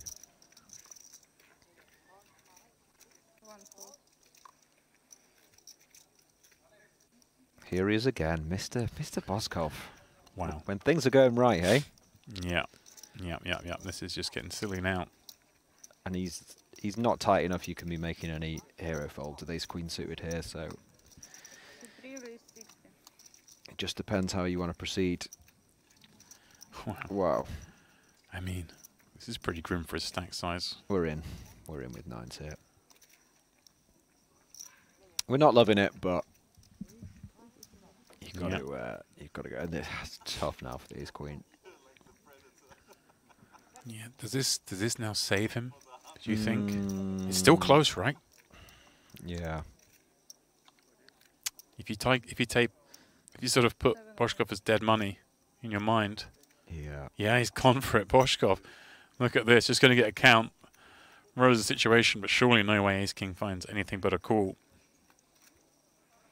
Just double checking the situation. And this will see him, if he were to hold, pardon me, to win, getting over 2 million in chips. Yeah, we were just talking about his stack for day 2 with 1.5 mil. If we can win this one, wow.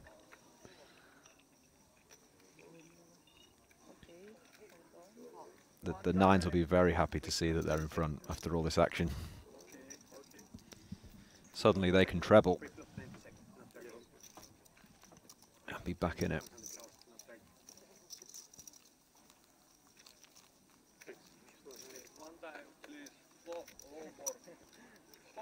One time declared, James. Wow. It's early for that sort of declaration, but... On day 1A of the 1K Mystery Bounty. He's got a long way to go. Loses the pot 1.1 million behind still, so...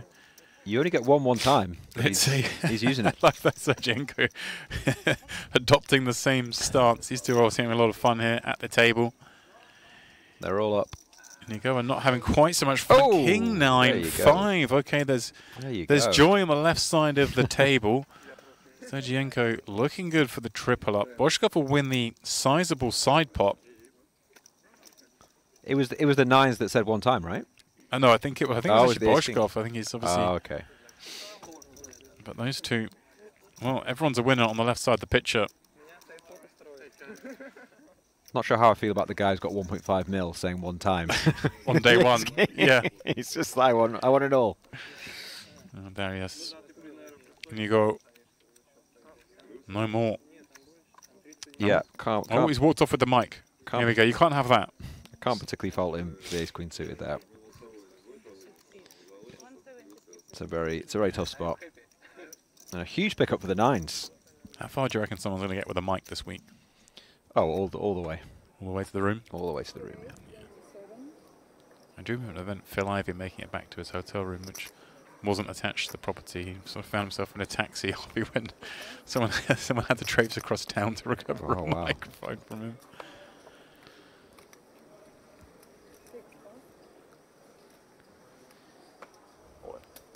Very short here, Pavlov. He's got to run with this. That's a nice one to look down at. Yeah. Cold.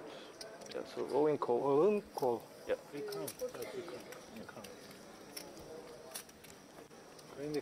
You want the cards? Okay, cool. There you go. Yeah. Slight discrepancy of if he said all in or call, but the guns need to double up. 41. 41. 42. 42. 41. 42. I think it's 42. I'm thinking run the board and it won't matter. We'll figure it out at a later date. Right now, we don't need to know. Unless it comes a 9 or a 7. Or perhaps a 6 or a 10. Bunch more outs on the board. Another one. Yeah. But no. The ace high holds. You need like a ticket, right? Cool. They're dropping like flies, James, aren't they now? They are. We're at Those blinds are that catching stage. up. Yeah. Anas Pavlov. Really not much could be done, obviously.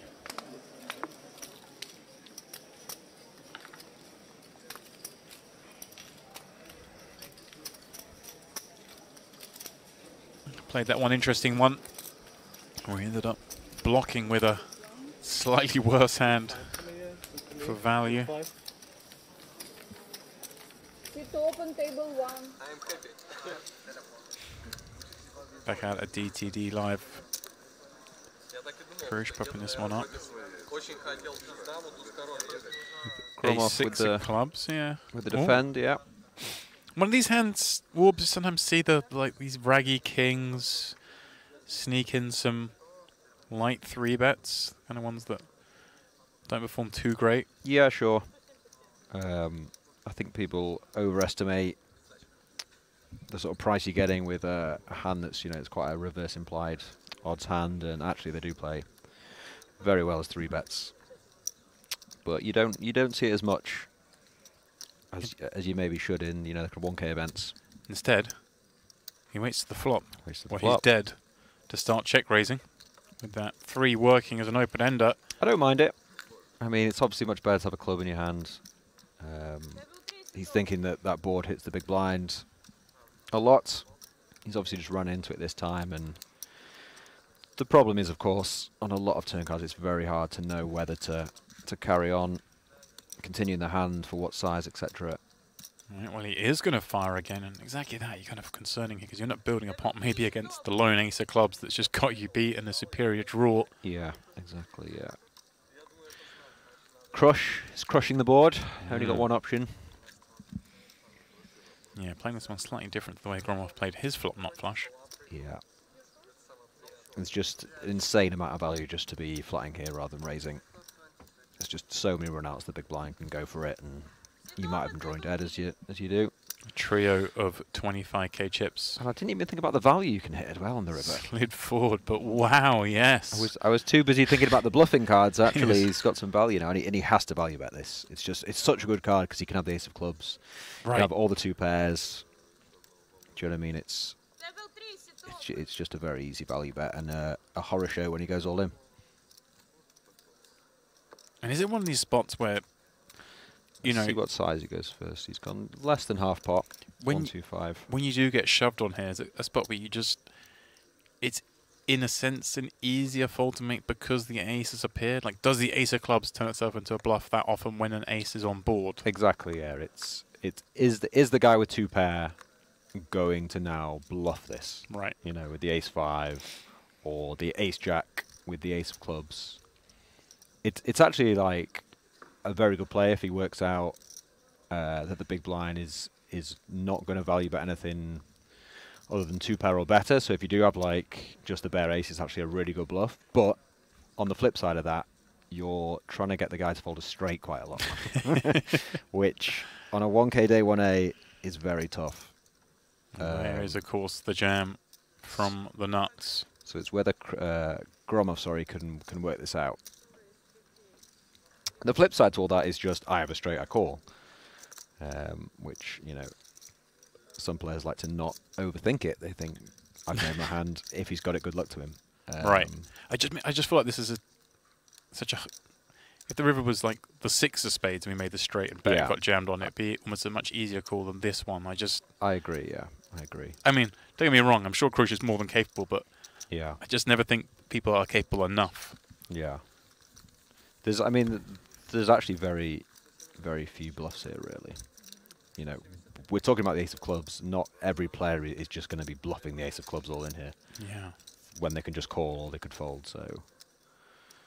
I think the other ones creatively would be like kings with the king of clubs or something. But again, it's such a narrow part of the range. Yeah, but again, you have to think the big blind could check a lot of 2 pairs here because the board's so scary with the 1 line straight and things. So it is quite likely that the big blind has a straight. Right. And it's like, do you really want to be trying to get the guy to fold a straight? Or a flop flush. Right? Of course, yeah.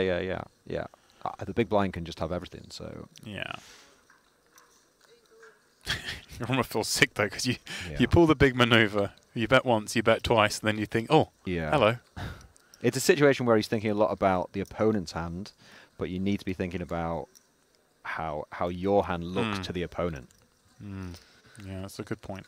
Once you start discounting those 2 pairs, this is almost like the worst hand we bet for value, right? Yeah, exactly. You know, if you got to the river, say with 4 deuce suited or 5-4 suited, you're not necessarily going to value bet yourself, are you? Because aces up beats you or the 1 line straight or anything like that. So he has called though. Has he called? I'm not sure. I thought he said he'd call. I thought he did as well.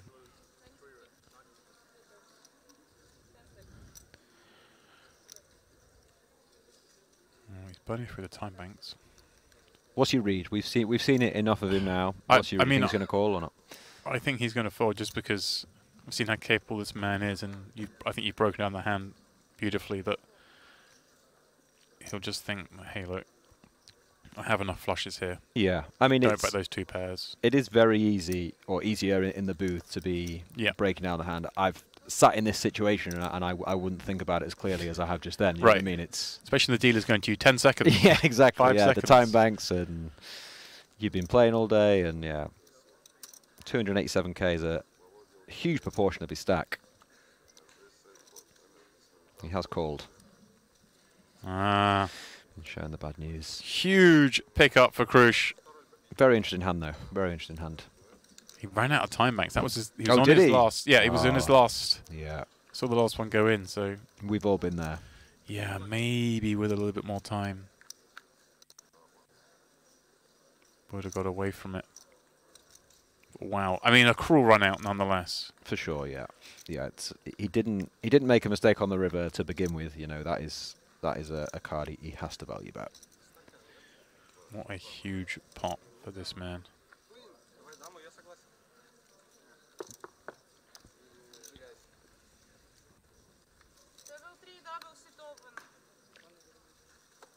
Interesting hand, though. Interesting hand. Yeah, Gromov. Well, still in. More than a chip in a chair. Still plenty of chips. Get the spin up going. That's tournament poker, isn't it? It was all going so well for him, and just one hand. If you are just joining us, this is what you're in store for. Still hours and hours of play left to go in this, the Poker OK Mystery Bounty. It is, of course, day 1A. The first of 4 flights in this 1K event, with play resuming on Monday. We will play down all the way from the final 15% down to our eventual champion. And, of course, there'll be a whole bunch of envelopes open along the way. So as a viewer, I think the more exciting part of the mystery bounties is watching people open those envelopes. Oh, definitely, yeah. Yeah. You definitely have to get the reactions of people, don't you? Although, in my opinion, you need more zeros in there. Yeah, you're just a horrible person. You just want to see more zeros. More zeros, and maybe keep a big bounty for the final table. That would be my my take on it. God, so cruel. You got some guy who's just rocked up here, wants some satellite, finds out in Cyprus, gets in the money, knocks someone out, and you just want him to open an envelope that says, "Sorry, mate." Almost every player, off your trot. Almost every player, when they get the minimum bounty, they are, you know, equally upset. Yeah. Really, really disappointed and upset. So just make it 0. Just make it worse. But yeah. Then see how unhappy they are. All right. So back to the action. If we must. Stanka checking back the ace jack deuce flop, having peeled this open, and bang, Chen. I think it was actually a 3-bet. A 3-bet from the ace 5 suited. That makes a bit more sense. Yeah. You are quite right. Peeled. Which is a very, very fine play. How dreamy is that when your opponent checks back and you find it, and then you do get looked up. Oh.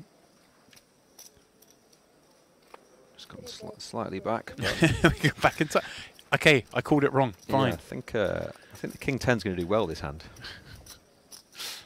There is the 3-bet that I miscalled before. Yeah, they're showing you again. I make a mistake, that's it. We go back in time. Fair enough.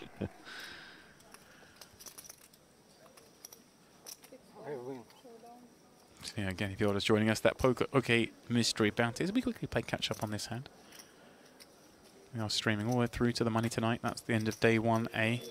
Tomorrow we basically just do the same thing again tomorrow for day 1C. And all those players return. I guess about 150, right? We've got guaranteed this at 1,000 entries. So assume about 150 players coming back for day 2. I like this this check back, by the way, by the ace 5 suited. No, I'm serious though. In a 3-bet pot, you know, you are going to be behind to a lot of aces, and he's trying to pot control. Obviously, in this scenario itself, the turn card is the one that's shafted him. But Chen's gone really small, so there's a chance that he doesn't go broke. Oh, less so now. Heart though, maybe saving grace perhaps. But with him going so small on the turn, he's probably going to go small on the river. Yeah. Has he gone? He's gone 30k. Is that really small? Does Godstank though have to raise this particular 2-pair combo? 30k is it's so small. Feels a bit like he has Queen Jack, to be honest. So I'd be quite tempted to raise. But I think from what we've seen before, he had the Ace King, didn't he, on the Ace King 8-8? Yeah. He did just call. Wow. Cruel, but yeah, again, perhaps losing the minimum. Yeah, His he's opponent's lost. making it a little bit easier for him. Lost the minimum twice now in hands. You could argue he could have gone broke him. Still got 455k chips. 8 all in.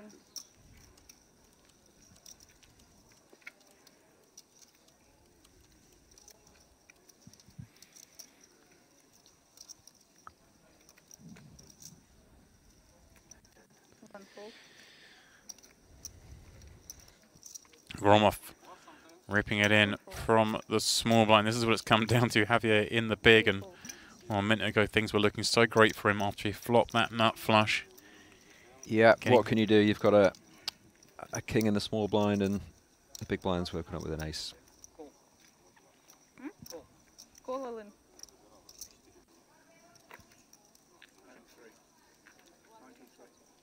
He looks a bit like he wants to be put out with his misery now, doesn't he? 93. That's to say, I mean, he's a man with an incredible resume, especially plenty of results in this room. Nearly $4 million in career earnings, and Maybe that's why. the top two Maybe that's how he does it. will extend his run here, one imagines. Yeah, board runs out clean. He's been playing for a number of years, hasn't he? Yeah, a lot of results here. Second place You in the might have Gangster played with him. Series in 2023. He's going back to 2008, 9, 10. Wow. The Dempsey years. Look at that. In this very venue, he's come second, third, and fifth in the main events previously, Good record. as well as second in the WPT here back in 2014. Mm-hmm. In previous that was the first time I came here, was that WPT in 2014. Wow. I didn't cash.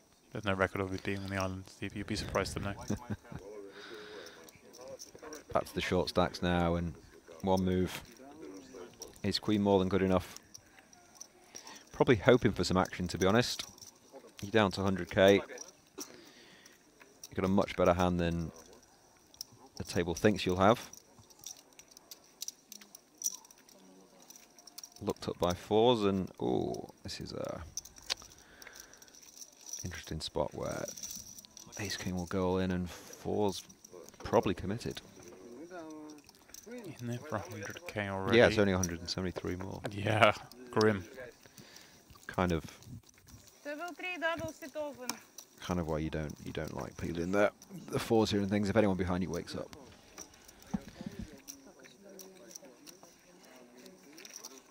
Mr. Kassam working on his folding game.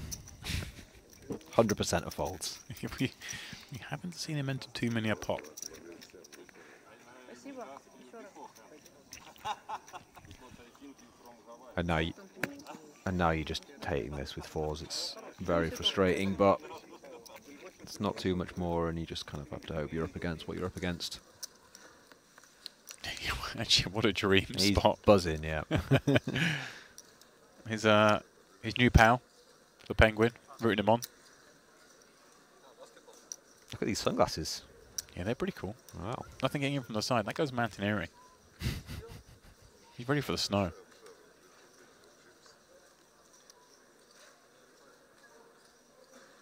Jack, deuce, straight, fours looking good for a 675,000 chip pop. Surely not.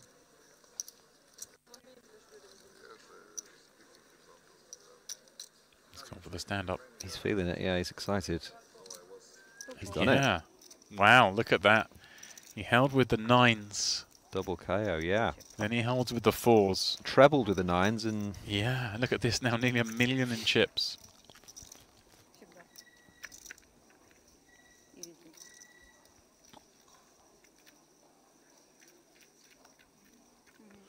where do I go? Ключик.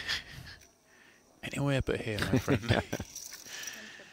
You don't have to go home, but you can't stay here. Take your mic, I'm off to the buffet.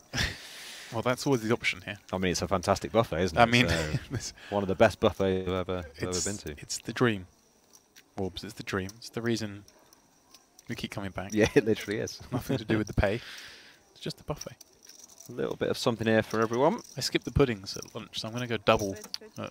dinner. I Are you think. still talking about the buffet? We've got a hand here. Yeah, but it's a straight draw. I'm not interested. There's food to discuss. Yeah. One call. Plus it's Saturday as well. They go extra meats on Saturday. Recommend the salmon for sure. Oh, like Gravelax I had this morning at lunch. Crush bets and takes See, it on you the made turn. a fish mistake. I saw you. You went Oh. big breakfast and then you can only go light lunch, which is the wrong way to do it here, my friend. The buffet is so good, I always go up thinking I'll just have something small and I just come back with a plate just full of things. And it's, yeah, I make the same mistake every time, but I never learn. No, well, quite. Three Oh bird. well. What am I going to have? Everything. It's nearly my food time. I can tell. 997. I'm sure I saw a 10-9 suited in there somewhere. There it is. Boshkov. Why not? The penguin. Yeah. Against the flush draw and against the 7. 5 seconds. And it's gone check, check, check. And diamonds roll off. And 3 pass, 4 pass. That probably saves the king 7 now. 5 is 4 is 6 pass. But yeah, I'm surprised no betting. No betting on the flop from the button. Big blind's now gonna take a stab at it, which you do with lots of different hands.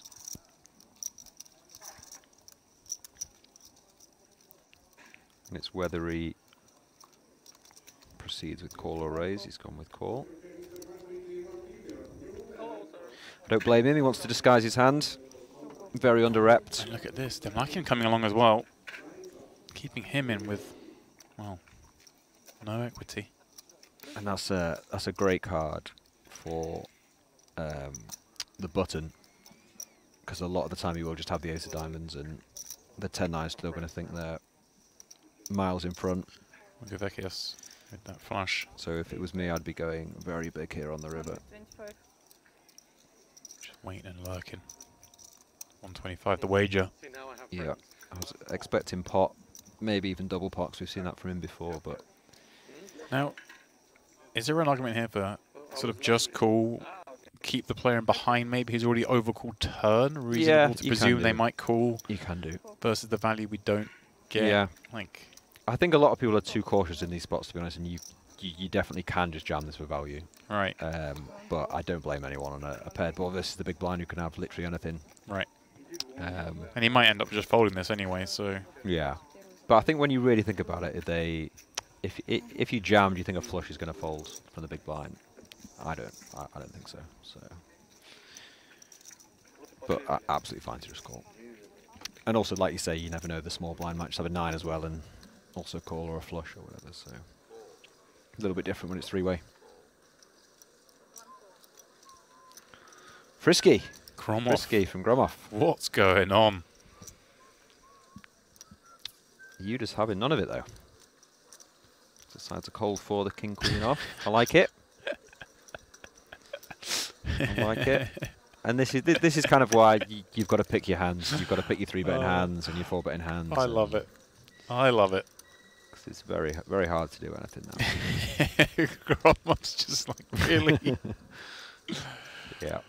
Nice pickup for Yuda. Nice play. Yeah, Gromov's probably thinking, you start thinking negatively again, oh, that guy's just so lucky he picked up the big hand, not realising that, no, you'd have made the adjustment, pounced, read the situation perfectly. Yeah. It's the first time we've seen it from him. It's, you know, maybe playing a bit on his table image. It's a good hand to do it with. So, yeah, very good poker.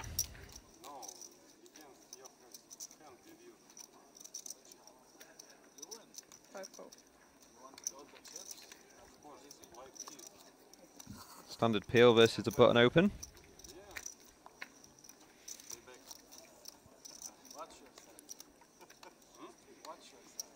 A bit of an interesting flop, little bit of a piece for the big blind. Don't expect him to be check folding. Yeah, sure, there were 85,000 chips in the middle. Question if Tim Larkin's bet size. 2 bet 20. 20k, just on a quarter pot, is going to get met. Yeah, a little bit too small for your range, but it's okay. Открывай.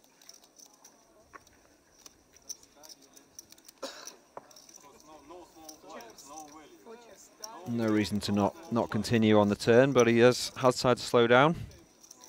Wants to pot control. Now this is a very annoying spot where you're left with Jack High. You don't particularly want to bluff, but Yeah. it's kind of mandatory. Very hard to know what sort of size here. Хочет. No, he he has just given up. Yeah, nice. Fair enough. He doesn't think he can get a queen, a king, or an ace to fold, so he decides just to let this one go. Yeah, very nice. It felt like he went for chips straight away because Yeah. that was the instinctive thing, and then Yeah, quickly yeah, ran yeah. through it in his head and got to where you got to, which is Exactly, yeah. like this guy's just checked back a hand. He's Right. always calling. I've got it with Jack High. I feel like forced to bluff, but also this guy's not folding a king, queen, or an ace, so it's... Okay, Gromov in once again, this time with the goods. Javier, well, he's going to jam over the top because he's seen more than enough from Gromov. Yeah, fair enough. Timing is off, unfortunately for him. Just a bit unlucky, yeah. Ooh, up. Whoa, he's... No, okay, there we go. Block and thinking, and Yeah, surely easy going to as go with it as well. So Gromov somehow got this situation developed against two players he covers as well. This is how you do it. You show You show first. first. Yeah. I feel like we've watched his mood sort of go up, down, up, Oh, down, and now he's back up He's again. great. I love. I've done a lot of commentary on Gromov here. And Oh, he's, yeah? he's, Nice. always entertaining. Yeah. Yeah, he seems to take it pretty well Yeah. overall.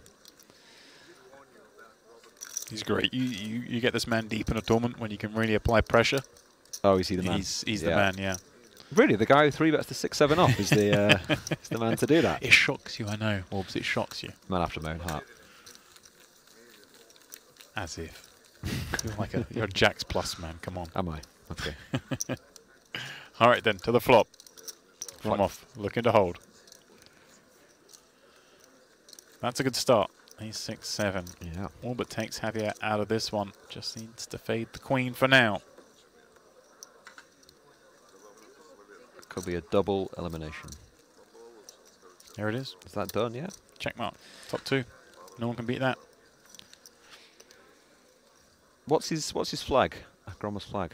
Well, that's the Thai flag. I guess. Yeah. I guess he's moved to Thailand would be my I thought it was assumption. Thailand. Yeah. Yeah. Because I didn't want to say Thailand just be horribly wrong, but yeah, I mean, he didn't used to man that flag. Let's put it that way. sure. But you do see some funny flags pop up sometimes. Because you see people, they register, and sometimes the casino systems is just based on an ID they register with. So I've seen it plenty of times before where you're like, Yeah. that guy's not from that country, but they've, maybe reside somewhere. Yeah, yeah. They could sometimes get it really wrong as well. But there are those accidents, yeah. It's quite funny when all the Scottish players get down as like England or Wales or whatever, and they're just absolutely fuming about it.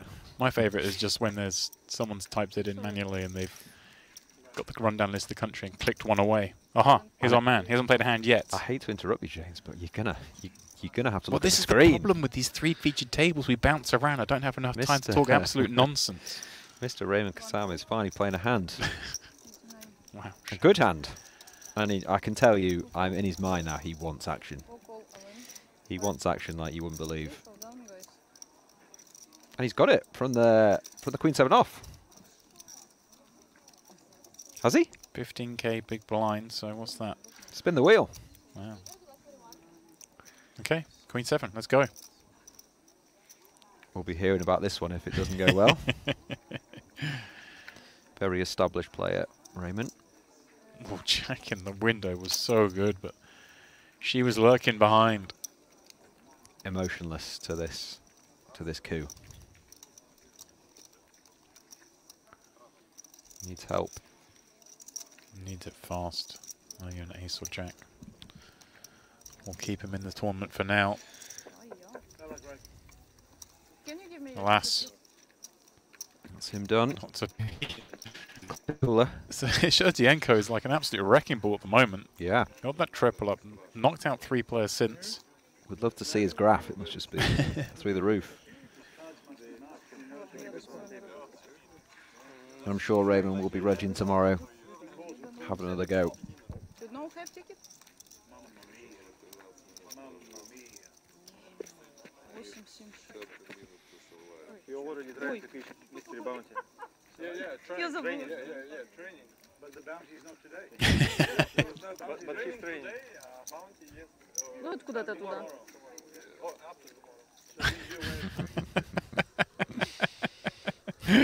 They're all thinking about tomorrow. I love that though. It's so true. That's exactly what we're going to do tomorrow. Queen 7 straight. And then they Yeah, just exactly, yeah. get him off. You got to love it. Late night banter at the table. Gromov stabbing with this open ender on 9-6-6. Having got involved from the hijack. Both players continuing as are with the flush draw. Yuta with, well, you work it out. Wow. Yeah, a bit of an ambitious peel from Yuta, but Look at this, though. Gromov just finds the second barrel.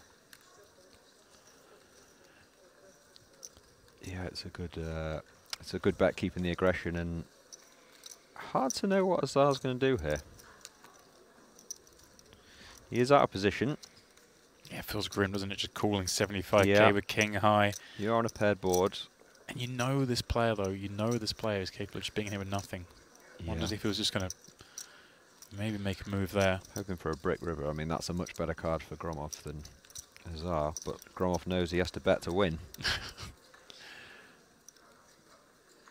He doesn't know that pretty much any bet will do it for him. Yeah, just... If you're Gromov, you just feel like you're getting trapped, but he's going to found go it. for it. Yeah, He's he's just found it. recognising draws out there. That's so reassuring, isn't it? You go for the Yeah. that desperation. I just means hope he's he got a gets draw awesome. bet. And Is he going to show? I feel like he's going to show. No. Silently mucks. He's all business. really, what, that stack back up? I can't remember what he Incredible. peaked at. I think it wasn't far off this number, right? Incredible, yeah. He was down to 180 or something, and he's, yeah. low. But I always feel like if you have sort of this 700k stack and then go back down to like 150 and get back to 700, you feel like you've got like 3 million, You've right? got like 1.5 million, yeah, definitely, yeah. Pass, free pass. For call. You're like, I promise I won't punt it off again. I promise. And he's not really been patient. He's just basically got busy. He's just got busy to get the chips back. He looks like he's tilting at the table because he is. Let's he's entering the fray here. 9-7 suited from +1. Just won that nice pot with the king 4 diamonds. Yeah. He made his flush, but unlikely to make one here on the 10-3 deuce, and he doesn't want to do so because Sergienko, the wrecking ball. Little bit of a loose open, but a very nice hand all the same.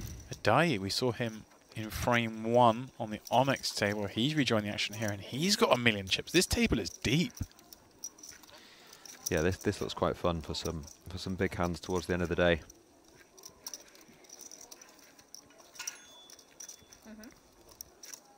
For call. 5 pass.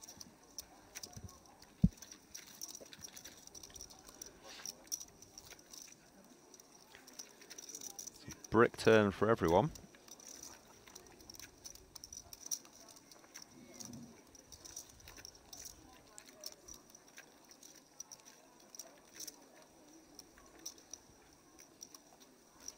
Pick 130. It's gone very small. It's gone 30k, but it's got the job done.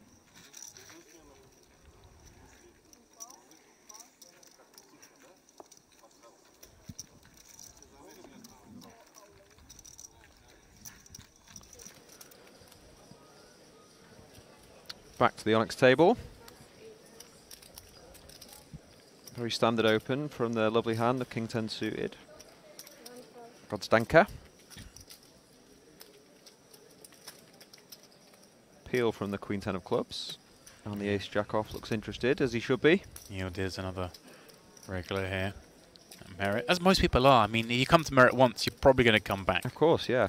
Unless you don't like What's loose not action to, poker, the sun, the sea, What's not a lot? free What's drinks, not to like? Yeah. great food, comfy beds. Maybe you don't like that stuff. Don't come. Yeah. The weather's supposed to get good again tomorrow as well, so it's got it What's going all. on here? Is this? Yeah, he's He's like gone for a super small click. super small 3-bet. Yeah. All right, all right. I assume the graphics are correct, and yeah, he's just. Put that in your solver. Is he trying to find out where he is? Is he doing it for value?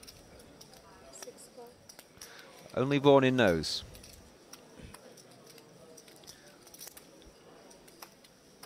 But he has built a pot where he's got the best hand, and he's in Yeah, position, so He's got position, it's all quite good so far. and he's got the sort of impetus. He's the one that has all the biggest hands. Those two definitely don't.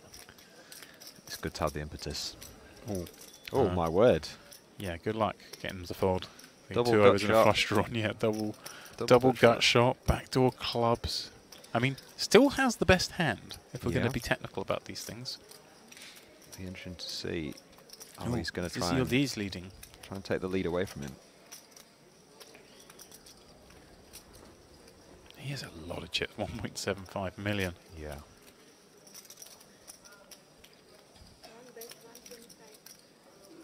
This is actually kind of funky because he's, well, I assume he's going to get Vornin out, and then Godstanker's going to end up kind of getting it in with Yeah, he has like to the just- best hand, the best draw, everything. Has to just jam, and he'll be ecstatic to see Yeah, what he's up it's against. the absolute best scenario he'd be Yeah, up against the really UDs. is. Really is.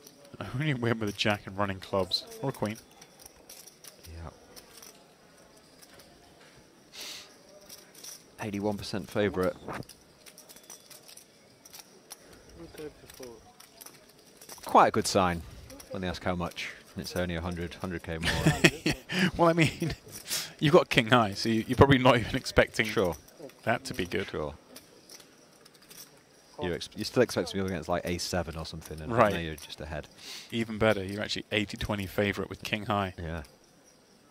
in this 3-way 3-bet pot.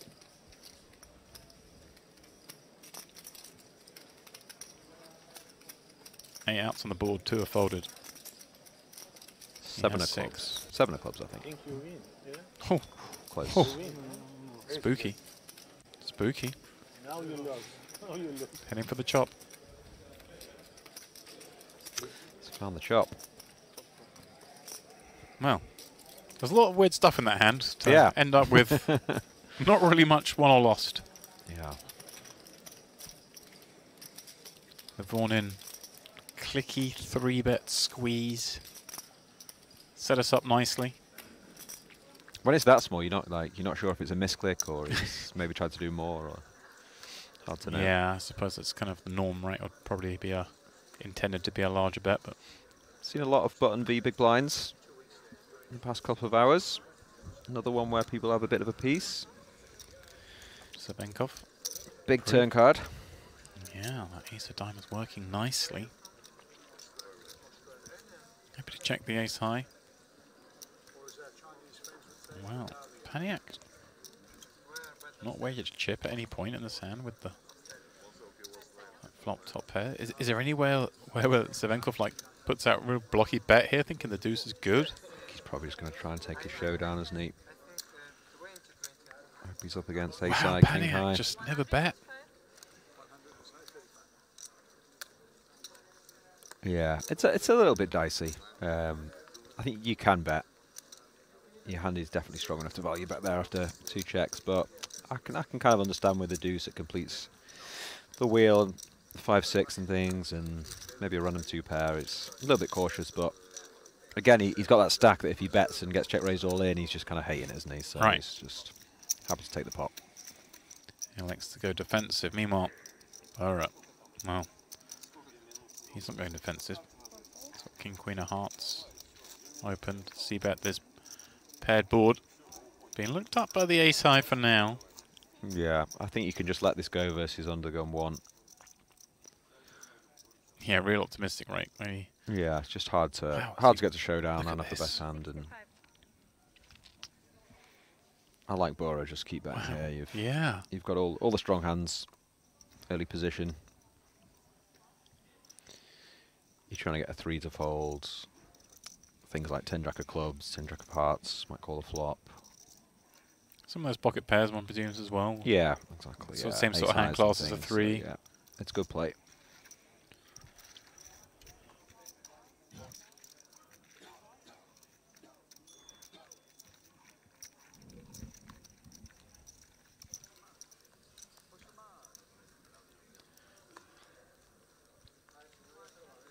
Sabenkov in the small. He looks down at ace king. How are they going to play this blind on blind encounter?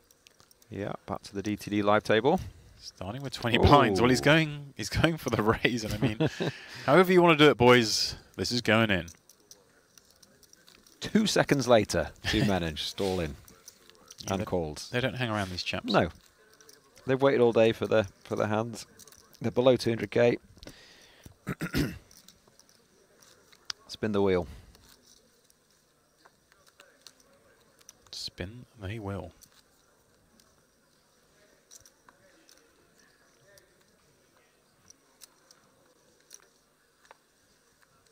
King 6-3. It's right there. The Archok's race looks to be run. Looks a bit like me, actually. Huh. Sure. Not now, but just when he was, you know. What, when he was losing a pot? Me in 10 years. Is that what you saw the similarity? Just you've got queens against ace king, and it's always come king high. Is that what you're going for? No, I'm not saying that. No. The hair? Is that what you're going for? I'm not saying that. No. Please don't put words in my mouth, James. Poor Savenkov. He's just been busted out and been told he looks like Warbs. Yeah, but by me, so it's fine. It's not like... Okay. Savenkov giving himself a round of applause. Back over here at the Onyx. Yildiz with that big stack. Popping things up from +2. Vornin. He's going to flat Jack 9. Oh, okay, we're getting fruity. Chen. Well, suited Broadway. Makes a bit of sense, but it's Taylor who's going to find the 2 jacks behind. And yeah, there's a lot of hands here. 22 blinds. What a spot to find the 2 jacks with that action in front of you. You're absolutely loving it, yeah. Looking like you're going to pick up, what, 8 blinds? Probably not getting any action, though. Unless Chen fancies a bit of a gamble. The Queen 10 suited. He's asking for a count. I think it's just a confirmation, it's just in case. And once he sees the number begins with a 3, I'm sure. Don't be so sure, James. Well, you're right. I shouldn't be so sure. I've been bitten 368 times in this place, and I'm still not shy.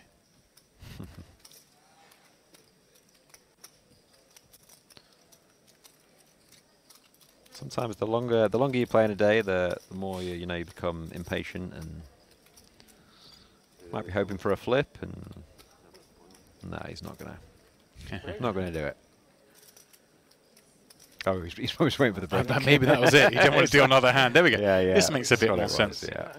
And it is indeed going to be the 3rd break of the day for the players, 2nd break of the day for those of us on stream. And with it, I will be stepping aside as we head to this break. Picasso will be coming back in, and Warbs will be staying with him. And as is customary, we will be mixing up our feature tables. 3 new casts will be coming on. But before we do on that break, a quick look at how things end up here on the Onyx. It was Mustafa Yildiz taking the big stack into break, although he only just joined that table right towards the end, so we didn't see much of how those chips were gained.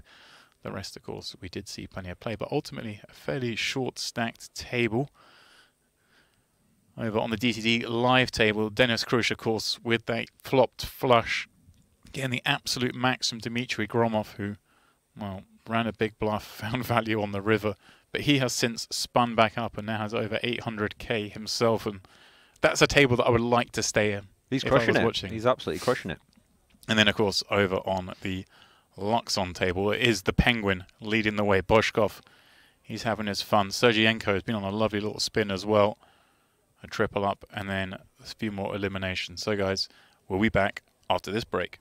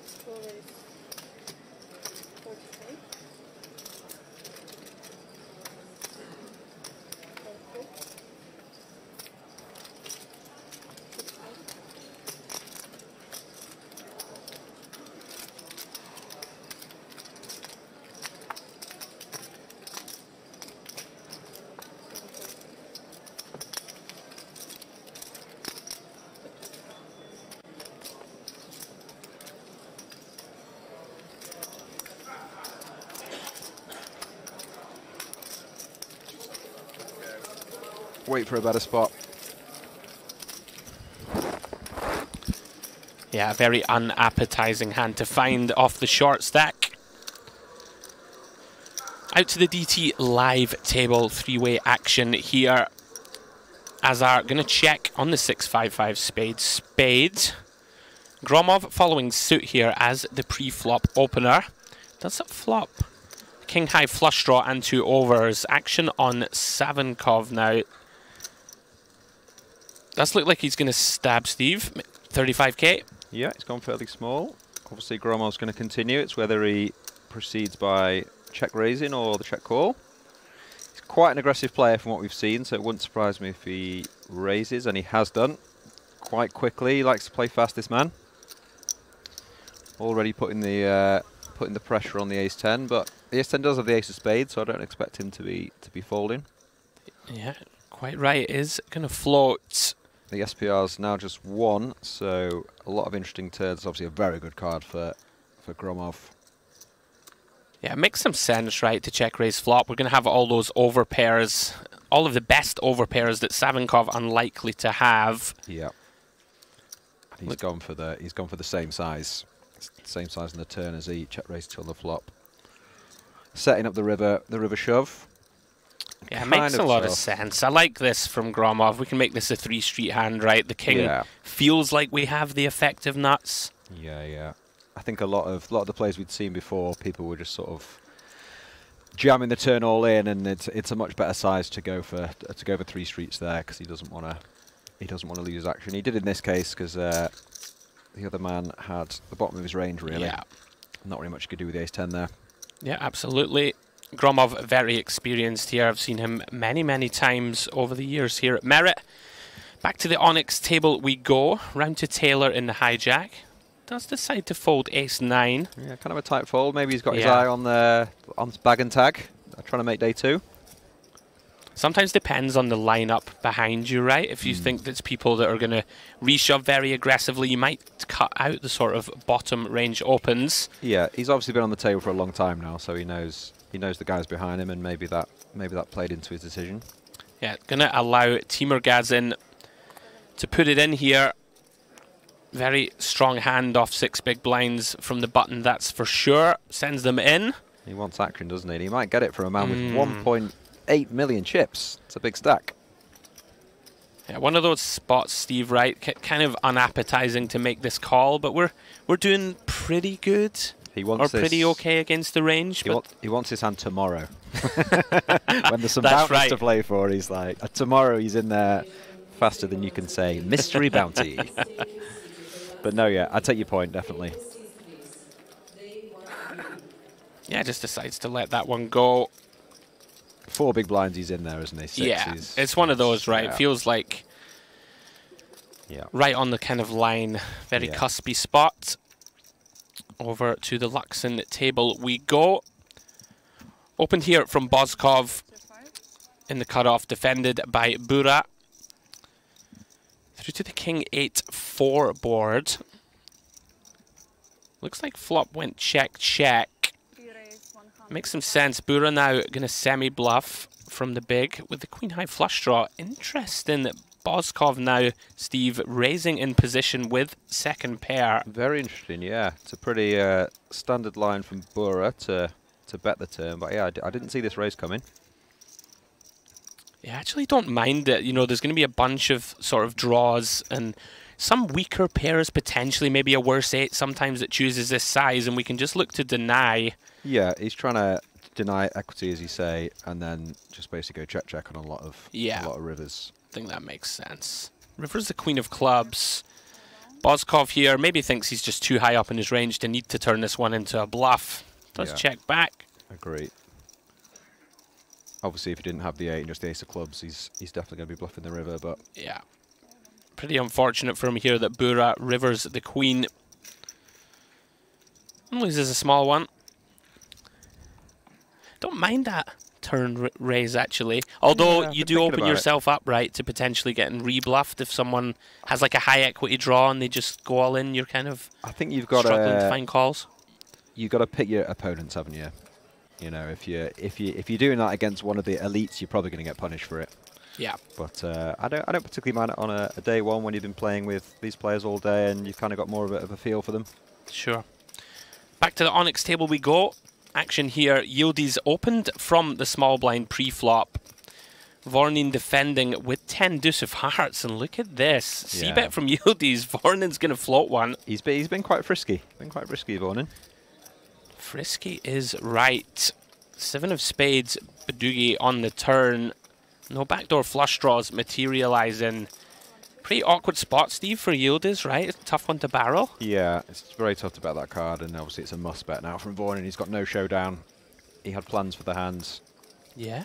He was hoping for a backdoor, you know, heart or something, but once checked, he just has to take a stab and try and make the old ace high, king high, 10 high even, folds. I mean, like, credit to him for finding this. I don't think many people find this flop float. Like, it's dangerous, right, business to go down this route, but if you time it right, as he's done, well done. He went quite small as well. It got the job done. He almost knew that maybe he couldn't get a pair to fold, so he's gone to size to try and get the slightly better hands to fold, which I like. Yeah, I'm with you.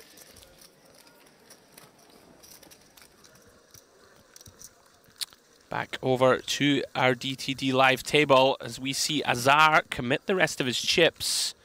11 big blinds, pocket 8s, more than enough kit to work with. Oh, Gromov lurking, has him pipped. These two have a lot of history, so it's going to be interesting to see their reactions when cards are on your backs. They've played 3 or 4 big pots. Is it like friendly history? Yeah, they've been friendly. They've been frisky, you know, it's not been sort of standard plays and things, but I think Gromov is about to get his man. Yeah, pretty unfortunate here for Azar. Premium holding based on his stack depth for sure. Yeah, nothing he could do there. I'm going to have to get there.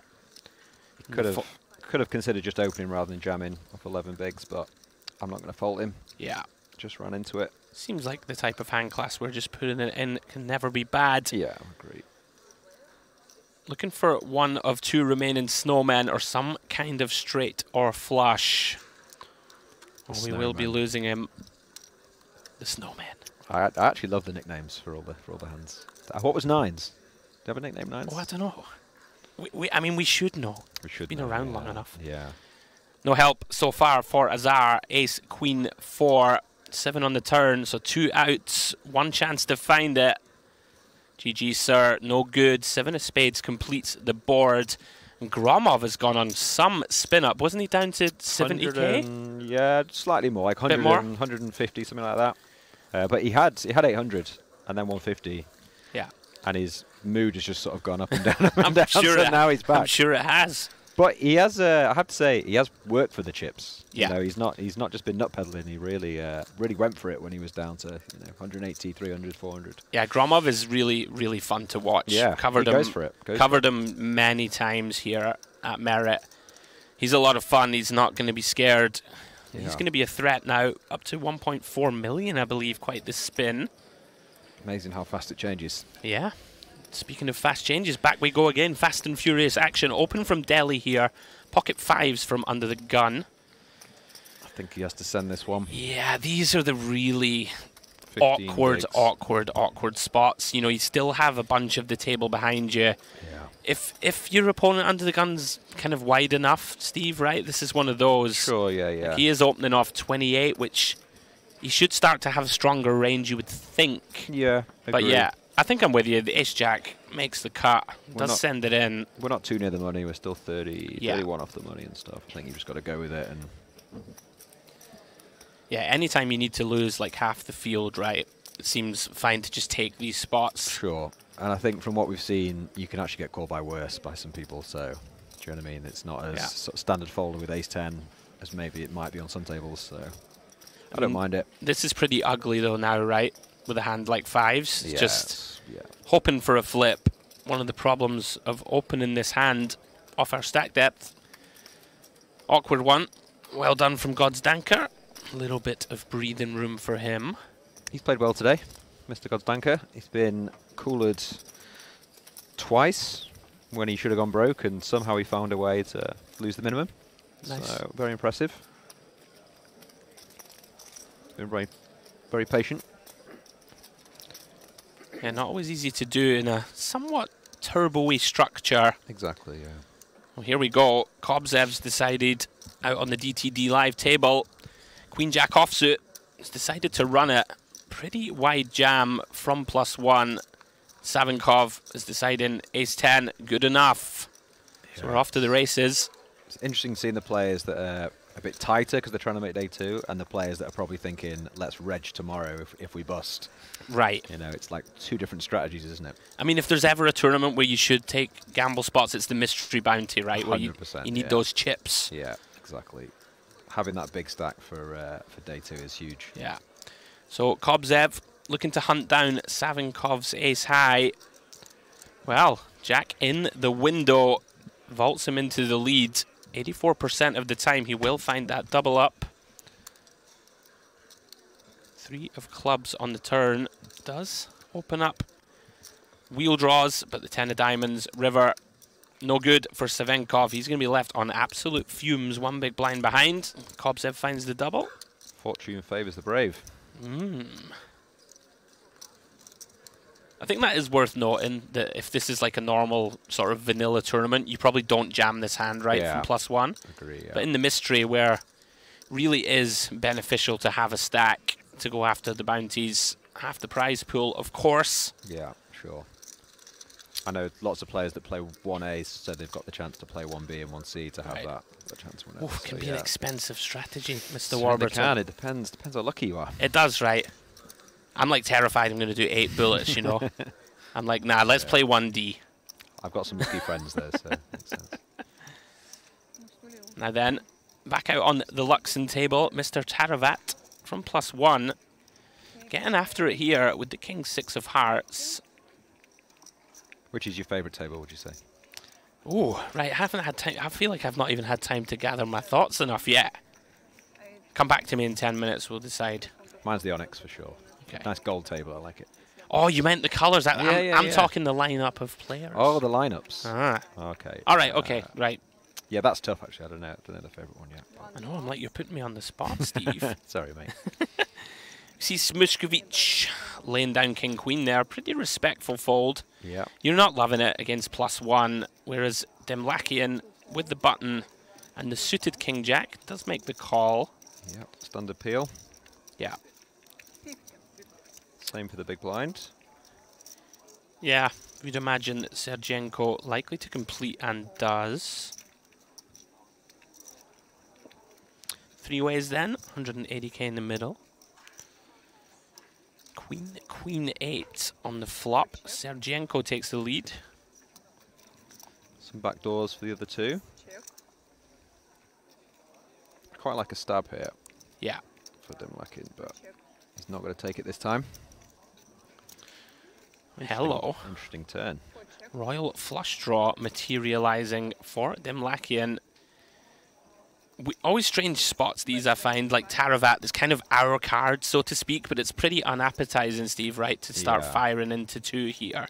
He's decided to go really small, which doesn't really achieve too much. Maybe he's trying to get the button to fold sort of 3s, 4s, 5s. Yes. But even for that size, it's it's tough.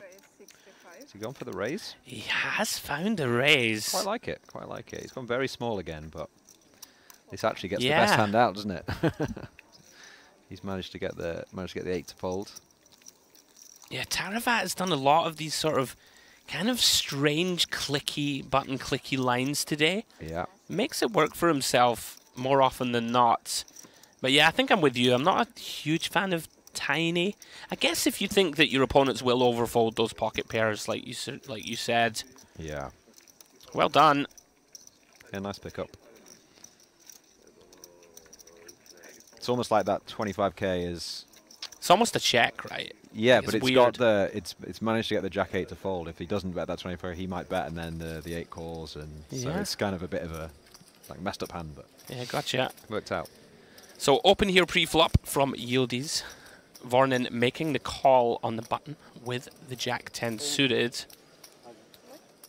Is going to continue half pot, 75k into 160. These two once again, and Vornin once again will not be folding.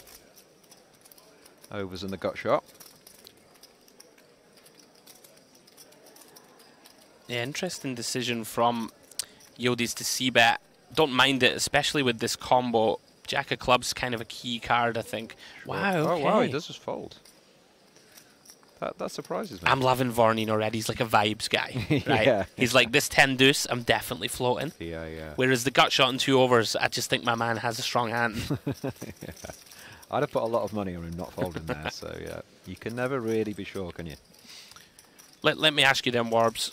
Go on, what have you got for me? You've got obviously infinite live experience over the years. You've got quite a lot, right? Little bit.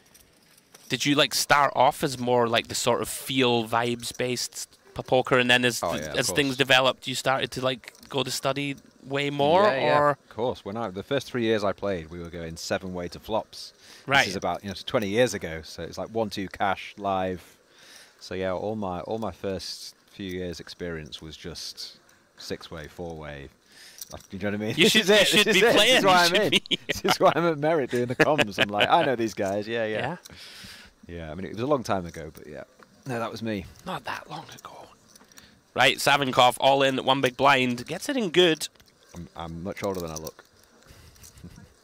He really is. Right, can Savinkov survive? So far, so good. Looking to fade queens and jacks. It's the immediate outs of Yuda. 4 of clubs, very clean. It's looking bleak.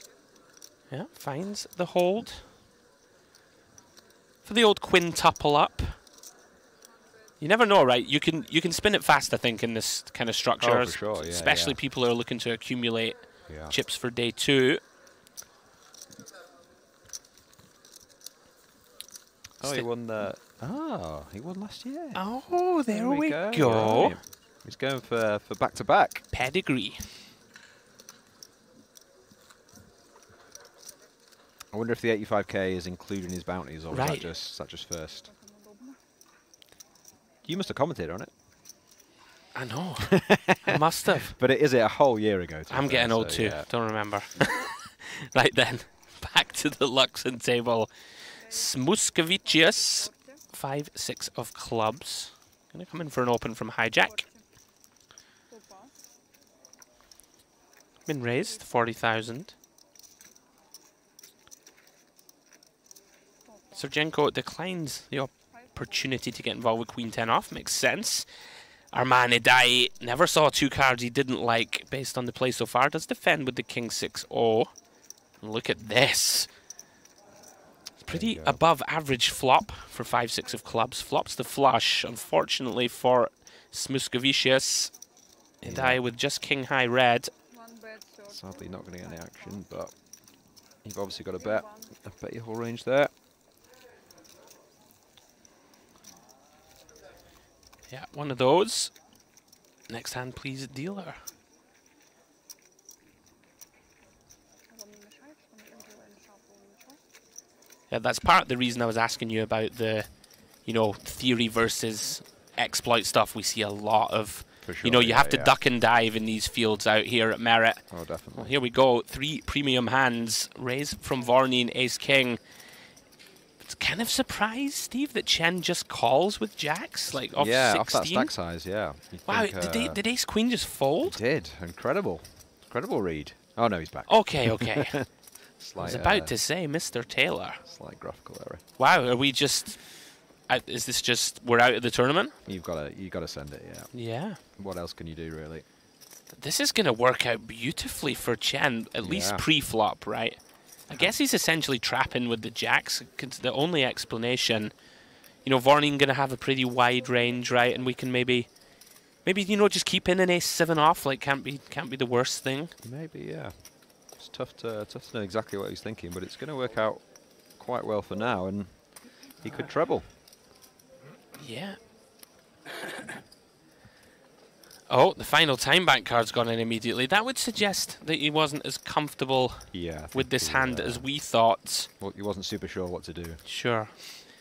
I mean, to be fair, right, against squeeze, shove, and reshove, you're never totally loving life, right? But surely Jack's too big a hand Yeah, I think at off this stack size. In they go.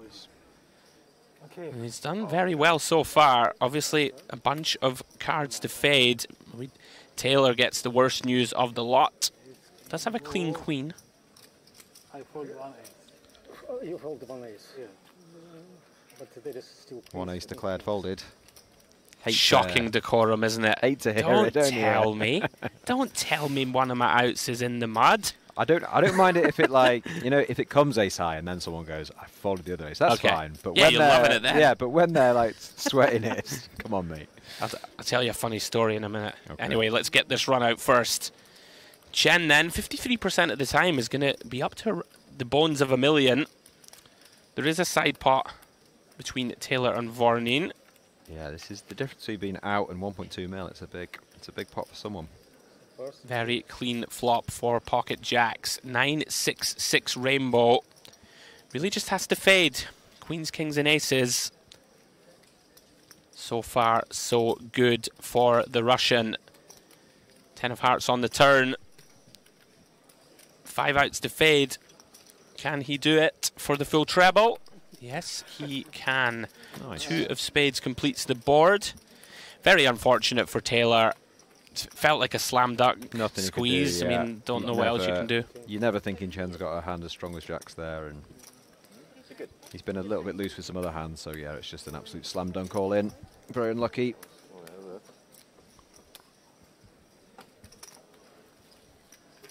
So this story then, you're going to tell me? Yeah, I'm gonna. So you know when people tell you, Yeah. oh, I folded one of them or whatever.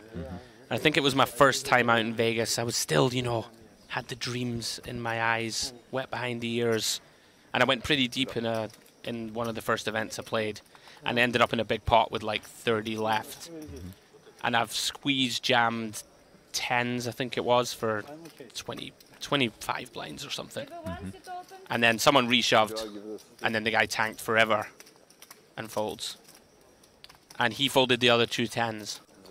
And the other guy's just got like jacks or something from memory, and I'm just dead. Yeah, And he just exactly. announces it. Yeah, yeah. He's just like, "Oh, I folded 10s, mate." It's like, "I folded 10s, you're out." And Thank I'm you like, very much. "Oh, thanks, buddy." Did you stick around for like the whole board, or did you just walk I off? just on it? left, Yeah. mate. I just left. Straight off Feraldo style, just gone. Right then, back on the Luxon table, round to Bura. He's under the gun, makes it 40k to go. He's been fairly solid, Bura. Interesting spot here, whether to flat or 3-bet. 1 call. Yeah, they good can be really call. tricky, right? Like early versus early. Yeah, definitely. Full table behind. Do we just want to knock out a bunch of players behind with start the hand with a 3-bet? Yeah, Does mix and call. 5 pass. especially these stack depths as well. He's got him more than covered. Yeah. Looks like it will go heads up.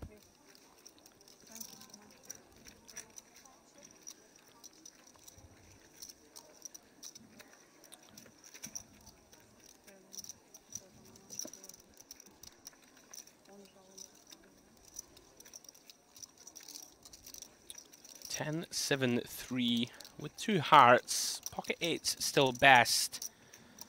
Never too comfortable here, but it's going to come with C-bet, Steve. Looks like Yep. a 3rd pot. Yeah, don't expect the ace queen to be folding. Sometimes they're the best hands. Backdoor hearts, 2 overs. Yeah, not going to get many hands to fold here for kind of 25%. Jack of diamonds on the turn. Very murky kind of spot. 8's still best. Tough spot to know how to proceed best here, Yeah, Steve. I think he has to check, really, doesn't he? But he's deciding to bet. I think he's actually betting into quite a strong range here, and wouldn't necessarily recommend this one. I'm with you. But he has got the best hand. He doesn't know it, but Yeah, it's one of those, right? Is he like, does he just know he's good? Is he just deciding, okay, I won't get raised very often here. We'll get to realize equity. We can, you know, sometimes just fold out. But it's hard to imagine too many hands, right, that you just get to fold. And pretty tight fold That from is a bit tight, yeah, Muscovicius. Although it is uncomfortable, right, to face the double barrel Sure. from under the gun. I think just for the size, though, it was only half pot, wasn't it? Seems like quite an easy peel, but Yeah. fair enough. I'm with you. Don't think we can fold that one, but he does Yeah. let it go. Yeah, Bura has just kind of consistently continued to build a good stack. Yeah, he's been chipping up quite slowly. Yeah. Back out to DTD Live we go. Gromov putting his chips to work as he always does. Ace-3 off. He feels invincible now. It's He's pretty wide. huge spin. One Oh. of those last parts. Wow. Well done, Savinkov. In he goes. Hijack. Yeah, finds jam. Maybe just knows that Gromov is the type of player who will have, you know, all these king 10 offs and stuff like this that we do Yeah. okay against. Yeah. And he's going to get it in very good shape here. Ace-7 versus the Ace-3. He's loving life. Yeah, going to chop, of course, a fair portion of the time, but so far so good. Looking to continue the spin. Was down to 20k. Potential here to get back to $250,000 in chips.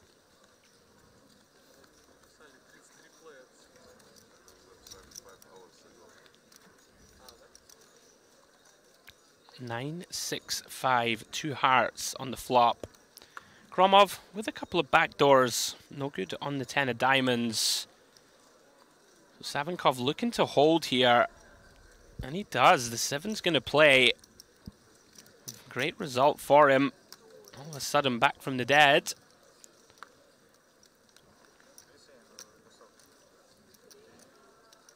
Gromov just chewing away on that toothpick. Unperturbed. Can you look cool chewing a toothpick, Steve? Can I on a live personally? table? Can Yeah. I personally? No. But most people can. Yeah. I feel like Do you you've got to think? be. I feel like you've got to be a certain age, certain swagger. You think most people can look cool chewing a toothpick? I think if you've got the age on the right side and you've got the swagger, then you've nailed it. But it is hard to have those two things. A lot of moving parts. I'm going to go home and practice after this stream. Right, Demlakian, lots of aggressive opening here with substandard hands. Queen 3 suited from early. Defends from the big blind from Bura. Flops a gut shot and an overcard. Demlakian comes up completely empty. Yeah, this is a bit ambitious pre, but he's been there all day. Maybe he fancies it now to be a bit looser. Towards the end of the day, people are tighter and things. Yeah, it is going to c-bet 25k. Pretty small. Yeah, and Bura's just going to pounce on this immediately. Raise 100. 100. Quite like this. Oh yeah. Just going to put the pressure immediately back on the man from New Zealand. Yeah, this is a really good play. Perhaps Steve just reading into the fact that shouldn't be too many tiny bets on a board like this, right? Exactly. Like Yeah. fairly connected. Like there's a bunch of backdoors and flopped draws going on, and he's bet really small. Bura just pounces. It's definitely a size exploit, I think. Yeah, well done. Nice hand to do it with as well, and I prefer it to check call in. Yeah, puts his man to the decision, gets the job done. Lots of turns he can continue on as well if he does get called. Now then, timer Gazin. 10 bigs, pocket 7s, under the gun. You'd imagine they're going in, and there they go. Not a bad hand to find when you're down to 10 bigs. Oh, close one, Steve. Vornin, ace 10-0. I think he's probably going to go with it, to be honest. from what I've seen. Yeah. Yeah, is committing his stack. Can't blame him. I know it's an undergun shove. It's but one of those, right? Like Yeah. pretty close. This like Agree, ace yeah. 9 off. We're gonna fold, right? It feels like the exact line. Yeah. Chen now up to $1 million after that very nicely played Jack's hand. Has to get out of the way with the Queen 10 of spades.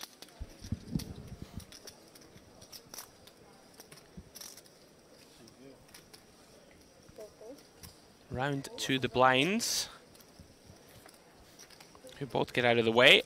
We are flipping. Timur Gazin looking to hold versus the 2 overs.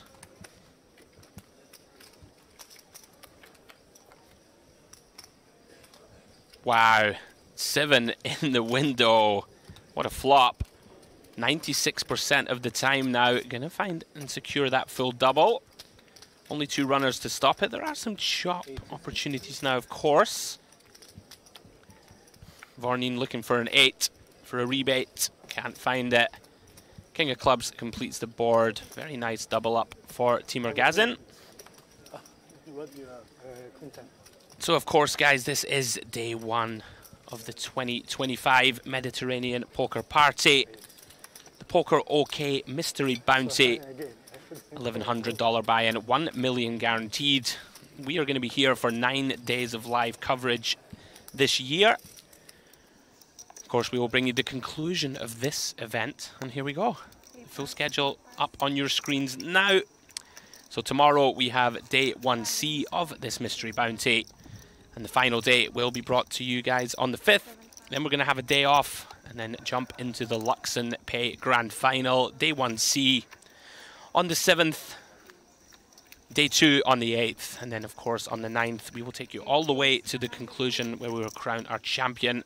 And then the Big Daddy, the MPP main event, starting on the 11th of May. 5 million guaranteed, Warbs. Nice. Juicy. I think there's a little party as well on the day off. I know. So yeah, it's all Dangerous. It's all happening here, isn't it? Seems like quite sharky scheduling from the organisers, to be fair. No poker to be played. Let's go and drink lots of alcohol and have a dance. They know what they're doing, don't they? They do. I'm going to take my toothpick. Wow, Vornin decides. Pocket deuces, +2. Time to run it. Yeah, 12 big blinds. He's decided just to put it in.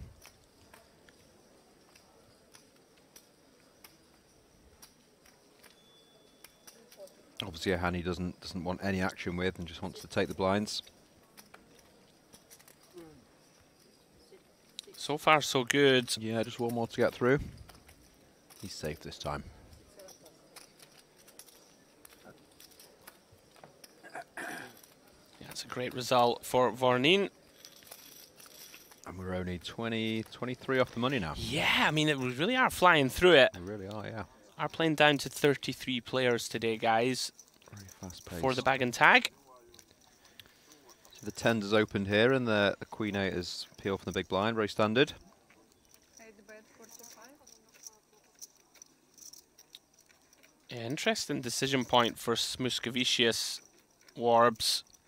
2 overcards, open-ended straight draw. Yeah, I think you still have to proceed with call though. You want to.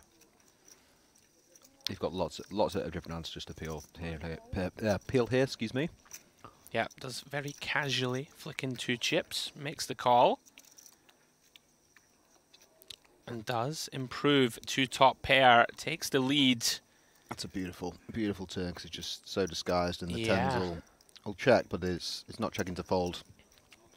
Yeah, this is really awkward, dicey waters now for Levine. Yeah, it's a must value bet though from Muscovicius.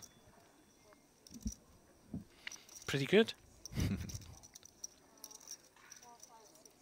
You think Stevie's likely to go like a large size here? Are we looking to set up river shoves, or are we looking to get one street and potentially check back rivers? I think he should be going a large size. I can understand why he's not. He's kind of semi-unsure about his hand and he wants to bet and then go check on the river. Yeah. But I think it's actually a very good spot to bet huge. Because you can charge all the draws, you just have the best hand so often. It's very unlikely you don't have the best hand, and As it's turned out, it's probably just going to go check, isn't it? Oh, I don't know. I'm greedy, but I feel like Muscovicius could seek river value. Oh, I think he should have done, but because of his turn size, I think it was just Okay. quite obvious that, you know, he was having a little probe and then was not really too sure about his hand. Yeah, but you've no, called it. I think if he'd have gone a big size on the turn, I think it's perfectly fine to go all in on the river, because all the draws have missed. You can get looked up really light there, Yep. especially blind on blind. Eights through jacks and the like, right? Yeah. There we go. Look at the chip counts. Bura out in front. 1.4 million. Action fast and furious, and goodness me, Oh my Gromov word, has just here he is. flopped the second nut flush. And look how deep these guys are, by the way, Steve. 1.2 million in front of the Krush and Gromov. This could be disastrous for Krush, although maybe depends on how Gromov proceeds. Yeah, just comes with call. Yeah, there's a lot of action killers, isn't there? But a red 9 or something he's going to keep. Oh, interesting. Deuce of hearts on the turn. Krush makes the wheel. Really intriguing, though, with Gromov being in the big, right? Like, Gromov can have some 6x, right? Yeah. Can have some slow-played flushes occasionally, like And we I think see he has. I think he knows that, which is why he's leading. He's, you know, he thinks that card's very good for his range, so he's obviously targeting all the ace-x and things, and has decided to lead. Top spot Really- now. Yeah, this is a really interesting one for Krush. Like, you're pretty terrified of this, right? Like, if we're trying to assign pure bluffs to Gromov, what we giving him? Something like a just King Jack with the King of Spades that Yeah, just decides he's to just start folded. taking off? Just folded. What great a fold. lovely fold. It was a strange hand, that, because he's flatted aces pre from the Undergun Open. Oh, did he? Right, yeah, okay. he just called the button, and then he's just somehow managed to just lose the minimum, really, isn't he? Incredible. Bravo to Krush. Very disciplined fold. Yeah. I mean, I was referencing it there. You're vaguely terrified, right, when Gromov just comes out bombing. Yeah. What a spot for him, though. Back to 1.4 million. Was very short. As you said, it's hard for him to have any bluffs, and it does look like he has a 6 or better. Sure. But still, you've got to make the fold. It was a good fold. Yeah. Back to the Onyx table we go. Open from God's Danker from +1. Yildiz making the call on the button. Top and bottom pair for God's Danker. Does c-bet 40k. Picks up a caller. Yildiz with just a naked gut shot. Yeah, can't be folded into that size. It's a very good bluffing card. Yeah, for Jack of Hearts Yildiz. turn. Let's see if he goes for it, as I assume there's a check coming. Yeah, like of the cards that God's Danker could choose to see, right, this is not one that we like. Yeah, he has decided with bet, though. Small. Interesting spot now for Yildiz. It's hard to bluff raise when the man's only got 200k Yeah. left. He kind of commits himself if he makes it 120, 150 or something. So he's kind of out of options, isn't he? But would have been a great hand if he checked, and then he can start bluffing the jack. Yeah, God's Danker decides to protect his hand, gets the job done. Back over to the Luxon table we go. Open here from Bura in the hijack. Makes it 40k with King 8-0. Demlakian we've seen, spicy, peeling from the small. He's in the mood, isn't he? He's in Yeah. the mood to see a flop he likes and try and get a big stack. Don't try this at home, I would suggest. 3-5 of diamonds. Approaching the money, makes the peel, allows Queen 8 suited of Boskov to come along from the big. It's as good as it gets, that, really, isn't it? Open-ended Certainly straight draw, is. backdoor diamonds. Yeah, 10-4 deuce, rainbow. Boskov and Bura coming up pretty much empty. Bura is going to c-bet this one, try and just take it down. We know it's not going to work. Yeah, most of the time it would, but definitely the 5-3 suit is going to continue here. From what I've seen, I think he'll just call, but it'd be quite a good raise, wouldn't it? Certainly would. Does reach for calling chips. Boskov does have one of those hands that sort of, you know, wraps around the 10. We've got some backdoors, but, you know, against a fellow big stack and the small blind who's fairly shallow, makes sense just to get out of the way, and does. Sure. Queen of Hearts on the turn, Steve. It's a very good card for Bura to keep betting. The queen doesn't really hit. Dimlakian at all. He wants to put pressure on the 3s, 5s, 7s, all the pocket pairs. Even a 10 now is a bit oi, as we say. Yeah. Yeah, I like this. Burra's shown pretty good awareness of where he is in hands. Yeah, for sure. He knows which cards to attack and which cards to slow down on. Yeah, Dimlakian in this very nasty kind of situation now where we would like to realize equity, but if we check call here with just 5 high and don't improve, Yeah. is going to make the call though.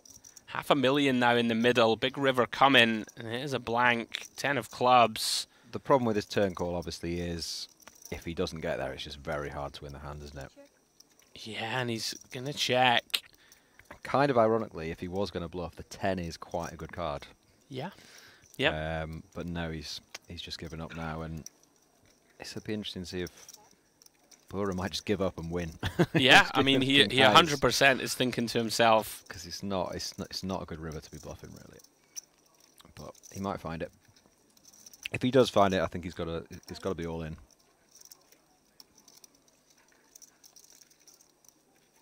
Oh, he's reaching for small. This is really interesting. Yeah, I'm not sure what he's trying to target to fold here.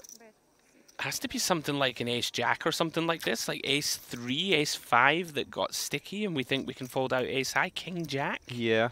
But Dimlakian doesn't really seem like the type to float king-jack here on the flop, from what we've seen. Yeah, I guess like an ace-jack. Yeah. That makes sense. But If Dimlakian jams here, by the way, this yeah, he could sick. do. But I just think a lot of the hands that, like, let's say that he got stubborn with like 8s or 7s on the turn, I think he is now going to call the river. So I think it's a bit ambitious from Burra to be trying to get him to fold hands that he's called turn. Yeah, I agree. But it's worked. He had no idea he was up against the 5-3. He's probably thought he got him to fold like 6s or 7s or something. Absolutely. Burra getting the job done once more. Back over to the Onyx table. Yodi's opening here pre-flop with the 7s. And Vorneen has decided to send it. 235k from the button. Speaking of the walking sticks. Yes. That's another one, isn't it? That is another one. Yeah, I've not heard that for years. I mean, you'd imagine off this stack size, we just have to call, right? And he Yeah, for sure. does make the call, okay. Cut off versus button. Yeah. Vorneen gets the good news. Once called that he is flipping. Here we go then. 545,000 in the middle. Yodi's looking to cross the 2 million chip mark. Piles going into the bounty phase, potentially for him, but Vorneen finds the ace of spades, takes the lead. Yodi's now drawing to 2 outs. Ace of diamonds on the turn, no change. 2 7s one time, doesn't find it. Queen of diamonds river, Vorneen finds the full double. We are flying through this field, Warbs. 53 players remain, so we are playing down to 33 players. Yep, nobody's hanging about. Yeah, relatively quick clock, 30 minutes. Back to the DTD live table. 2 real hands. Yeah, classic confrontation imminent. Ignatov here's gone for the non-all-in 4-bet. The potential, you know, oh, I've got a stronger hand than you think I do. They're getting it in though. Ace-King of Paniak versus the Pocket Jacks of Ignatov.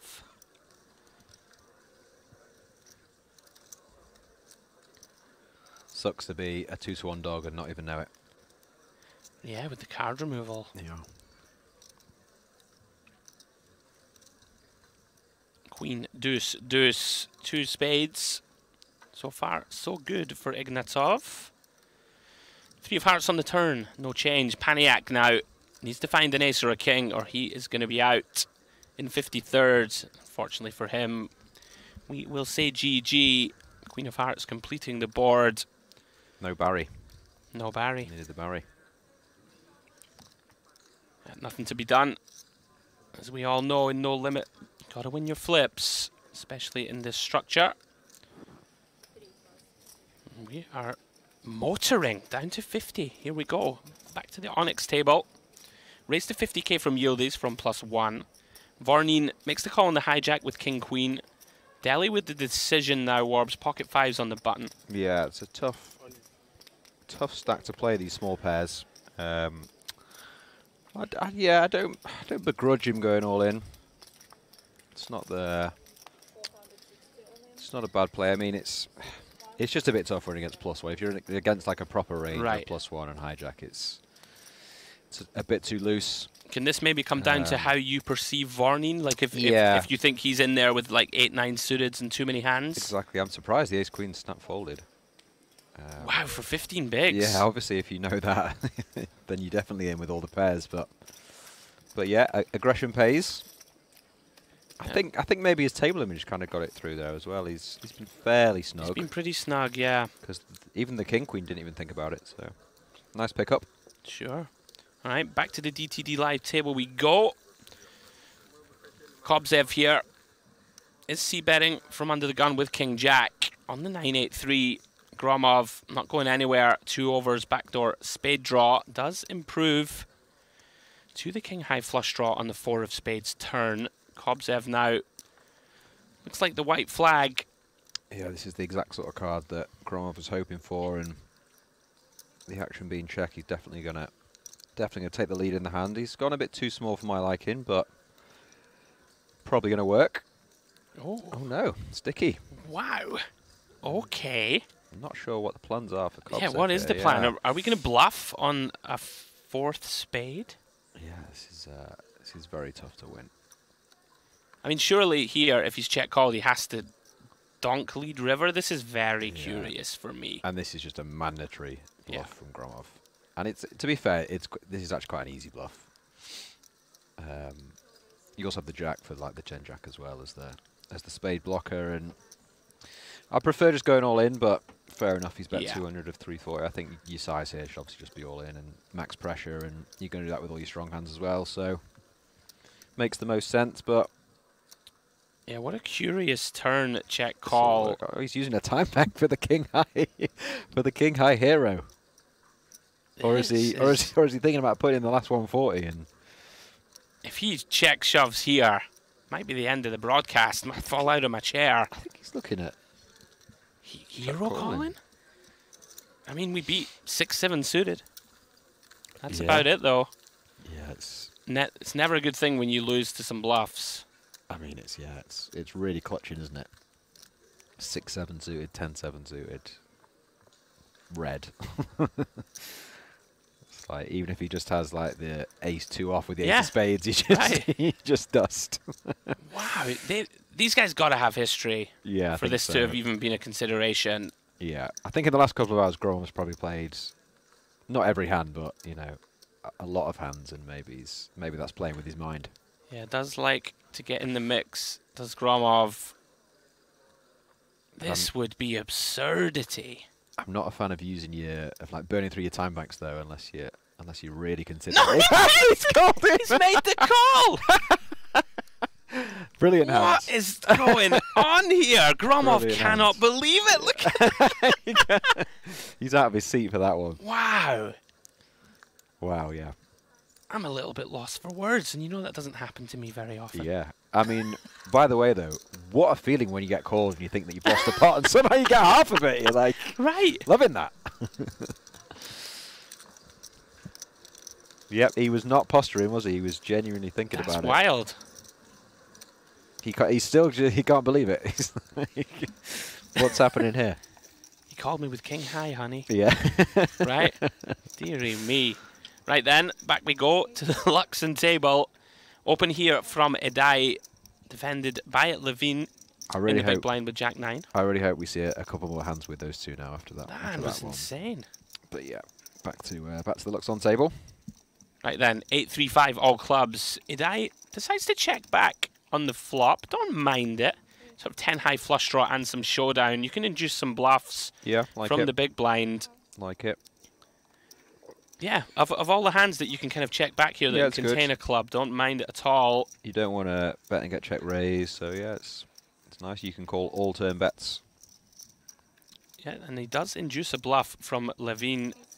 It's a great river, obviously, but he just elects to check back. Doesn't want to seek any value. A pretty shrewd give up, I think, from Levine. Opponent's going to have a lot of ace highs, right? That call turn and are not folding river. Yeah. Pretty reasonable stuff. In your head, you're thinking of all like the sort of middle and low cards, and an ace comes, and you're just done, aren't you? Sure. Back we go to Onyx. Yildiz really getting after it here. Under the gun, Queen 9 off.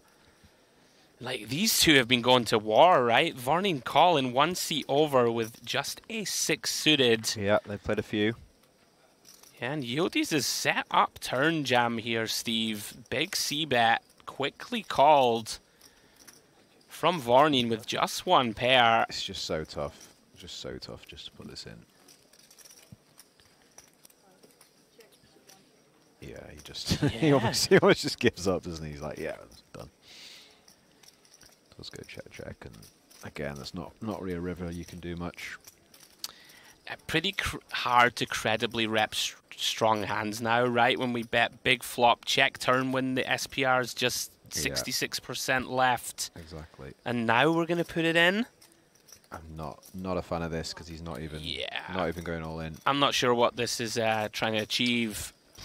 Maybe, I mean, trying to rep like an ace 9 suited that does this, right? Like king queen's not going to bet, surely. Trying to get hearts to fold or something. I don't know, but yeah. Vorneen's obviously not going anywhere. Yeah, some real spicy hands here. And out of nowhere, that's like a 725k pot. It's a big hand. Huge. And Vorneen, very stubborn. Nice turn check. Did get the max. Decided that Yildiz had just given up and had a weak enough hand that we can sort of trap check turn, as it were. Yeah, I think a lot of you players hear me, like, you know, in just some bluff catch spots for a river. Lots of players there will just bet because they've been checked to and they've got top pair and things. But no, he's checked it back and he's managed to get the bluff out of him on the river. So well played. Yeah, earns another 125k. Back to Luxon table we go. Demlakian here, opening with King Jack. Bura calling on the button with the 8-9 of clubs. Allows Smuskavicius to complete with the ace-10-0. Yeah, versus under the gun. I feel like everyone's playing in flow and standard. Off to the ace-king-4 flop we go. Second pair for Demlakian. Smuskavicius with a very kind of disguised strong hand top pair here in the big. Checks over to Bura. Decides that this hand class doesn't make a great stab correctly. So, as we see Smuskavicius improve here, he's going to play this slow. Checks the turn. Yeah, I'd have liked to have seen a bet there from the big blind. You can get value from so many hands. Yeah, perhaps thinking to himself that in the long run, the big blind struggling here on all these kind of high cards. But I hear you. 55k from Demlakian. Smuskavicius now. Decision on him, Steve, whether to bump it up now or just play check call? Yeah, I think that's exactly what he's thinking about. Because the size is quite small, isn't it? 55 into effectively 200. Selling weakness quite well here. Yeah. That was a good bit of acting. I think you do have to raise there, just because so often it's just going to go check on the river now, isn't it? And you've just lost all your value. Yeah, I think you might be right. Yeah, you've called it. 8 of diamonds river. It's not ideal, is it? You feel like you've... Is that why you kind of prefer turn bet yourself? Because it's like easier to represent a bluff if you just lead at it than like if you check raise turn. I completely get what you're saying. It's not it's not your board, is it? But I think versus 2 opponents where it's just so likely they have King X or like a worse Ace X, I think you can just go ahead and bet. And also, you want to set your own price. You don't want to be facing this 55k and then just having to, you know, check call and then it's check. So yeah, I think I agree with you. This one there, but all right, God's Danker now makes it 50k from the hijack with Ace Queen. Martinez very short. Decides now is the time. Puts in the rest with pocket fives. We are going to be off to the races here. Loving those glasses, by the way. He's got a hell of a look. Lacoste top and those Those binners. I need another look. Binners? What's that? Bimmers, you know bimmers? Bimmers? No, I'm not cool enough. Is this some kind of a Cockney rhyming slang? Do I look like a Cockney? No, you don't. Yeah, no, it's not Cockney. Now They might be, Varneen. actually. Tell Ooh, you this something. is- This hand might not be done yet. Yeah, this is tough. He can't really fold, can he? Hijack open button all in for. Just under 10. Oh, in yeah, fact, it's only less. 6. Yeah, 6. Oh, and he finds a very disciplined laydown. It's an incredible fold, really. I'm not sure he should be. Maybe just thinks Worked God's Danker is opening off such a shallow stack. It's a little scary. Possibly, yeah. But Yeah. There you go. the binners. Yeah. Loving that. All right, here we go. Ace Queen versus 5s. Very retro Lacoste jacket as well, yeah. I'm loving that. Hope he Martinez wins. looking to hold with the baby pair. Hope he wins now just because of his fashion sense. There you go. Wow. Jack 5 deuce. Rainbow 98% As good as it gets. for the style icon. 7 of clubs turn. That'll do it. I'm not sure I'm qualified to talk about male fashion, Steve. I mean, I'm not sure you are, to be honest. I'm not. No but offense. Here we are. Inconsequential Queen of Spades completes the board. My shirt's from Marks and Spencer, so yeah, I'm not. It's nice.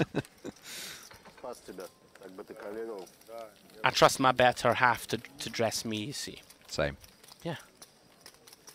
I learned that a long time ago. Check us out.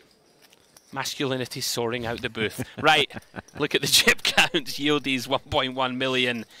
Chen and Yang 930k. As the fast and furious action continues. Back to DTD Live. Another flop flush today. Yeah, Gromov just nailing it. Savenkov can't have opened King 3 off here, right? From under the gun? Did he? Looks like he has, yeah. Wow, okay. And then checks the flop. And the turn. Yeah. Gromov slow playing here with the King High flush. Feels like he has to do his own betting. Not much you can do now, is there? It's Savenkov really open here with King 3-0. It's, yeah, it's, From the gun to the gun. is it a graphic error? Maybe it's blind on blind. That would make more sense, I think. Yeah. Oh. Reaching. Okay, just doing a little inventory. Has to be blind on blind, that one word. Savenkov's been pretty snug, like played Yeah. solidly. I'd be shocked. Can't really see where the button is, but yeah, that Sure. would make a lot of sense because he's so short as well, isn't he? He's not going to be opening. No, maybe not. Oh no, maybe he did. 'Cause the What buttons. is going on? How's he shut down on Jack 5 deuce all clubs with King 3 with 3 of clubs? Maybe either misread his hand or did like a live straddle or something. It's the only explanation. Oh dear. Back to the Onyx we go. Scott's Danker about to get the bad news. Yang finds the butchers. He's just lost that previous race and now he's in even worse shape. Yep, 4-1 dog to survive here. 49 left as we approach the end of day 1A. Looking for a 7 here. We're going to be losing another. Here we go. Oh, it's in the window. 7 of clubs gets there. Goodness me. About to be up to 700k if he can fade one of the remaining kings. No emotion from Yang. Almost like he knew it was coming. He's been here before. Deuce of Spades turn, no help.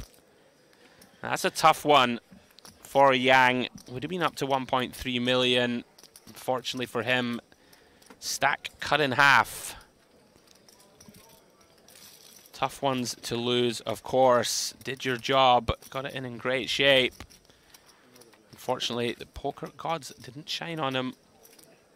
As Vadzim Godsdanker finds a bit of breathing room. Back over to DTD Live. Raise here from Tunka. Beautiful looking ace queen of hearts on the button. 75k to go. Savenkov going to go for the old stop and go. Peels with 8-9 out the big off the short stack and flops top pair. Yeah, that's exactly what he's looking for, isn't it? Yeah, here we go. A piece, a draw, no ace or queen or something. He's going to get it in good, Yeah, of good course. spot for him now. Tunka still with 30% equity. 2 overcards, backdoor, straight and flush draws working. Savinkov looking to hold on. 5 of hearts. Oh. Warbs is calling it in. Let's try for maximum sweat. Well, how about the Queen of Diamonds? Tunka vaults into the lead, and just like that, Savinkov is out of here. GG, sir. Eliminated in 48th place. Tunka pads his stack up over 1.1 million. Unfortunate for him. Fought hard, was down to 20k at one stage. Just couldn't hang on any longer. As we see Gromov still in the lead at the DTD Live stage. Back to the Luxon table we go. The boots. The boots. 6 raise 50. Taravat, min raise, 50k to go. Blinds are now up, 12.5k, 25k.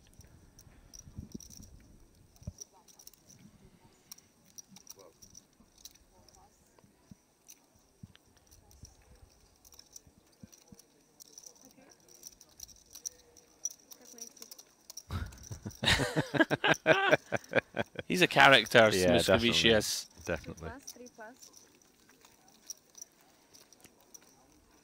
It's been fun watching him today. Now then, Sergenko is going to get out of line here, Warbs. It's just a call. Yeah, a this little is pretty wide. A little bit loose fist under the gun, isn't it? But maybe he's played with him all day and he feels like he can outmaneuver him post flop, let's say.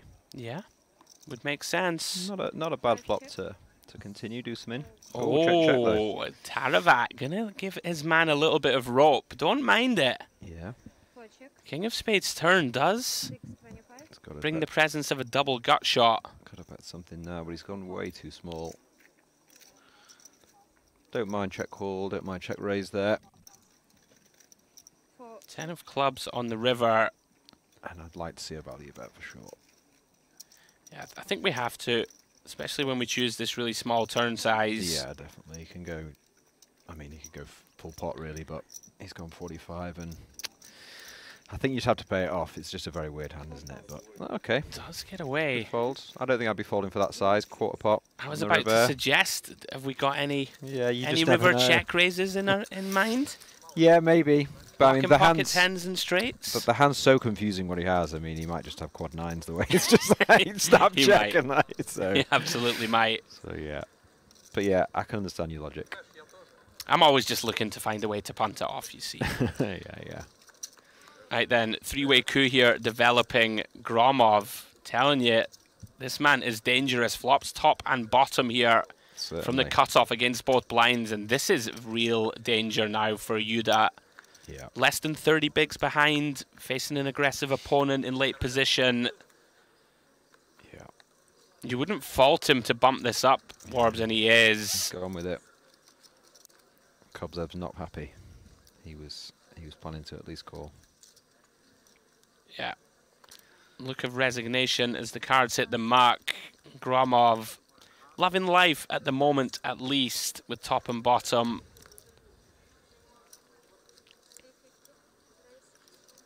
Yeah. Is going to ask for the rest of it. No slow play, just in it goes. Yeah, Yuda, one of those spots. You're not thrilled when your man puts it in. He's going to need to get there. Does have a bunch of backdoors working for him. Immediate outs of a 10 or a 9. Huge pot. 1.5 million in the middle.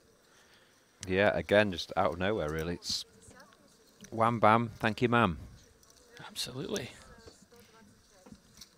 Gromov going to be up to 2.4 if he can hold, but the 9 of clubs immediately pings the turn. Oh, hang on. Are we chopping? It's chopping now, yeah. We are chopping. How's Gromov chopped this one? Gromov's graph for his mood, honestly. It's just like up, down, up, down, up, down, chop. We saw Gromov chop that absurd spot, King Jack versus King Jack. It's hard to decide who's more tilted here. I feel like you just trying to work out if he wins or it's the chop or not. He's looking at it like, have I won, have I lost? What's happening? Deary me. Roller coaster. telling you, Gromov, hard man to get rid of. Yeah. That was a big pot. 1.5 mil, 25k big blind. Mystery bounties in play tomorrow. Not tomorrow, the next day, I should say. Yep, start of day 2. That's when it gets fun. Have you ever pulled a big bounty, Andrew?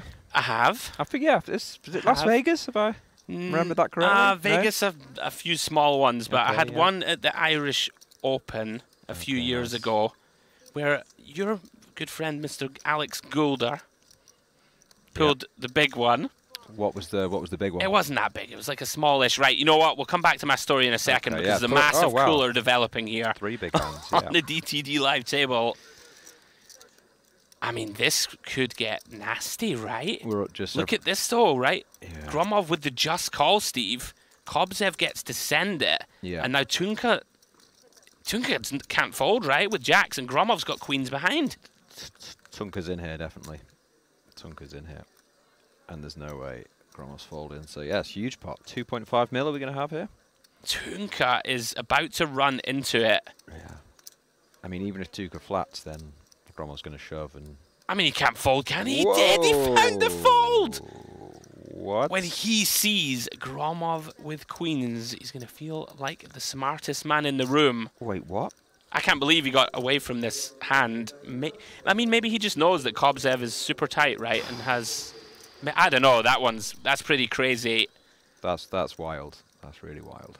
Yeah, Gromov was set there to potentially have over 100 bigs. Anyway, as it stands, 1 million in the middle. Wow. Kobzev versus Gromov. He didn't even look surprised when I he saw can't believe queens it. behind. It's almost like maybe that he knew he flatted so big. But Oh, there's the my punishment. goodness me. Max Payne. King, Jack, 4, 2 hearts. Max Payne. That is Max Payne. Somehow we've avoided a 2.5 million pot where Gromov would have been outdrawn and just been like absolutely distraught. Oh, ace on the turn now, opening up. Extra outs for Gromov. Queen or a 10 for the sickness. Oh my goodness me. 10 of clubs completes the board. Gromov runs down Kobzev.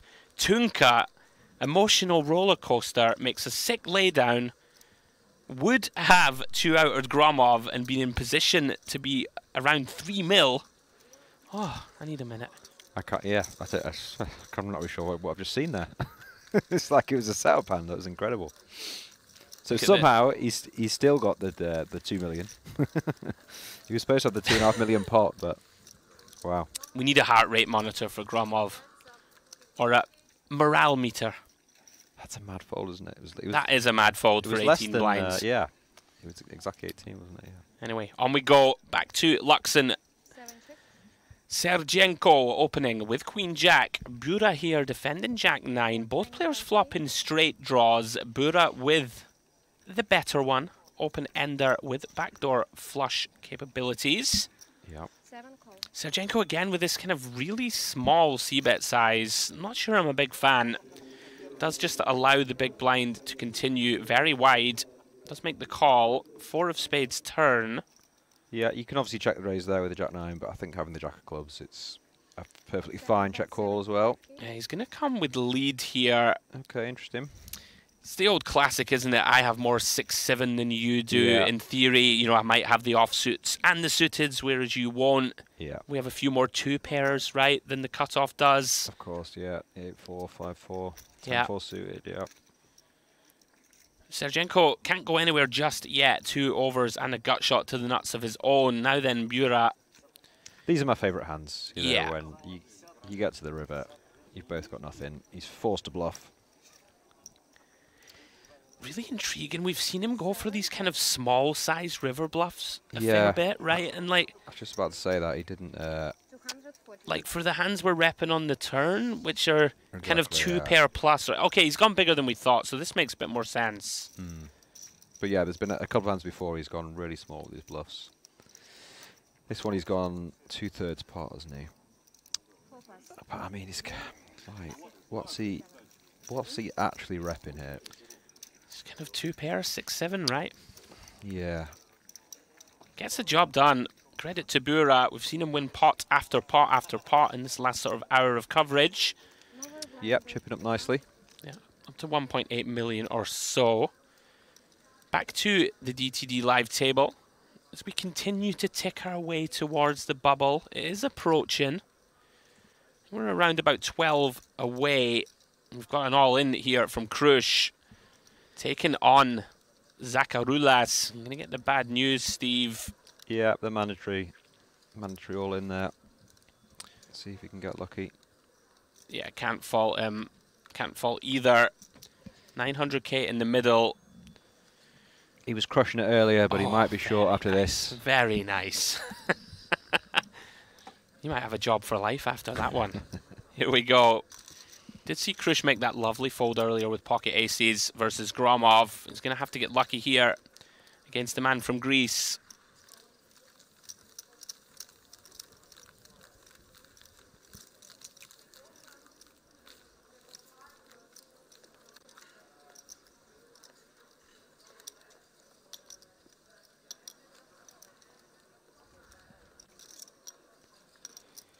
Ace in the window, followed by the 5 and the 6. Little bit of hope for Krush with that backdoor flush draw. As it stands though, needs to find a queen. Very blank 4 of hearts on the turn. Deep breath from Zacarulas. 3 outs to fade. Does so with ease. Ace of spades on the river. Finds the full double up and sits back down. Well done, sir. Up to 900k. Yeah, you're absolutely loving that at this stage. 900k, a decent stack. You're not too far off the money and bagging up.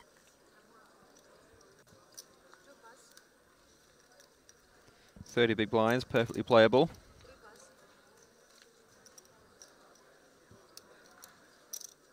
Yeah, plenty to work with.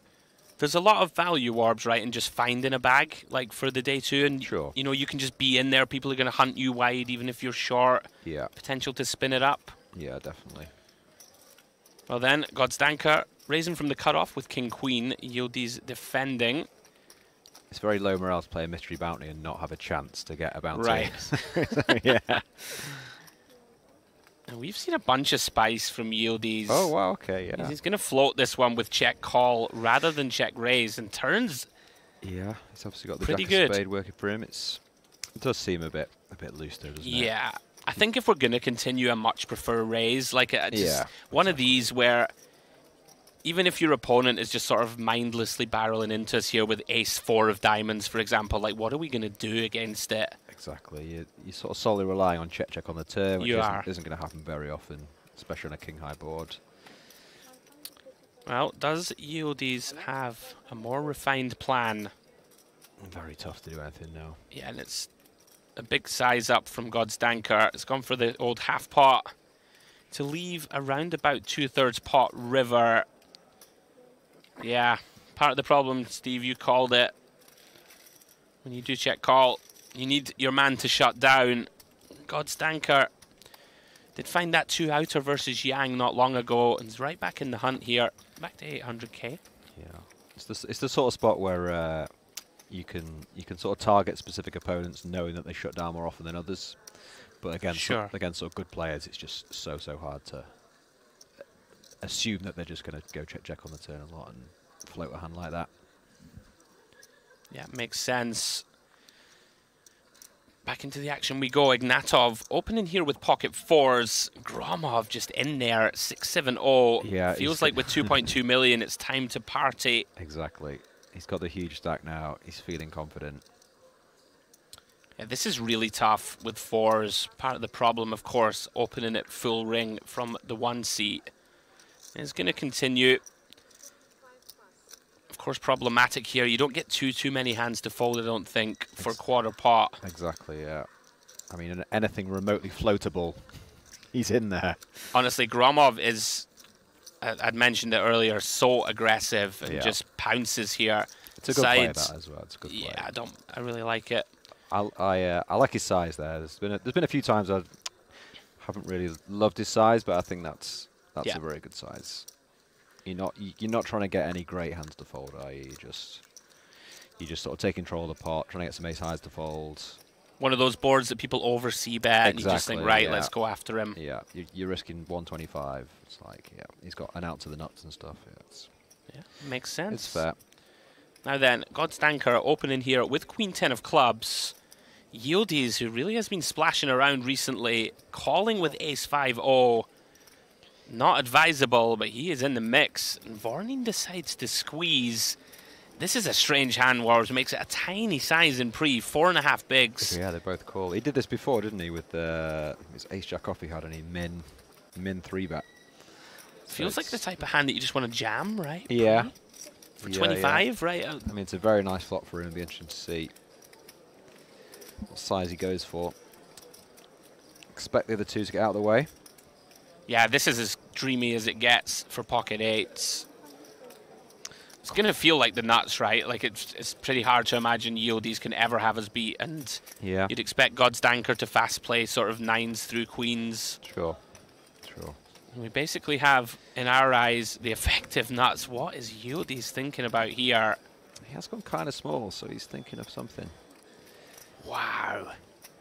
It's a devilish kind of flop, isn't it? So oh, might, very nice. He might peel one hoping for the other six. Well, those chips are going straight to hell unless something changes. Jack of clubs on the turn. Very good. I mean, these guys have been going to war all night long. Yeah. Is he going to put it in? I think he's just sending it. Wow. Or no, it's not all in. Excuse me. It looked like he just picked up one stack and said, I'm all in. Is he a bit like half a stack? Yeah. Yeah, I mean, he's gone all in without going all in. He's committed himself. You never want to be too hypercritical. Just Yildiz kind of maybe a bit of tiredness creeping in warps, couple of slack hands in a row. Yeah. You know, it's very easy to just bleed off chips. I think he's getting a little bit impatient, yeah, because he wasn't playing like this at the start. Yeah. But you never know someone's strategy. He might just want a huge stack for day two and wants to gamble it up a bit. Fair enough. He's paid his money. Oh, absolutely. Back we go then to DTD Live. Gromov, of course, in the mix. Yeah, getting after it. Does find calls from Yuda and Ignatov in the blinds. Everybody whiffs on the 10-6-4 diamond board. Normally a case of who bets first wins. Flop does check through. Great turn card for Yuda. Yeah, kind of surprising no c-bet from Gromov. I actually quite like it. One of those ones that we just... Sometimes you got to give up, right? Usually I agree. I just think with it being so close to the end of the day, okay, I feel like it's a good time to be putting pressure on. And yeah, okay.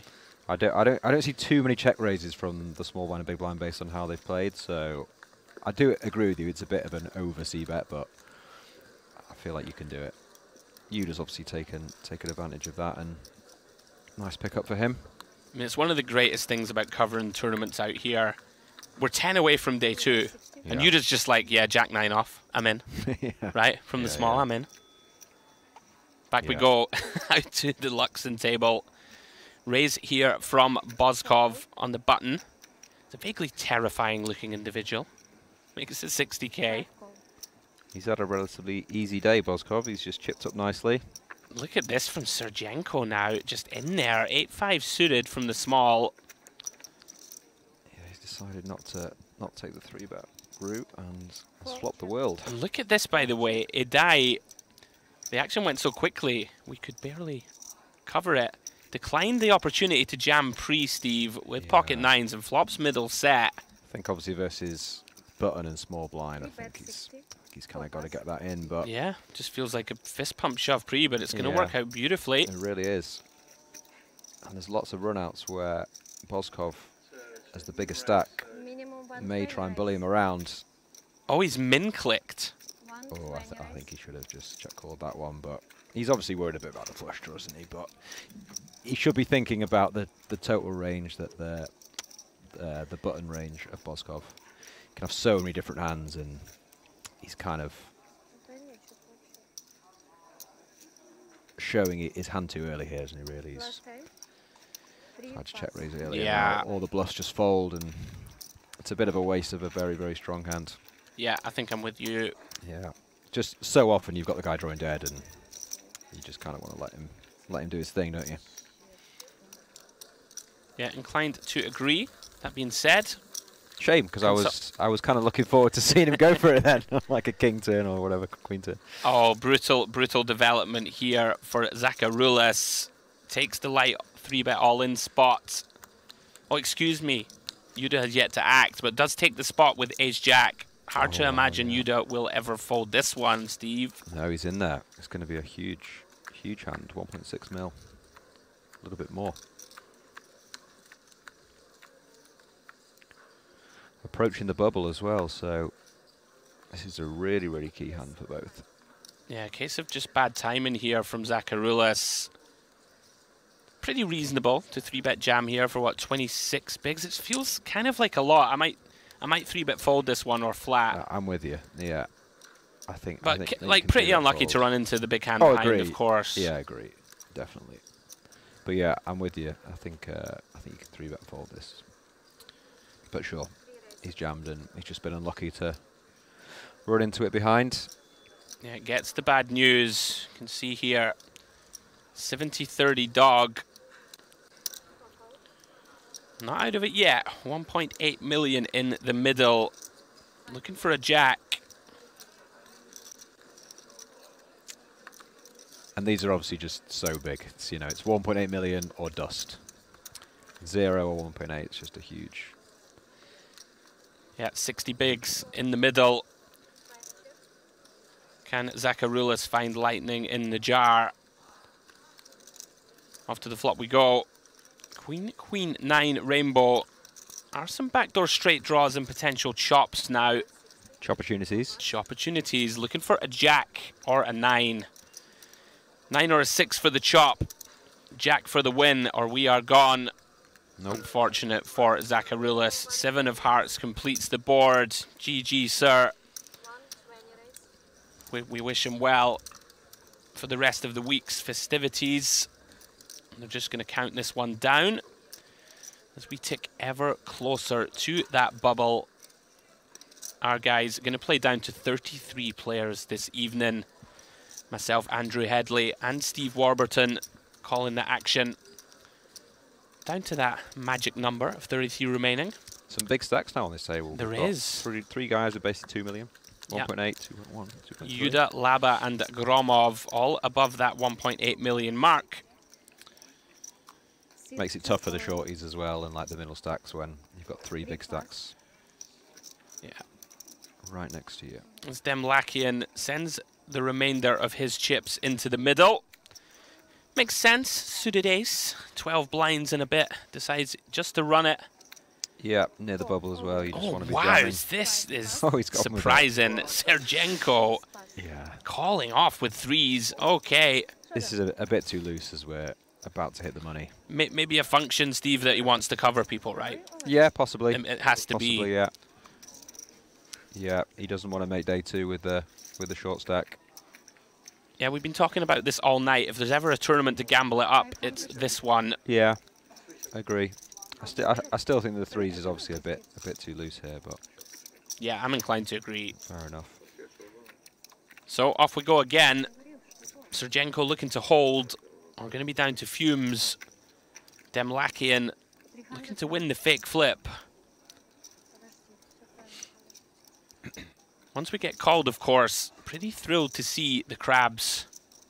There's another nickname for you. And even more thrilled to see the ace of diamonds, followed by a 10 and a 4. Sergenko now drawing to a 3. There's the crab. There it is. As Demlakian, aghast, throws his hands up to the heavens. GG, sir. Sergenko now up to 1 million chips.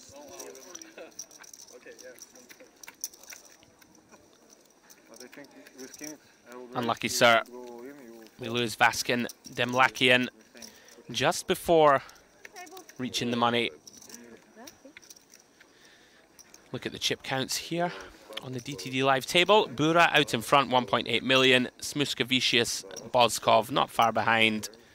Sergenko now closing in on that 1 million chip mark.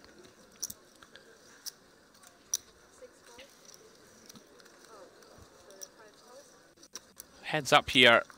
Ranjadel versus Gromov. Interesting here. Looks like Ranjadel decided to check back flop.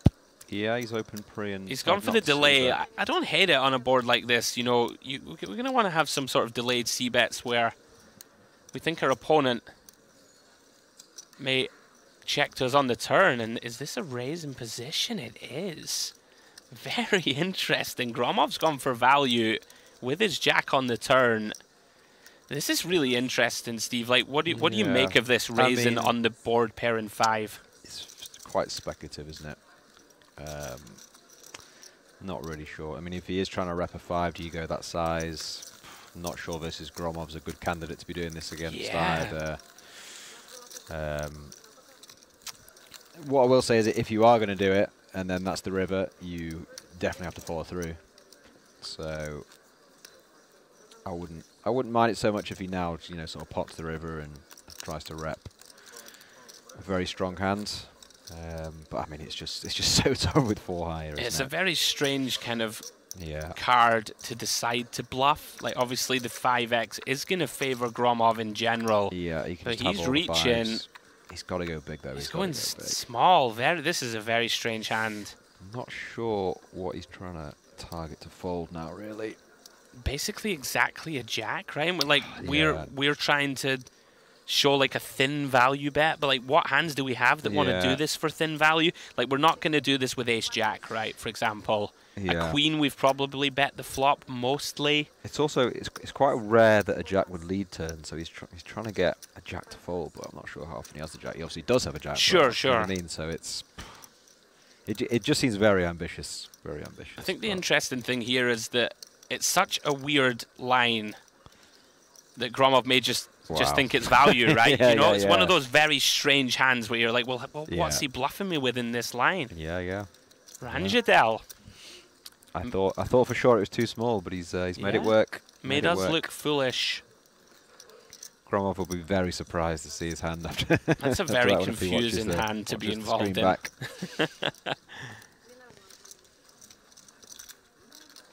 I mean, we were confused covering the hand, so I've no idea how he feels being in the mix. Yeah. It's not good when you can see the cards and you're still confused, but yeah. All right, back to the Onyx table we go. Vorneen here. 5 off the money. Yeah, we are hurtling towards it. Big open here, by the way, from Vorneen. 3.5x with the pocket 4s.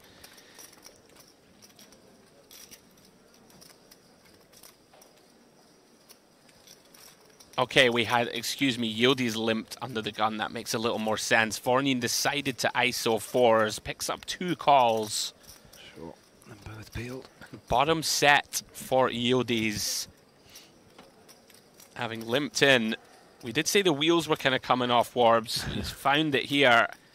Yeah, he was definitely looking. Oh, is he going to lead now? Yeah, I'm not sure about this. Surely just let an aggressive opponent in Vorneen keep putting money in the pot. Agree. You know, if they've got an ace, you're still gonna get the money, and if they don't, you want to let them rep the ace, don't you? As it turns out, it might just be fold. You would imagine so. Which is very disappointing when you flop a set. It's maybe one of those spots, though, right, where like the leveling wars begin. Like Yildiz isn't really supposed to lead ever, so now all of a sudden his opponents are thinking, well, you can't have anything really good here. Yeah. But in fact, he has bottom set, and Yildiz is going to get the bad news. Fold. Got himself back to a mill. Yeah, playing some very spicy lines. Steadies the ship somewhat. Back to the Luxon table. Raise from Sergenko here. King, Queen, O from under the gun. Call from Taravat in the hijack with King Jack. Boskov here. He's not squeezing this, is he? Right. Late in the day. This is spiced. It's kind of like what I was saying a few minutes ago, just about, you know, it's near the bubble. He's been watching these guys all day, and he's obviously picked his targets rather than his specific hand here. I mean, this is pretty sick, though, right? Against under the gun and hijack peel. It's the right idea. I feel like it's the wrong timing and wrong hand, but it might work. You know, it might work. I think it is going to work. I'd prefer to pick a hand, you know, like an offsuit king, an offsuit ace. Probably not against under the gun, but yeah, it's kind of nice and it's going to work, I think. So yeah, fair enough. I'm all for takes balls as well. Like doesn't it? I'm all for some sick kind of live read timing spot of, you know what, I don't care what my hand is. Yeah. He's done it. Fair play to Boskov. Makes it work with the Jack 3. Do you think any of this Warbs is like, I'm on the feature table, definitely. I'm just going to do something gangster? Is the next thing I was about to say was he'll definitely be watching that back as soon as he finishes. He'll get it up and like be showing all his mates. Well done. He was I think he was an online qualifier as well, so it's like even more balls. Well, Martinez here limps the small, flops huge. Yildiz checking back with the 8 deuce, top and bottom here for the Spaniard. See if he decides to slow play this one. Looks like he is. I'm a big fan of it. You want to give Yildiz the opportunity to make a mistake here. King of spades on the turn. Yildiz looks like he just wants any bet as fast as possible, yeah. So he can muck. He was looking at his opponent with complete disdain there, just like, come on, mate. Next hand. I think there might be some frustration creeping in. He seems a little bit. Seems a little bit over it. Yeah. I mean, he obviously won the last hand, but when you flop a set and you basically win just the minimum, it's not very exciting, is it? Well, Gromov getting after it again. Yeah, Jack 4 off from the button. Just going for it now, isn't he? We're near the end of the day. He's got all the chips. It's probably close to any 2 from the button now. It's like kind of a dangerous guy to go after. Yuda has shown that he's just not scared to put money in the pot. Oh, definitely, yeah. Intriguing to see how this one pans out. Queen 9-7. Yuda flops best. Middle pair, king kicker. Gromov. We have seen some checkbacks, but no, he's going to go for this one. It lines up the first barrel. About 60% pots. Yeah, quite like the size. I'm really rooting like a 10 or something, just to see. Yeah, that'll do. Okay. See if he's got the second barrel. I'm sure he has. In terms of cards we want to see. Okay, he's going to check turn. Well, when you know it's coming, Steve, yeah, you can just check. 10 of spades river. Nasty run out for Yuda. I do wonder if Yuda's going to try and rep this. It's had a bit of a tendency to do like a small size type vibe, so I think it's coming. Just like a mergey. Yeah. I've been paying attention today. Here yeah, very good, Steve. Very good. Yeah. 140k. Kind of reasonable, right, from the big blind here that we can have a lot of Jack X. We can have some 2 pairs that might want to block. Sure. He's raised or called? No, he's done the old min raise. Just over min raise. I think we kind of have to, and also stops you tabling Jack 4 off. Yeah, that's true. Right on the bubble, which is kind of nice for your image. It's true. Many a river have I bluffed because I don't want to check back. For sure. For sure. You might have another hour with these guys, right? Exactly, trying to pound away. Yeah. This way, they fold, you can show a Jack. Exactly, yeah. See, I had it, buddy. Live secrets. Live secrets. Live secrets with Steve Warburton. Forward by Andrew Headley. It'll be the last book we ever wrote. Right, Gromov continues to pound 2.4 million in chips. Yeah. He's just going to keep going now, I think. When it's folded to him, he'll be considering all the opens. Sure. So it gives us an opportunity to tell you what's coming up this week. 9 days of coverage, guys. This is, of course, 1A of the Poker OK Mystery Bounty. Day 1C tomorrow. Then, of course, on Monday, the final day of the Mystery Bounty, where we get to open the envelopes and do all that fun stuff. Then we have a day off through to next week on the 7th. We've got day 1C of the Lux and Pay Grand Final. Day 2 of that the following day. And then the final day on the 9th. One more day off, and then we're into the big one. MPP main event starts on the 11th of May. 3 days of coverage. all the way through to crowning a champion of that one. And that is a $5 million guarantee. I never get tired of it, I gotta say. Like, covering the big events. It's exciting. Everyone's arriving into town. Yeah, yeah. It's going to be a big week. It's all happening. So, 38 remaining. We are now 5 away from that magic number. 33 players will bag up and return on Monday. Kind of a tight forward there from Guntanka. 10-8 suited. Yeah, I think maybe recognising that he's got, like, Yildiz and Vornin seem to be in every pot behind. Yeah. Would make a bit of sense. Yeah, he's got quite an awkward stack, I guess. Jack, deuce, 5. Both players with... We've seen Yildiz really struggle out of position to Vornin. Lost a bunch of pots to him. Has been kind of c-betting almost range, right, in some of these spots. Yeah, a lot of history between these two, and it wouldn't surprise me. Here to he see comes him, again. See him peel. Yeah, Vornin just really a thorn in his side. Or has he gone for the raise? He has. Yeah, I mean, I like it. Yeah, don't mind it. Don't mind it at all. 3 to a straight, 3 to a flush. It's 2025.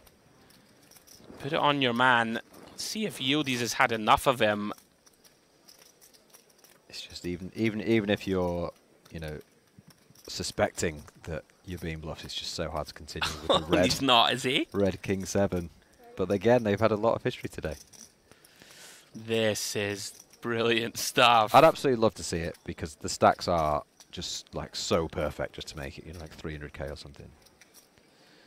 Because then Vornin has to decide whether to go all in or just, you know what I mean? It's so much of his stack. So. No, I don't have. Nice. Oh, it's just so hard to he do slow rolled us. So hard to do it. Really difficult with this combo, right? Good play from Vornin, maybe recognising that Yildiz has been c-betting a lot, as you were saying, Andy. Yeah. Nice pickup. Yeah, Vornin tough, man. Not folding much. He's going to make you put him to the test. Yeah. Never a lot of fun to have someone like that on your direct left. Back we go to the DTD live table. Open from Gromov, back at it, King 3.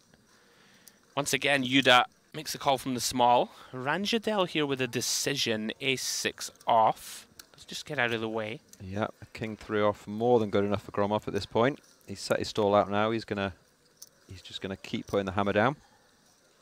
Off to the 10-8-6 two-heart board. Top pair for Yuda. Gromov.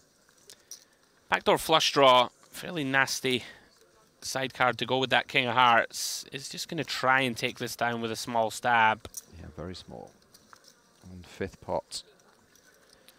Yeah, Yuda going nowhere, of course. Very easy call. Now then, 7 of Hearts on the turn. Gromov does improve to the 2nd nut flush draw. That's where I'd like to see him size up. He's on 90, I think. Yeah, 90. Yeah, I don't mind this sort of 40%. We can represent, you know, some non-nutted hands that still want to get value, right? Like something like an 8-9 no heart. We don't necessarily want to blast money in. Sure. Potentially a flopped set where you want to target a 10, stuff like this. Yeah. Fair play to Yuda. Not going anywhere. Very quick turn call. But here's where the hand starts for me. Has he got it? Oh no, he's not. He's not got it in him. I think it kind of makes sense to give this one up. Yeah, fair. I mean, like, we can't win, but our opponent can have some boats now, right? Course. Potentially. Yeah. Just have a 9, can have some flushes. You're basically trying to get a 10 and a 10 only to fold. I agree, but I was still rooting for the, you know, so 600k, 150% pot. 600k, buddy.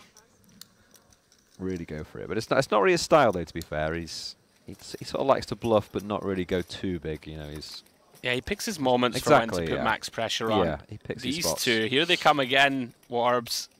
Oh, I mean, this could be it. This is the clash that they've both been waiting for each other. Yeah, I'd be very surprised if this doesn't actually just get in.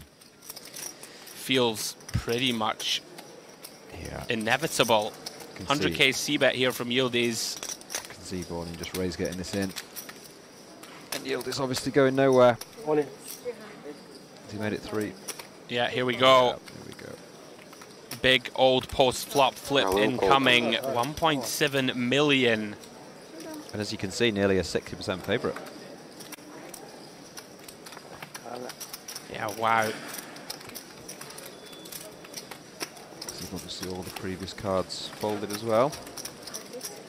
Big moments. 5 from the money. Yildiz looking to hold against his nemesis. Vorneen looking to land a killer blow here. 2 overcards, second nut flush draw. You're absolutely hating this, by the way, 5 off the money. You are hating life with ace 10. You sat there all day. Okay, hating life less. And Ace now of you've diamonds. now you've got to fade everything. On the turn. 9 outs for Vorneen. Can he find it? No, he can't. 9 of clubs river. Massive hold for Yildiz. 1.7 mil. Sigh of relief. Isn't that just the moment, Worbs, where you just sit there where you're like, how didn't I win with King, Queen of Hearts? It's a cruel game. It just feels like you're in position. injustice. You're overs, yeah. Those are the ones you gotta win. I'd be on the phone texting the group. This game's rigged. Yeah. It's worse when you're going for the mystery bounty though, so at least it's in day one. Yeah, unfortunate for Vorneen. I like how he's been playing, I gotta say. Very aggressive, getting after it. Yeah. And all of a sudden, Yildiz. Yeah. 1.7 mil chip leader on the table. He was kind of wobbling, right, for a little spell there, like a Yeah. few slack hands, but he's back in business. Well, a man who's not afraid to raise. Gromov with a real hand this time. Ace-Queen in the hijack. Finally a real hand. I believe the blinds are 20, 40k now, so it's getting... The price of poker is getting steep. Ranjadel here.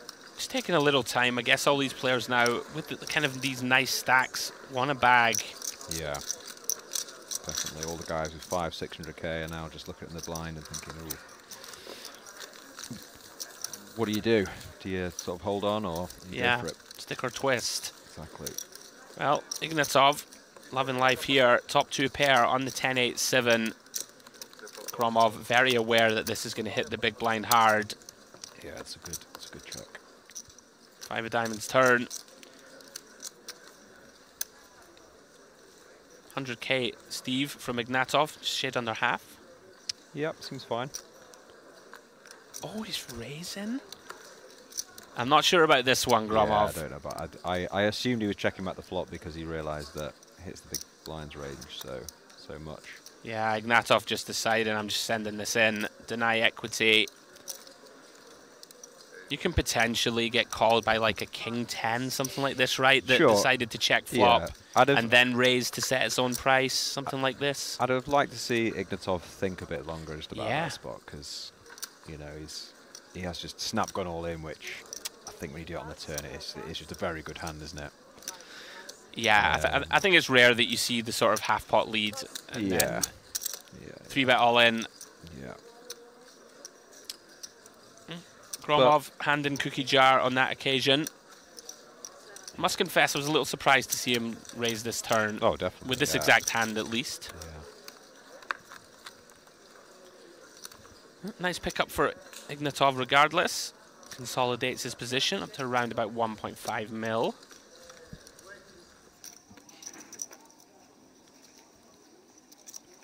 Back to the Luxon table we go. Smuskavicius +1. Ace-4 off. Okay, 80k to go. He's been grinding away all day. And like, this is dicey, right? It is a bit dicey, yeah. 35 bigs, 5 off the money. Yeah. Never quite know what Bozkov's going to do. Yeah, Let's get out of the way. It's not even like the 3 stacks to his left are all short. He's going to put pressure on. It's just like huge stack after huge stack. I mean, you know what? You got to say it's great viewing for us in the booth. People are just 100%. getting after it. Yeah, for sure. Bura with a very easy defend, flexing, calling chips with the pocket 3s. No tanking, no, you know, trying to make day 2. Yeah. They're just in there. Great Wow. action. King 3 deuce. Here we go. Middle set versus a wheel draw and overcard for the pre-flop raiser.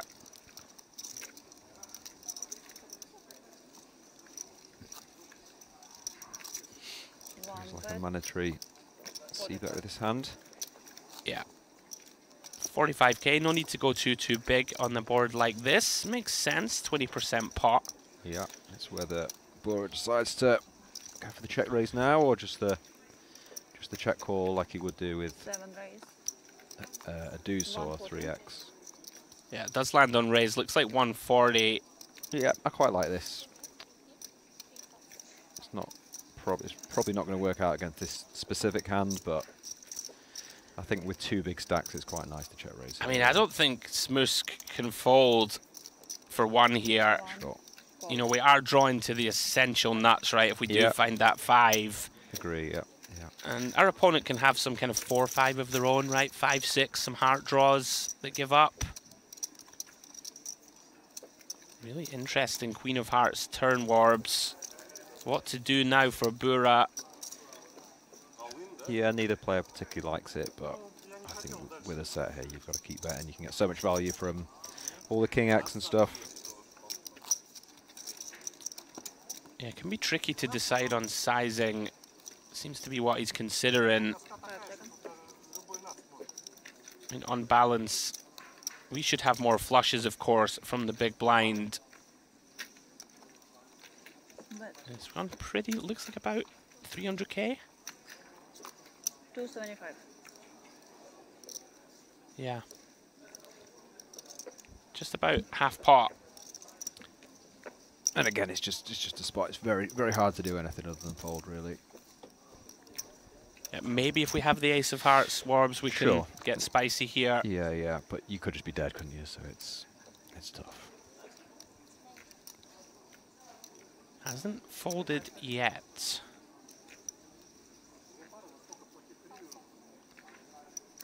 This man's been grinding all day. He's not going to be firing it in now. Famous last words from Mr. Warburton. Things you shouldn't say in Here Merit. we go. Here you should not. Okay, you're gonna see a river. And all of a sudden, we have 1.1 mil. Wow. In the river, on the river. Huge river upcoming. Is the Jack of Diamonds. Pot to stack ratio of just 1. It would be unreal if somehow this goes check all in. And I can't see it, I don't think. no, I can't either. But for 80% pot. I also couldn't see the call on the turn, so maybe he does have plans. This is a pretty wild one. If Bora goes small, we could see something fun. I think he's going to go check or small, yeah. It's kind of in. No, he's got Yeah, it just puts it in. Makes sense. Smuskavicius just curses himself and says, "Why did I call the turn? Yeah. Throw in the time banks. Why do I do it to myself every time?" Yeah. It's annoying when you sort of try really hard to bluff someone and they don't give an opportunity. They're just going all in. Don't let you do it. It's like every year you sort of go to Vegas, they just never let you bluff because they're just all in on the turn or whatever. It's like, all right, you win. Yeah, this is an incredibly tilting spot. As Smuskavicius maybe just thought his opponent would check river enough of the time to allow us to put the money in. Yeah. I mean, you could hero call, but having that 4 in hand can't be good. Blocking some of those 4-5, 4-6 type hands that could be the ones that check raise flop, send it in by the river as a bluff. I'm very surprised to see this length of tank. I'm not really sure what it's achieving unless we're going for the ultimate hero call. I think he's just trying to run down the day, really. He's just over it now. He's like, let's just use all the time banks and that's it. I mean, that makes sense. He's not calling this one, surely. I mean, yeah, it's Surely not. nigh on impossible, isn't it? We would be starting the week with a bang. Just put him on like the 4-5 off when you have a 4. Yeah, Bora now, of course, praying for a call. Knows he's got his man. Doesn't know his man has just ace high.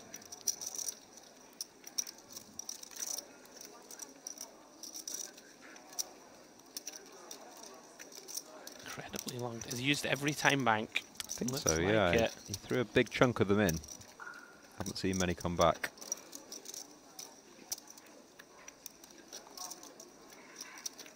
One pass. They're in the muck. Does eventually relinquish. We'll never know what would have happened if he'd have checked the river or he'd bet small. Maybe there was a big bluff coming. We're just so greedy in the booth, eh? Like you just want to see the fun. Action. I just wanted to see 400k from Bura and then all in for 900. Same. The min-raise bluff river. I'm with you, Andrew. I'm with you. Yeah, very impressive display from Bura, to be fair, today. He's won almost every pot I've seen him play, up to 2.3 mil. Pretty solid day, yeah. Very strong. Off we go to the DTD live table. Ranjadel with the open here with King Jack. Called by Krush on the button and Gromov in the big. Huge flop for the German.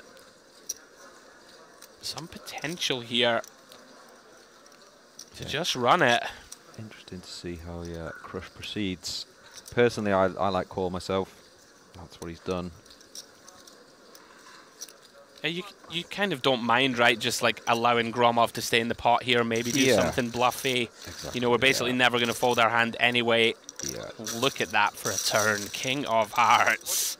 Top 2 for Ranjadel. Second nut flush for Krush. And at times, obviously, when Ranjadel has nothing, you just want him to keep betting, and there's no turn card you're folding. I mean, this just feels very much like a stone cooler at this point, Warbs. For sure. Pot back. Sure, what can you do? Maybe a heart saves him, but we'll see.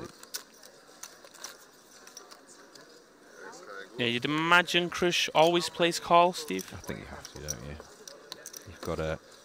You've got to balance the times, you know, you've got the ace jack or the jack 10 with the 10 of hearts or whatever, and you can't really just be raising anything. Sure. Does make the call, and here we go. The river is the 10 of hearts. Very bad card for Krush. Interestingly here, Ranjadel cursing his luck here, thinking that this is a dreadful card, but it's actually going to save him 440k. Probably. Probably. Probably.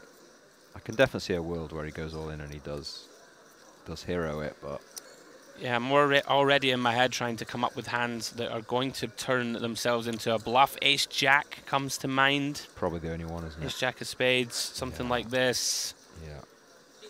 Queen 10 of clubs or something, right? That did something real, like floated flop and felt it had to call turn. Possibly, yeah. The size was quite small on the turn, but yeah, I know what you're saying. 300k from Krush. Has gone for the non-all-in. Trying to rep the old I'm bluffing and leaving myself 3 big blinds to spin. Yeah. It's just hard in the kind of real world to give people enough bluffs, right? Yeah, definitely. He's had to have made some super loose call on the turn to do it. And also, I just feel like in these spots, if you are bluffing, he's probably more likely to go all in, isn't he? So he's not very balanced probably in this spot. Seems fair. In go the time banks. But maybe he knows his man and he thinks 300. You know, 300.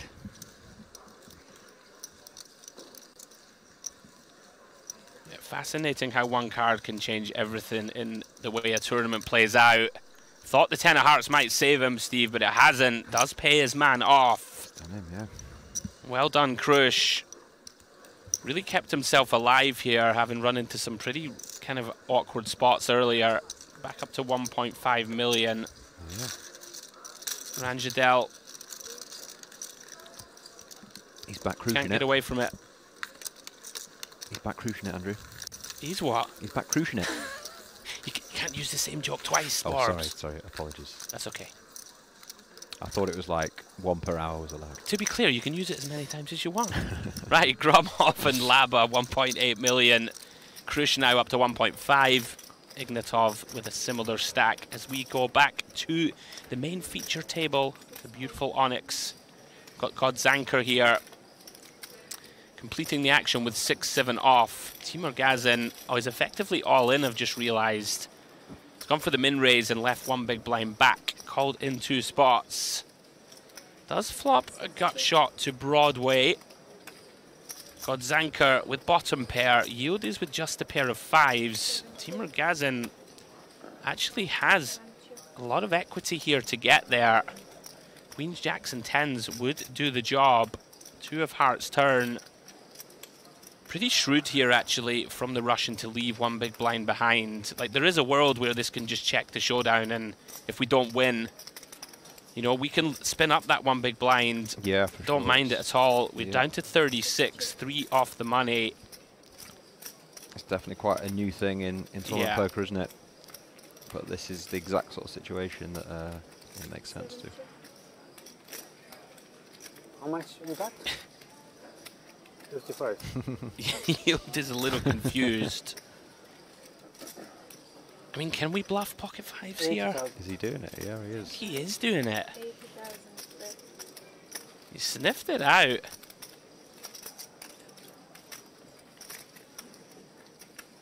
I mean, it's hard to imagine that you ever get a better hand to fold, right? But you might get to deny some equity versus like a 9-10 suited, something yeah, like I mean, this. he's totally randomly got the 6 to fold, but yeah.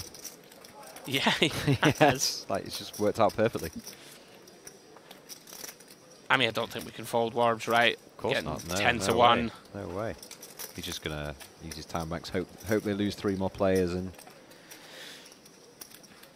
that's his plan. He's going to get the news that he's a lot more live than he thinks. Yeah, you think you're Drawing to a 10, most likely. yeah 10 only. But got the queen and the jack as well. Here we go. Reluctantly commits his final 35k. Yildiz has got the best hand out. In shape to scoop 370k here. Can't believe it. It's like, how did I have the winner here? Can he find it? Queens, jacks, and 10s only. Or we lose Timur Gazin in 36th.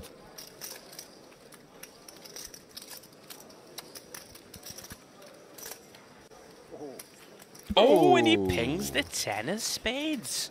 Hello there. He knew it was coming, didn't he? That's nice. That's nice. That's nice when you 3-up the money, isn't it? Yeah. It is nice. Не, ну по факту канону. Sorry, I put 80.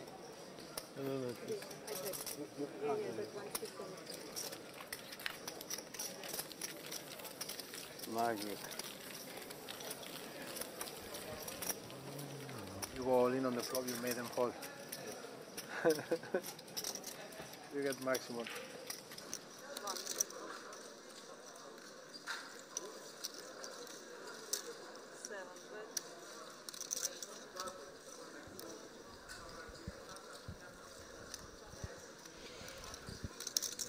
Back we go then to the DTD live table. Gromov getting after it. 3 bets here with 6s.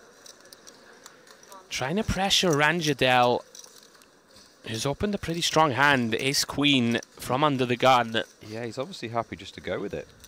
I don't think he's 3-betting to fold, so yeah, he's just decided. Yeah. Here we go. Yeah, and Gromov's just decided, all right, let's Yeah. flip. It's pretty loose versus under the gun, but they've got a bit of history, and a pair's a pair. Yeah, maybe thinks his opponent has enough raise folds Sure. off 14 blinds. Not unreasonable to think so. Decides to run it. 1.2 million in the middle. Ranjadel needs help.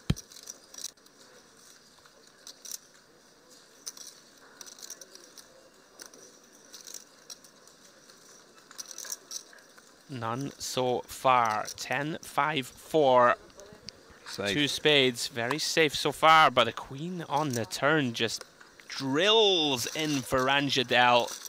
He's going to double up here if he can fade a 6, and does. King of spades completes the run out. It's never easy with Gromov. It is never easy.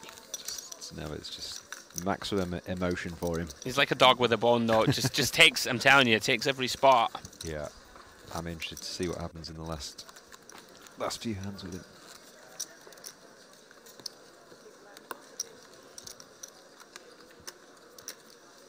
Big flip to win. 3 from the money.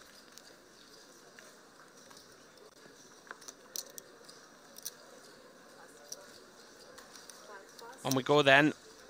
3 more to lose.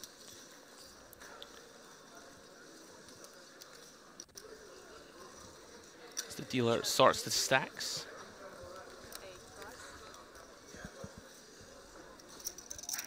As we've been saying, guys, day 1 of the 2025 Mediterranean Poker Party. This is the 1 million guaranteed Poker OK mystery bounty. As we see Bura here taking on Smuskavicius. C-bets the pocket nines on King Jack, Jack 2 clubs and turns a boat. How's your luck? Very dicey waters for Smuskavicius here. Has the nut flush draw warbs. Hard to fold, especially to this sizing. Yeah, can't fold to that sizing at all. I definitely would have liked to see him go a bit bigger, but as it turns out, it's the perfect size. Wants him to draw. Yeah, little does he know a club's going to send them home. Yeah, club's just a total disaster, isn't it?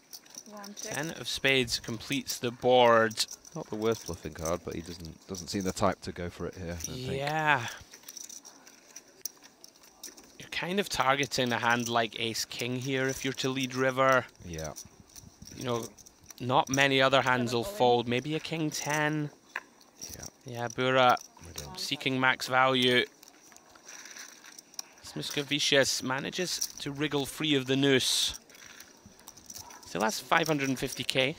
Frustrating couple of hands for him, you can see it. Yeah. See it on his face.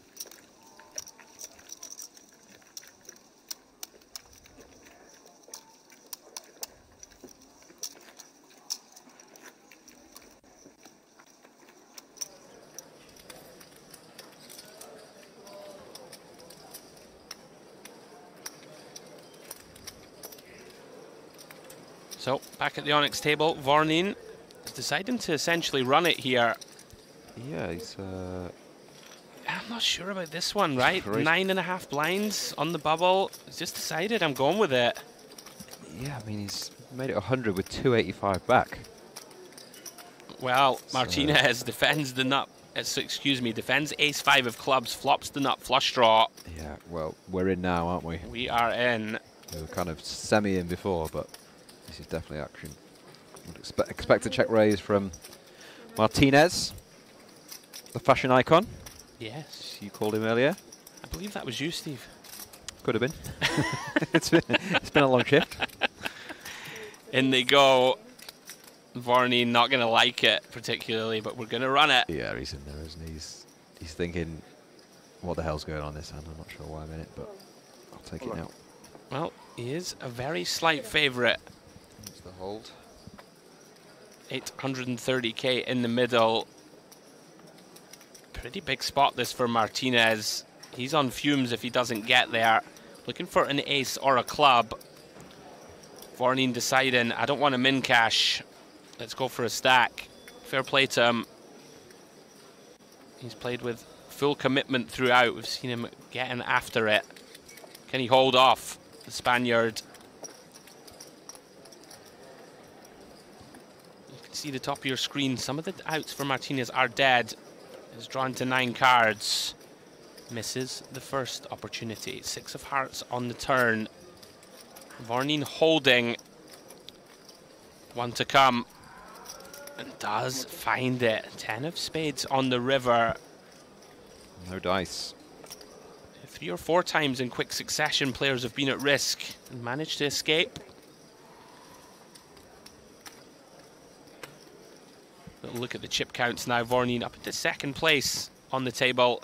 Yildiz 1.5 million. With the current table chip lead, you can see getting pretty shallow though. Lots of short to medium stacks. It's very interesting how one table is, as you say, short to medium, and the other table is a load of big stacks. It's made for interesting action. Totally different ends of the spectrum. Yeah, back to the Luxon table we go. Bura getting after it. 7-5 of hearts, raising +1. Sergenko, who we've seen play a lot of spicy kind of hands. Like I don't like this at all. Ace-9 off as a peel, so close to the money. I agree, Andrew, yeah. There's a whole host of trouble it can get you into, and Bura should be putting him under lots of pressure on loads of runouts. This is going to be interesting, actually, because he's definitely check calling 1. 7-bet. Yeah, Bura does start with C-bet. Quarter pot. We have seen a lot of these small bets on these dynamic 10 highs that I don't expect to see too often, but Sergenko Price is, of course, right. Not folding this one to a quarter pot. 8 of spades on the turn, Warbs. Yeah, that's another spot I'd like to see him go big. 7. But we'll see what he chooses. Oh, he's decided to take the equity. I think at this stage versus small blind range, I think he probably should just bet big on the turn there, but fair enough, he's decided the small blind can have queen jack and things, so. Yeah, it's one of those, isn't it, where it's a bit of a disaster to bet and get shoved on. True, and yeah, like 'cause some, it'll be stacked, but yeah. I'm with you also that you can still put, you know, a hand even as strong as like a king 10 off. You can put in like a pretty grim spot by the Sure. river. And he's gone so small on the flop that he's going to call, you know, all the small pairs and things like Yeah. that as well. So now he's in just in a horrible spot, isn't he? Yeah, I mean, like Sergenko managed to get away deciding with to it. bluff, which is a little intriguing. Yeah. This is the thing, we say this every time that we come to Merit. You see a lot of kind of spicy hands around the bubble that you don't expect to see. Yeah. And it can be tough to dissect, you know. I wouldn't expect to see ace-9 call in pre here. Of course, yeah, yeah. And maybe wouldn't expect it to bluff river, but Sergenko gets the job done. Like, is he trying to get a 10 to fold? Potentially. Anyway, Gromov back at it again. Pocket deuces. Ignatov finds the bullets. Makes it 300k to go. Gromov's not peeling Without this, is he? hesitation. Without even a moment's thought, he's in there. We are in the streets. Well, if he does manage to hit the little ducky, he'll be Goodness me. he'll be doubling up. But the price didn't feel too right, did it? It did not. No ducks to be found. King Yeah. Jack 7, 2 spades. 660k in the middle. Gromov about 130% pot back. Yeah, this is why the peel pre it's just so hard and so many balls that don't contain a 2. I must admit, I'm quite surprised to see that one from Gromov. You know, he's in there betting and bluffing away, but doesn't normally bleed off chips. You know, Yeah, agree. with Yeah, weak yeah. holdings. I'm a bit surprised to see it on the stone bubble.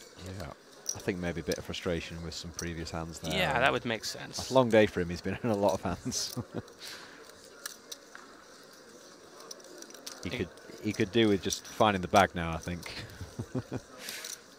Yeah, Ignatov, very solid performance from him. We've seen him play a very solid, tight, aggressive style. It's working out for him thus far.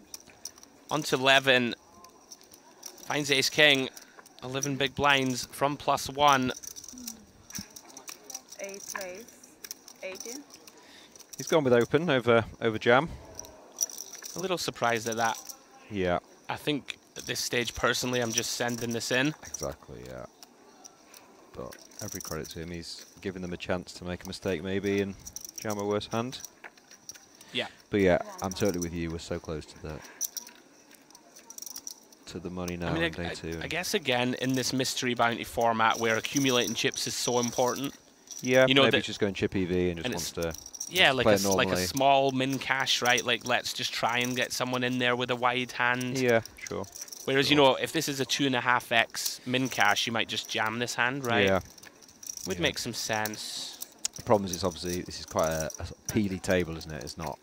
You're not really getting like your 3 and your 4 bets, Right. so it's you're more likely to go 3-way to a flop, aren't you? But 5. Yeah, like, do you want Idai and Tavarat to peel 7-8 suited? I'm not sure you do. he's got his action anyway. Here we go.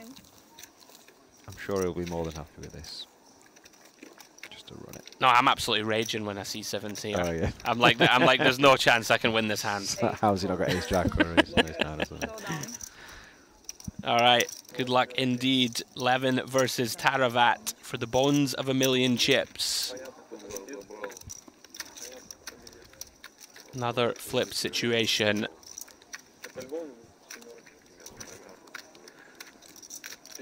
3 away from that magic number in the day 2 bag. English, please.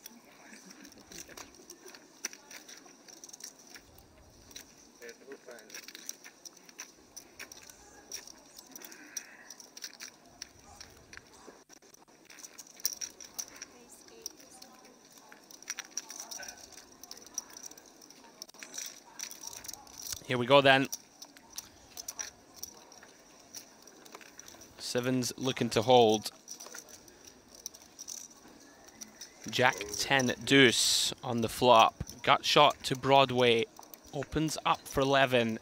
Looking for a queen, a king, or an ace. Can't find it on the turn. One chance remaining to find it. Doesn't do so. You called it, Andrew. You Yeah. said when you see the sevens there at the end of the day, you just never win it. Just feels like GG. Unlucky 11. Played very well earlier on stream. Super solid. Yeah, very solid. Very unfortunate to soft bubble. And we are down to 35. Hand for hand mode. About to be launched.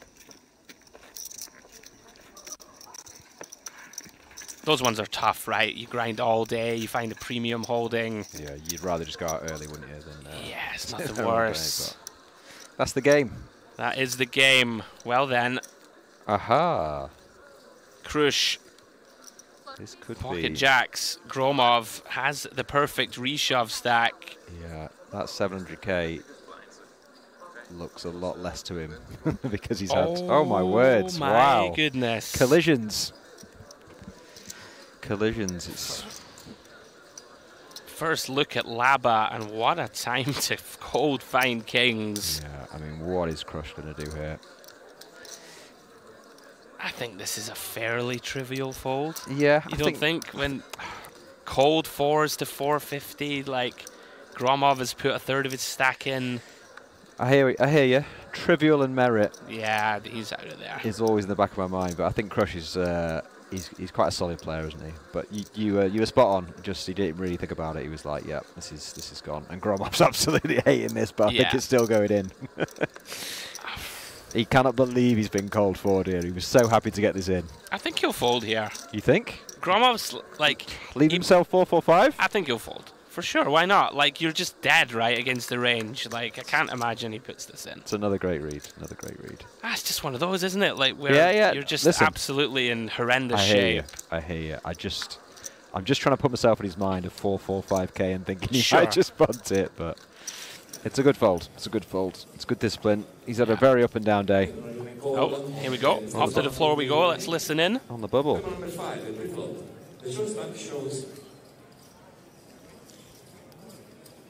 All right, we have ace-6. All in and at risk against the pocket kings. I believe we're on the stone bubble here, Warbs. So ace-6 at risk. 6-4-3. Pocket kings holding.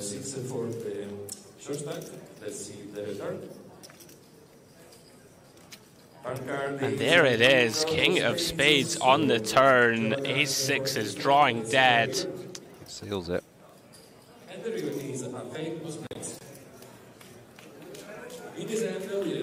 Unfortunately for Ravil Kamatkariv, he is our bubble boy. And there we go. That is it for the first stream of the 2025 MPP as we see our players bagging up in the background.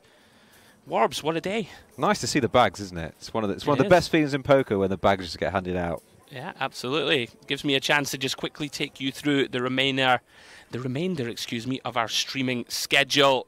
So tomorrow, day 1C of the Mystery Bounty, we'll be in the mix for that. Then day 2 on Monday, on the 5th, where we'll be, opening some envelopes, doing all that good stuff.